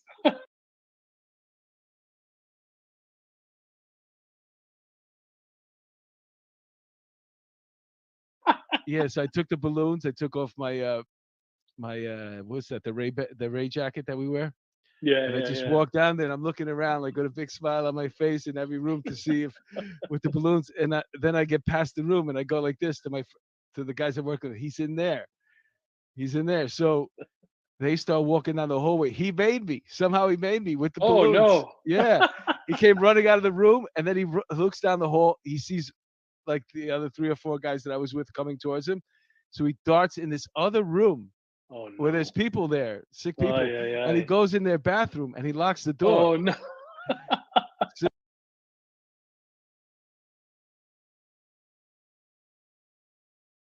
now we gotta go knock on the door. We're like, "Hey, listen, bro, we're gonna be here forever. There's nowhere to Right. go. There's no window in that bathroom." You're So done. finally, he came to He's his gonna flush senses. himself like El Chapo. Yeah, finally he came to his senses. He opens the door. We cuff him, and we take him. But but before we do, a couple of us go back in the room and we ID the lady in the bed that just had the baby, and it turns out that was the same one that also failed to return to court on this drug charge. That Nice. they already copped a plea. So So 2 then for 1. we call the judge and we asked him, and like, what should we do? She just had a baby, a C-section. He goes, we have doctors here. So we had to get her out of bed and cuff her and bring her back to court too. And she had just given birth.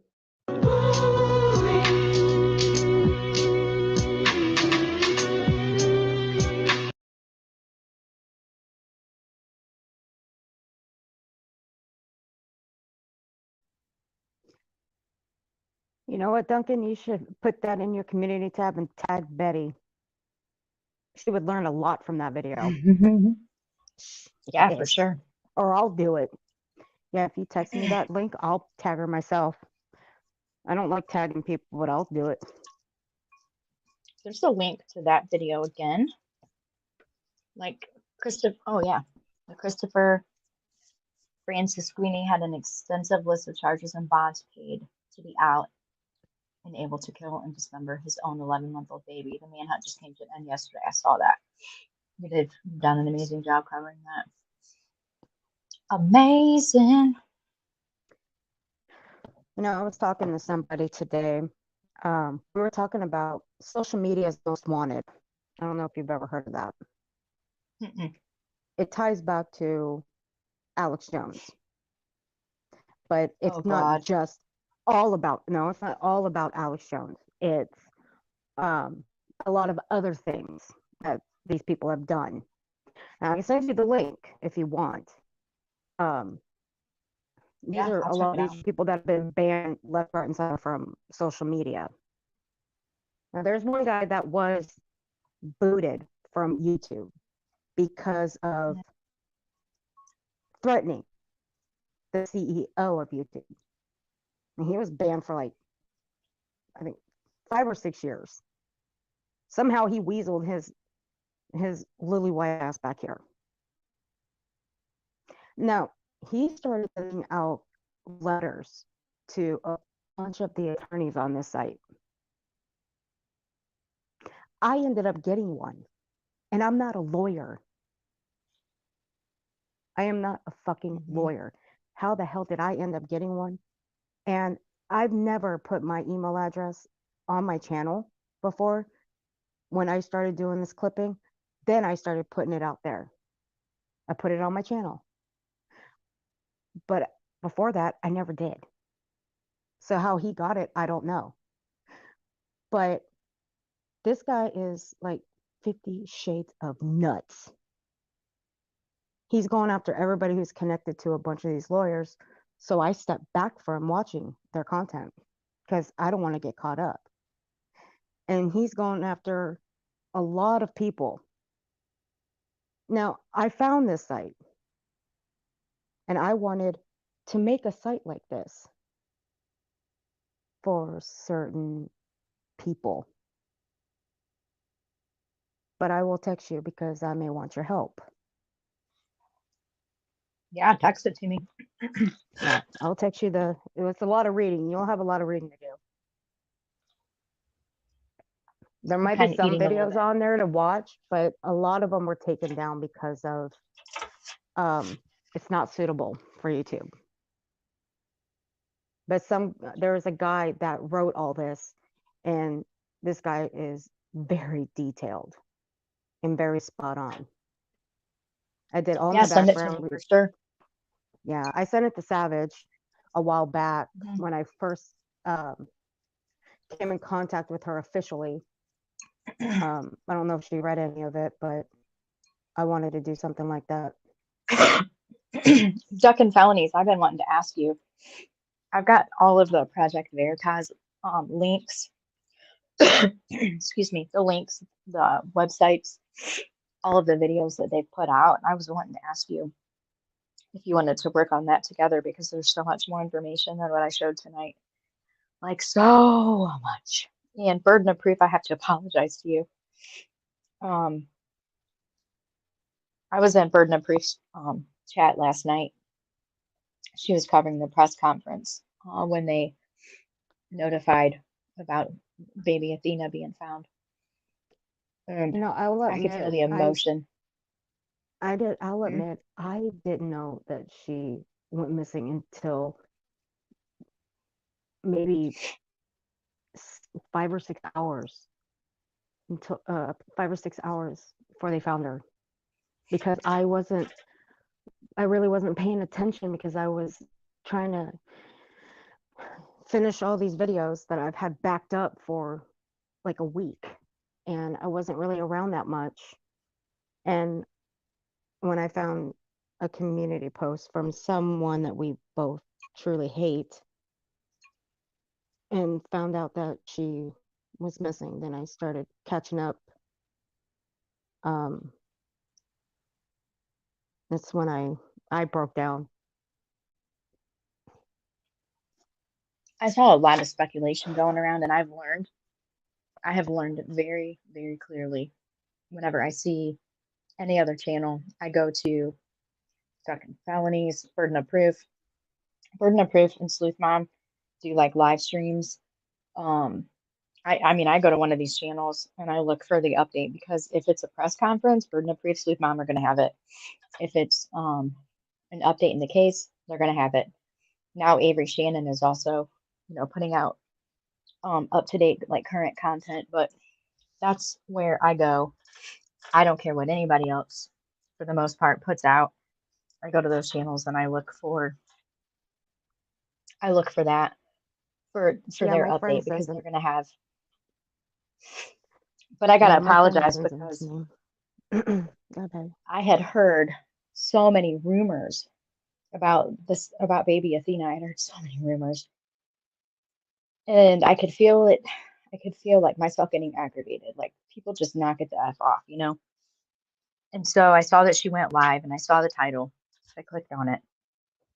Right before that, I saw a clip where the mom, like bio mom, had spoke out. I hate saying that, moms are moms, but she had made the statement that she felt like she had a hole in her heart that was empty, and she said the words, "My whole body is in pain." When I hear a mom or dad, mostly a mom, but sometimes dads say, "My whole body is in pain," that says something to me. Like they know, they have felt it, and it's not a phenomenon. It is 100% factual. Some of us feel either the very moment or they feel after that. And but it's not too long after that. When I heard that, so I typed it in her chat, not thinking that I was typing it in a chat. My brain was getting away. My thoughts were processing so quick. So I didn't mean to do that, but yeah, I apologize for that. But Now, anytime you hear a parent say that, they know. If they say their whole body hurts, people will say stuff like, "I feel like this" or "I feel like that." But when they say their whole body hurts, they know. They just know. And I yeah. started crying at that point. I thought, this Well, poor mom, she is now a Vilomah. I don't have kids, but I have 4 god babies. I got one on the way in 7 months. Okay.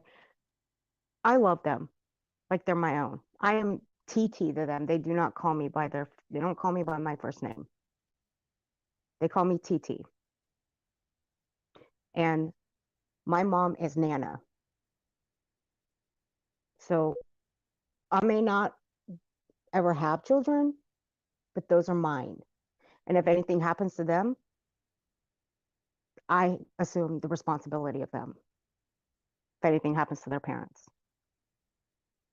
Because the moment they were born, I had to sign my name as their guardian if anything ever happens to their parents. So they will be mine if anything happens to them. But I love them as my own. When they're with me, I'll take them to school. I'll take them shopping. I'll clean up after them. I will cook for them. I'll do what any mother would do for them. Those are my babies too. Yeah. And I don't know what I'd do without them. I mean, hell, when now there I is almost one wanted to that is old email. enough. I almost wanted to email you and apologize for that. But Huh? I also wanted to tell you that. I'm sorry, I was talking to Burden and Proof real quick. Oh, that's okay. I wanted to email and tell you that, and I also wanted to kind of, in my studies with other parents, it's like 90 something percent. When they say their whole body hurts, and they say it in that tone, it's like super indicative. So I didn't mean to interrupt you. I had to change my Oh earbuds. no, it's okay. No, it's okay, honey. I want to play this next one here because I think it's Go ahead, it's babe. interesting. Confessions of a Child Molester. Oh, Yep. Hey, Sleuth Mom. Good to see you. Thanks for stopping in. I appreciate it. I'm gonna play hey, this Sleuth one, and then Mom. I have one more right after this one that's kind of along the same lines. It's going to be a lot of us that disagree, but I think that hearing the words are important. And this is only 3 years old. It comes from ABC Utah. I'm going to drop the link in the chat. I'm going to go on mute and let this play through Got it. I'll mute. because, damn. More than 2,000 child sex offenders are behind bars in Utah right as we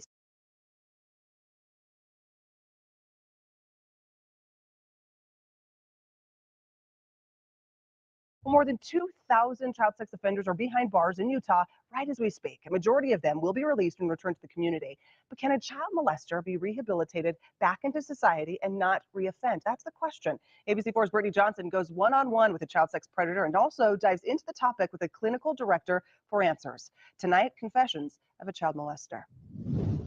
90% of the time, a child will be abused by someone in their circle of trust, according to Prevent Child Abuse Utah. Tonight, you'll hear from a Utah man who was sent to prison for sexually abusing close to 24 children in his neighborhood. He underwent therapy and now claims he's the safest man in his community. But can therapy rehabilitate a pedophile? He preyed upon and abused more than 20 neighborhood children. He agreed to talk to ABC4 News about his crimes. I've had to confess to my crimes so many times. It makes me ill. During his reign of terror, he victimized his own children. We have agreed to conceal his identity in an effort to protect his victims. Okay, I blew it being a good father, but my intentions were always good. Court documents reveal that over several years, he exposed himself and touched children inappropriately. I wanted my kids to be educated, but it was hard to tell the difference between just keeping it on an education level and not get involved in the sex part of it, because like I said, it was enjoyable. Records also state he had sexual intercourse and sodomized some of his young victims. I was working with my religious leader because I realized that I'd gone too far and this was not right.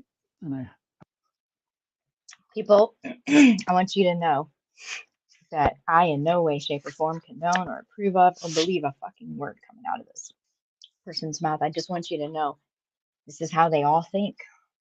They all justify their actions. There's no way possible to rehabilitate these people. So just keep that in mind. That's the reason I'm playing it for you, is because I found it so egregious and ridiculous. But across the board, it's pretty similar language. I'm going to show that with one other video that's short. And then I'm going to steer away from this because I know how triggering it can be. I wanted to stop it. So I was talking with him and I was going to LDS Social Services. And but once you've committed the crime, there's no way out.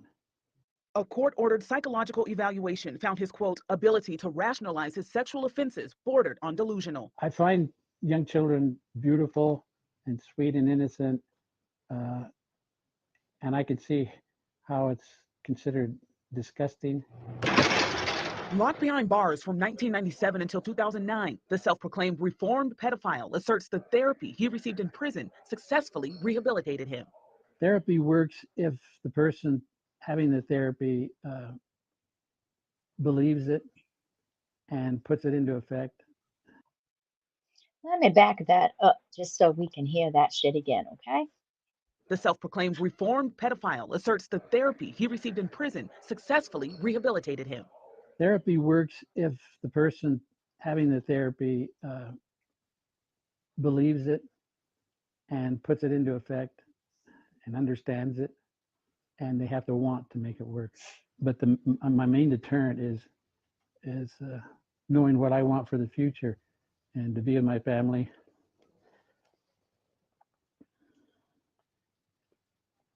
To be a free person. Of somebody who has a compulsive personality that. For insight into the rehabilitation of sex offenders, I sat down with Mace. Let's hear that part one more time. My main deterrent knowing what I want for the future and to be in my family.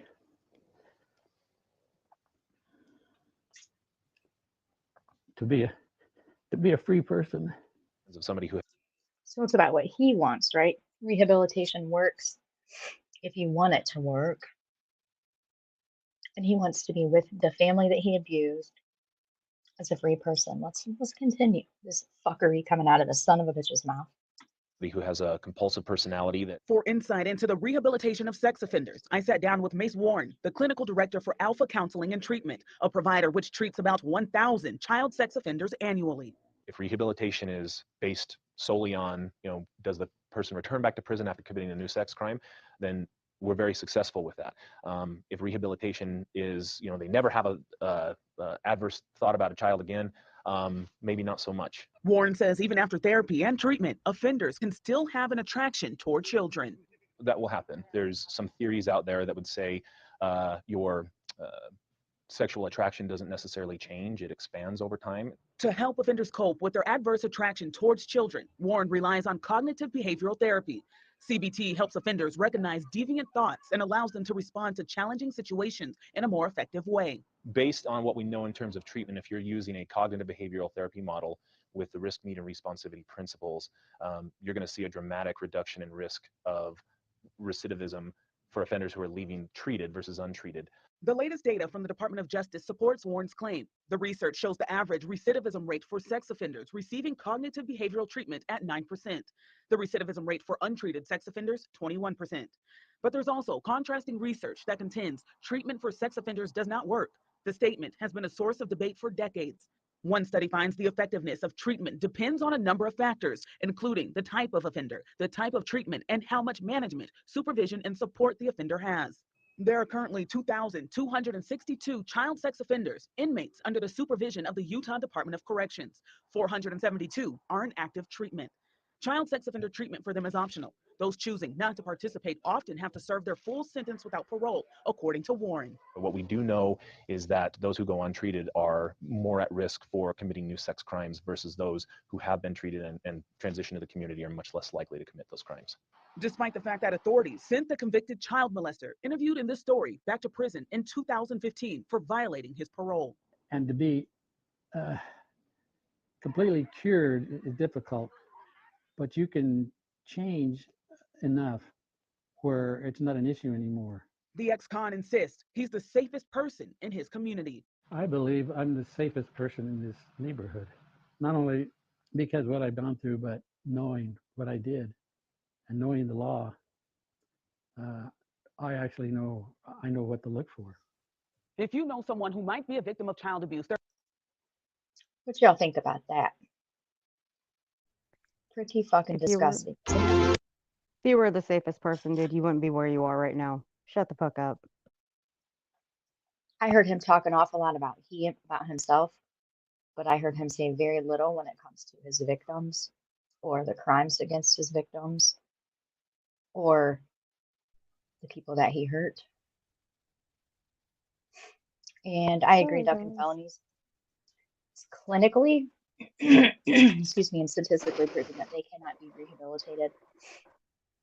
I want to show you guys this channel quickly. I'm not going to play anything from it, but I put the link in the chat. This is called SOTV Presents SO Sex Offender. And there are a lot of studies done on this topic here.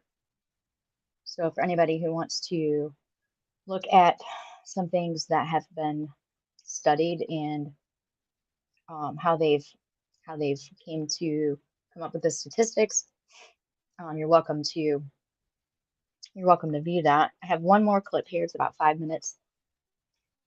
This comes from 5 years ago, WFAA.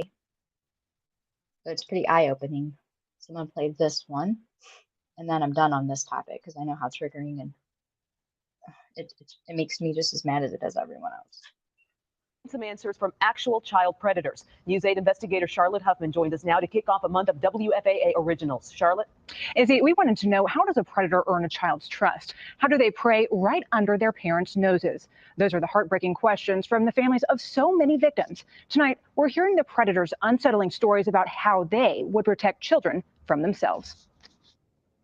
I took her innocence. I took her ability to be a child. And that was not mine to take. In fact, it was mine to protect. Too often, the people trusted to protect children choose to prey on them instead. Did you know in your head at the time that what you were doing was wrong? Yeah, absolutely.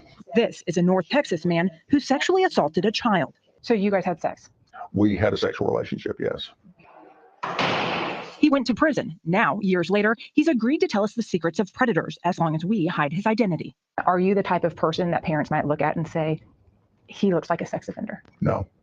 You're the opposite. Absolutely. In fact, I would be the kind of person that they would look at and say, there's not a chance in the world he would ever have done what he did. Not a chance in the world. Perpetrators often wear a mask of deception. Terry Miller is one of the nation's leading experts on the topic. It's very common for these perpetrators to be teachers of the year and be award-winning coaches. The victim is the only one who knows the monster.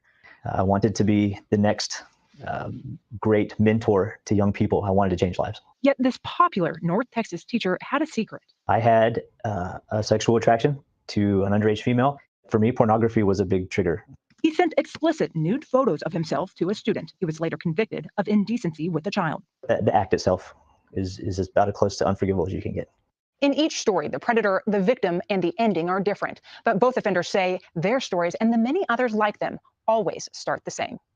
It's what we refer to in counseling as grooming your victim.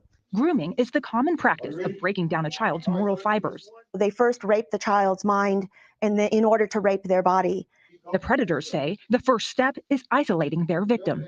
Creating opportunities to be alone with her, apart and separate from the group, on the bus, sitting together all the time. Then they work to earn their victim's trust. You become the child's confidant. You become the child's confidant. You become their all in all. You become the one that they look to as the one that is going to provide their answers and give them their guidance. So once you earn the child's trust, it becomes easier to push the boundaries. That's correct. Most often, they use text and Facebook to do it. So you allow sexual subject matter to be talked about, perhaps. You're open to sexual questions. And of course, then you start to push the boundary a little farther. Like, is that something you're interested in? What do you like in those situations? What did you do or say to make sure that her parents didn't know or suspect anything? Lied continually. We would sneak around and find ways to meet at the mall or meet at the movie theater. When we became sexual, that's when everything went into protection mode. We got to hide this. We got to keep this secret. The conversation we had was difficult to hear, but listen as he gives advice to parents everywhere. If a parent sees their child spending an inordinate amount of time with a significant adult that is outside the family, that is something to really spend some time looking at. If your child themselves starts talking about another significant adult. Can you say that again? Adult that is outside the family. Outside the family. That is something to really spend some time looking at. If your child themselves starts talking about another significant adult in ways that you're going, I didn't realize you guys were that close. Any attempt to gather favor, connection is a part of that grooming process. They say the number one deterrent is an adult who monitors the child's electronic communication. Because this whole situation thrives in secrecy. It will never survive in the midst of the light. Well, if you notice that we did not interview any female predators, let's be very clear. It's not because there aren't any, but because they wouldn't agree to an interview. If you want to learn more about the red flags of grooming, tap the WFAA original tile on our app. Charlotte Huffman, Channel 8 News. I know that is all very hard to hear, but it is reality. In my opinion, they're everywhere. They're praying. Social media is not safe. We have to keep a better eye on our children. We have to. So I'm I'm gonna the go same ahead way with my little cousins with their social media. Yeah. I check Absolutely. their Instagram all the time. I check I keep my personal one around and I check hers. I made sure she followed me, and I check her followers all the time. I can remember when my son What was can I say? growing I'm up, an I knew, overbearing cousin. no, you're doing the right thing. I knew his friends' parents, where they lived, where they worked. He didn't go to anyone's house until he was like 10, 11, 12. People came to our house, but I knew who their parents were. We didn't have overnight visits until he had a cell phone, which was like 15, 16 years old. Not unless I was there, it was a family member. You have to protect your kids. Today, most people don't even know who their neighbors are. They just don't. Mm-hmm. School bus drivers, pastors, doctors, yes, they have blended in. They are given too many chances in jail. There's a study out there that was done, I think in the UK, where they tried chemical castration. They tried long-term imprisonment. In any case, they were all let out with restrictions, and within 6 months, they all reoffended, even those that were chemically castrated, like continuously. And that's the mentality, you know? So I want you to know, that's why I wanted to show it to you. Every interview that I found was the same verbiage, the same. So it's 3 in the morning. I'm going to go ahead and call it a night tonight. There was a lot of conversation today about Summer Wells. So I want to share the video that I made for her because I think about her nonstop. I think about all of them all the time, but because my Nana's from this area, I really keep up with Summer Wells. Bless her love and heart. So this is going to play us out, and then I'll be back tomorrow. I don't have any doctor's appointments. It's Sunday, so I'll be back tomorrow evening. In the meantime, hug your babies. Hug your babies for me. Hug all the babies that you love and care about. Hug them for me. Hug them for all of us that care about them. And just always protect them. Protect your neighbors. Protect all the babies. You see something, say something. That's just the bottom line. Know their friends. Know your neighborhoods. Don't put stuff on social media. And there will be more tomorrow on the plan to help Savage. And anybody who wants to get behind us with holding Dolly accountable for what he's done, I encourage you to email me. We have a list. We got a list going. We're Yeah, not I'm gonna on let it, this yeah. shit go. And if it's your child next, we're gonna do the same thing for you. My grief community purchased cameras for Savage's house. Those are gonna be mailed out to her on Monday with a, I don't know what the T means, 1 terabyte, tetrabyte, whatever it is, DVR system. We're not going to sit by and watch children be put out. We're not going to do that. Keep your information private, absolutely innocent. So thank you to everybody who stopped in. If you're watching this after the fact, thank you so very much. Check the links that were dropped in the chat. Those are your safe places to go. Those are your safe places, especially if you're vulnerable and dealing with some ugly things in life. Know the safe places. It's our intention to put them out there. Burden of Proof, thank you so much for stopping in. Sleuth Mom, you too. I adore you guys. You guys are the good ones. Duck and Felonies, you too. We got Earth dropping bombs left and right, showing you the ugly parts. So I hope everybody has a wonderful evening or morning, wherever you may be. And I will definitely be back tomorrow to update everybody on the Savage situation and check in with my grief community and just make sure everybody's doing okay. Those that have those And death you know dates what? coming up. And I give you Just call me. virtual hugs. Yeah, tons. I Tons. give you the virtual hugs I'm back. feeling it. I My ask mama for said you can share me any day you want. I ask for just a little bit of patience between now and the 13th. Cody's birthday is coming up. He would be 27. It's amazing. I'm so proud of him. And he would be so proud of you Like, and what you are he doing damn right sure now. would. Mama, you doing so good. I can hear him now. You would. Thank you. And you Thank know you. what? Can I clip this and post it in your honor, in your son's Absolutely. honor? Okay. Absolutely. You know what? Have you seen the video, the memorial video that I made for Cody? No, I don't I'll think. play Have that one you? first. Did you play it? I've played it a couple times, but I don't play it that much.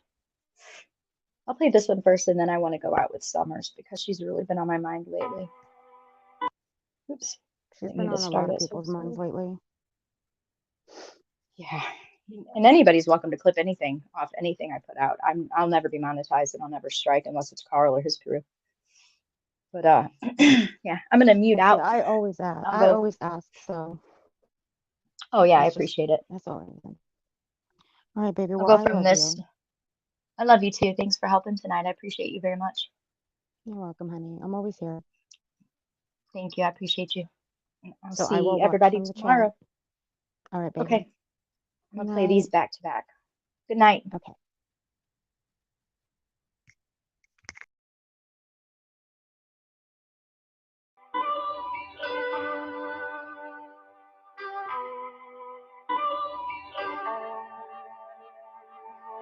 Woke up cause the light poured in. Day 2, let the flood begin. Day 1 left me in my bed. I can barely remember it. Heart shattered in 1,000 ways. They tell me pain gonna come in waves. They tell me I'm gonna be okay. I'm still waiting for the first to break. Why would you give and then take him away? Suddenly in, could you not let it fade? What I would give for a couple of days. A couple of days. Is it just across the Jordan? Or a city in the stars? Are you singing with the angels? Are you happy where you are?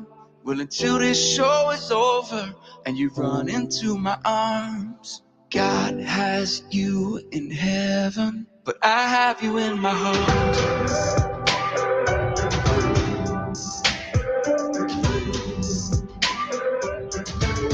I have you in my heart.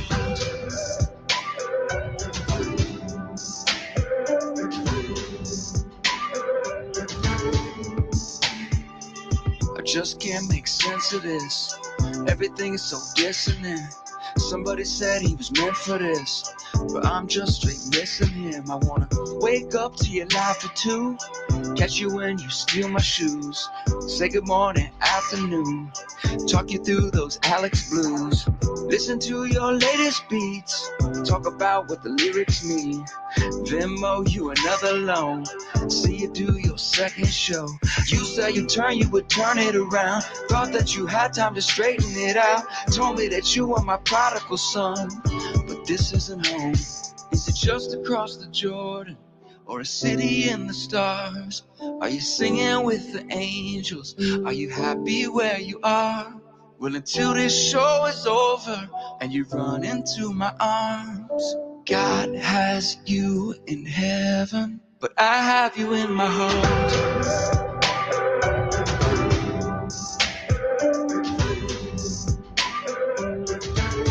I have you in my heart.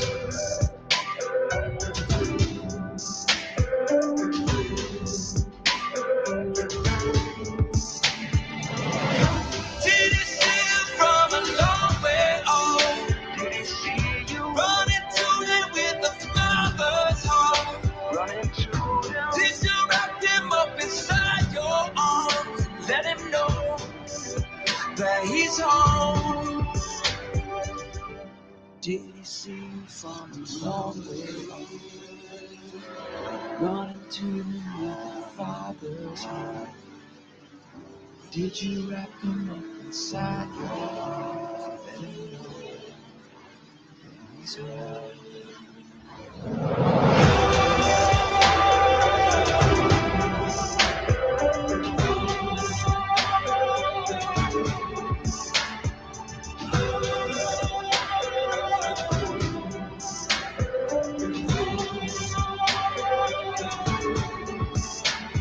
Is it just across the Jordan, or a city in the stars?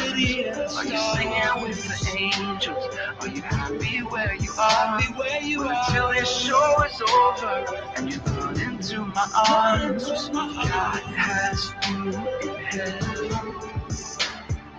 21 years makes a man full grown. 21 years, what a beautiful loan. 21 years, I loved everyone. Thank you, Lord, for my beautiful son.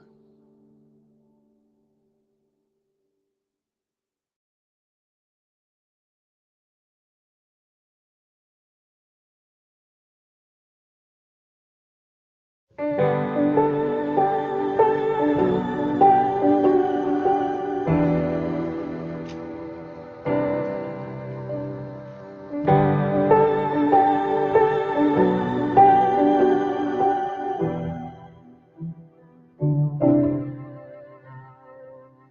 seen the sun crash into the ocean and paint the sky purple and pink. I've seen a star shoot out of the night and burn up before I could blink. Snowflakes and diamonds, daisies and lightning, we'll never take it all in. So why do we close our eyes when we pray, cry, kiss, dream? Maybe the most beautiful things in this life are felt and never seen.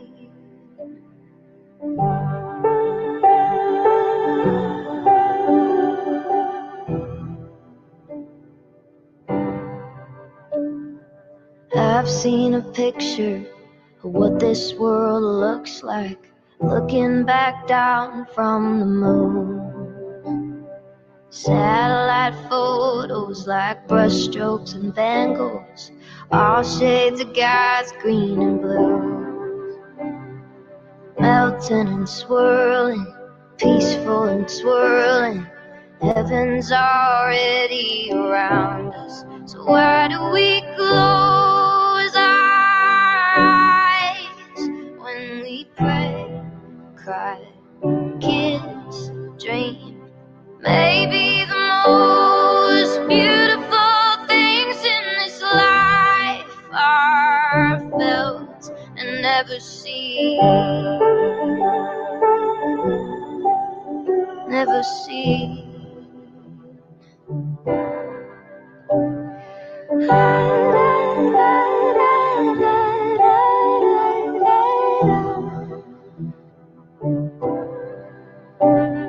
The only way I know any of this might even be true is the love I feel for you. The love I feel for you.